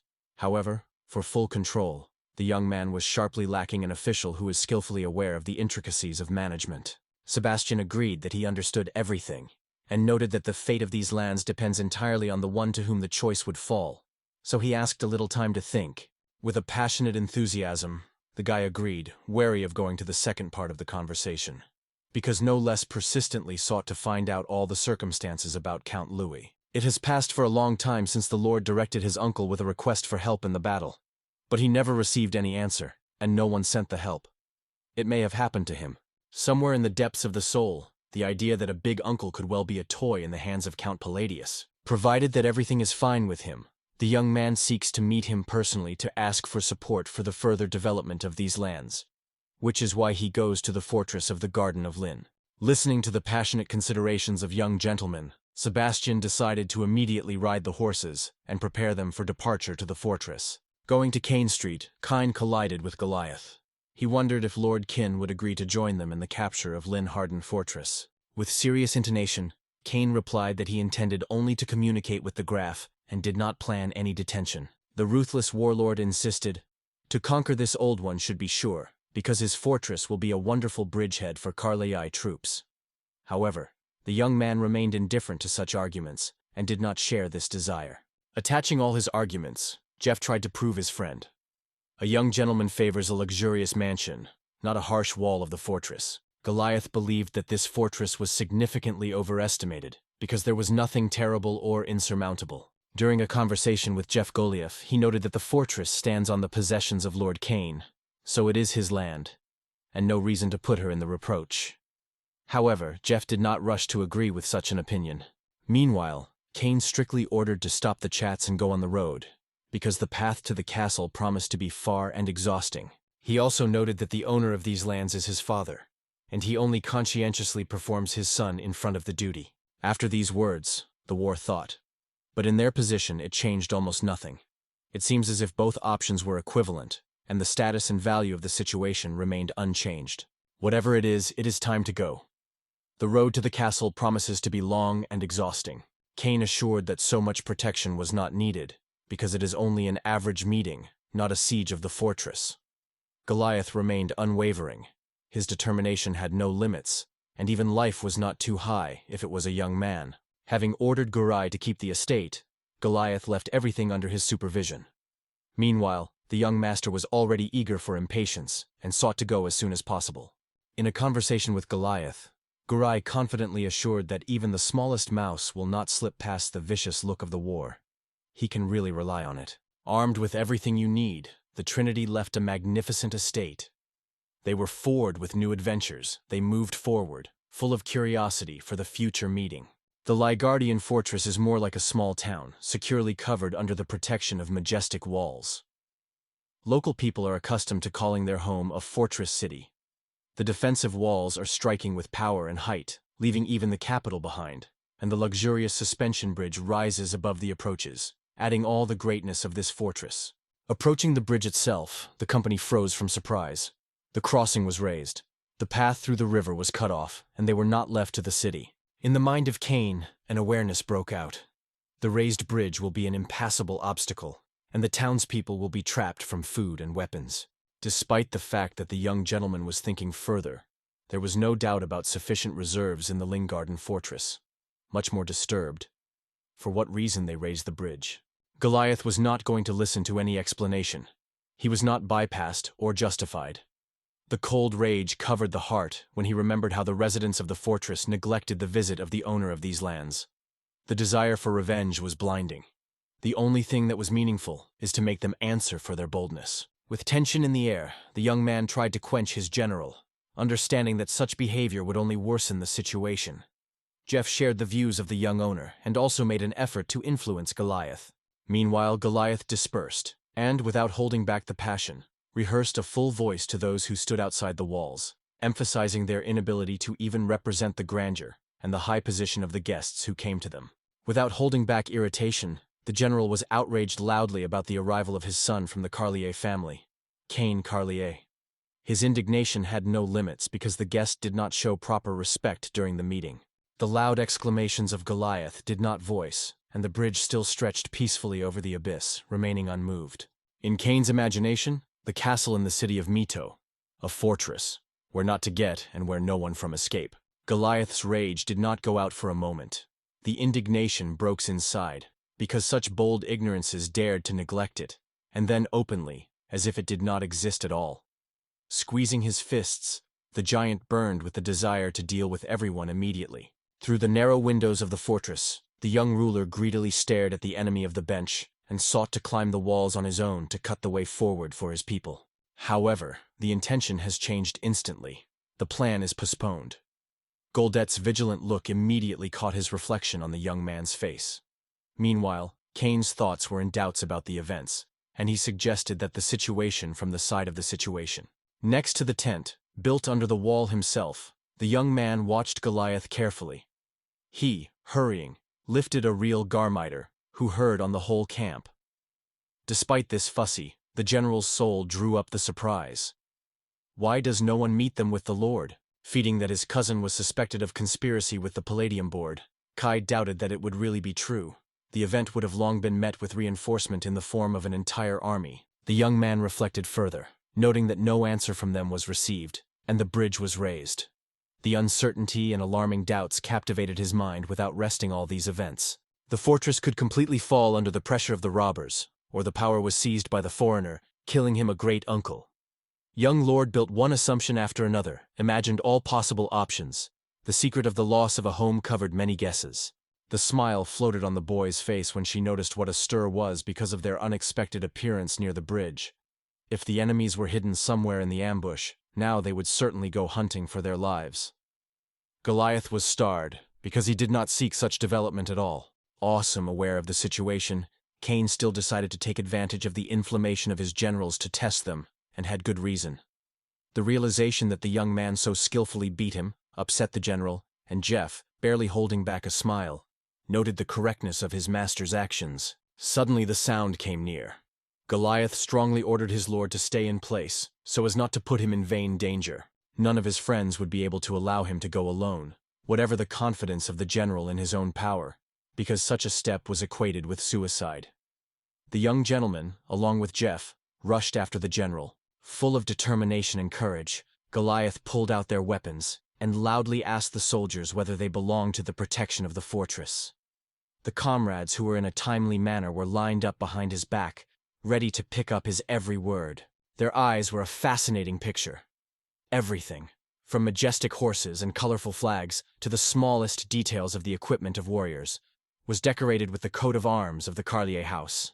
Before him were the soldiers of Earl Lewis, which testified that Uncle Cain was still alive. However, the confusion in the head, the events lost any meaning, and it seemed impossible to understand them. The grandfather probably did not pursue the same goals as Count Palladium. It is unlikely that Cain could believe it. It would be much easier to get rid of the young man simply by ordering to go with the army west. Such a course would deprive your own need to dirty your hands. Cain demanded to lower his weapons from Jeff and Goliath. It was important for him to prevent collision before finally understanding what was happening. The young man introduced himself to the acting of Lord Cain Carlier. According to him, it was his father who entrusted his son to manage these lands. The armed detachments that accompanied the young man served under his command. Visiting the fortress took place for the sake of a personal conversation with the council of its rulers. This is how Antaro Falcone introduced himself, rushing from a horse in the form of a real warrior. After learning about the bear that appeared before the gate, he immediately went to the scene. rejoice in acquaintance with the young owner. He immediately suggested that he take it to the palace. It turned out that the main bridge was destroyed, so the detachment of Lewis Kane, Goliath, and Jeff led through the cargo bridge. So they were behind the walls of the fortress city. In all this bustle, Wisdom suggested Lord at the very beginning just to lie down somewhere, keeping a close eye on the development of events around. As it turned out, the chosen tactic brought a brilliant result. At the big table, a conversation. Goliath stretched out a piece of ham generously. Meat was plenty of meat, but the young man just refused. Jeff noted that the Lord favors light dishes and does not approve of fatty foods.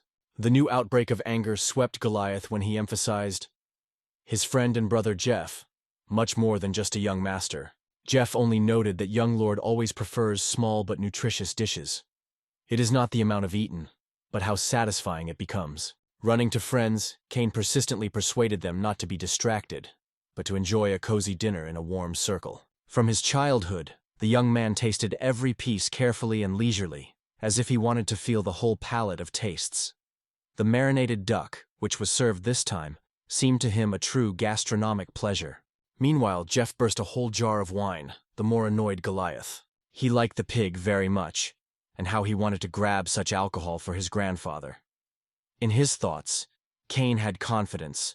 Sebastian was delighted with such a gift. Everyone was surprisingly calm, despite the fact that Count Luis has not seen yet. The mood raised was spilled into Heffa, but the light regret still touched him because of the young age of the young gentleman. Too early to taste such drinks. With a smile, the warrior offered a friend to drink together, but Goliath immediately cut off in a sharp tone. They are the guards of the young owner, and therefore have no right to drink during his service. Jeff's peace was amazed at the young man. Unlike friends who had already begun to be nervous, he remained absolutely indiscriminate. No tension on Jeff's face is only peace and confidence. Friends were in the possessions of Earl Lewis, his uncle Lord himself, so there were no reasons for concern. But this did not convince Goliath. Doubts did not let him go even here. The shock was rolled up by Ken, as if the ice came from the sky in the room. A girl, full of charm, and dressed in shiny knight armor. Looking carefully at the Lord, she was convinced that the soldiers did not really joke. Only a small child stood before her eyes. In an instant, the warriors ended up with her, forming a wall of protection against their young master, because no one had a certainty for what purpose this girl appeared here. Asking for an apology from a young lady, Goliath called himself a guardian of the temporary ruler of Kane. Having studied her appearance, in his thoughts attributed the girl to the representatives of the noble kind. Sincerely, she asked her to introduce himself. In the meantime, the girl noted that two soldiers would rather resemble robbers than defenders. However, in accordance with courtesy, she still introduced. She turned out to be the daughter of Count Lewis, named after. It turned out that there was a family connection between him and Kane, the news that stunned Kane to the heart. In his memoirs, Kane separates her name, and with him the mention of the only daughter of his cousin, known among all as an extremely stubborn girl. However, his true purpose remained a personal meeting with Count Lewis. Zanetta broke out in response to this image, emphasizing that it is not necessary to underestimate her, because she can quite freely speak on behalf of her father. The young man looked closely at the girl and asked her age. This question was a great outrage of the reign.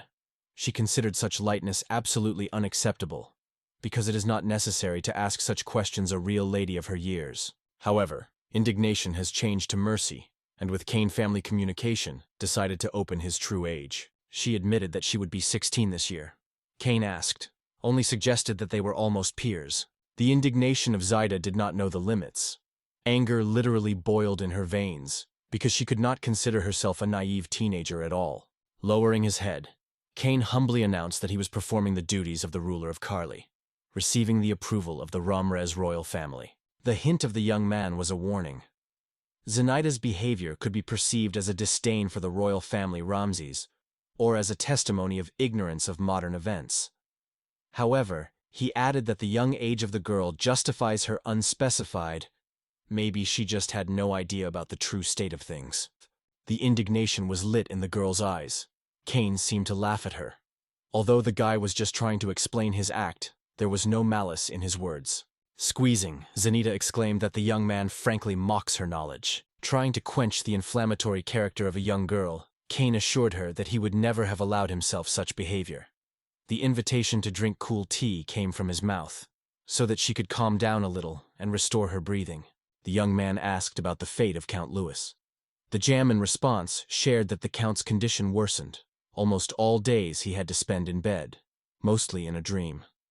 That is why the Earl was not able to participate in the battle and help them. Anxiety for her father prompted the girl to leave the walls of the monastery. After reaching the city, she boldly took the control of the fortress into her own hands.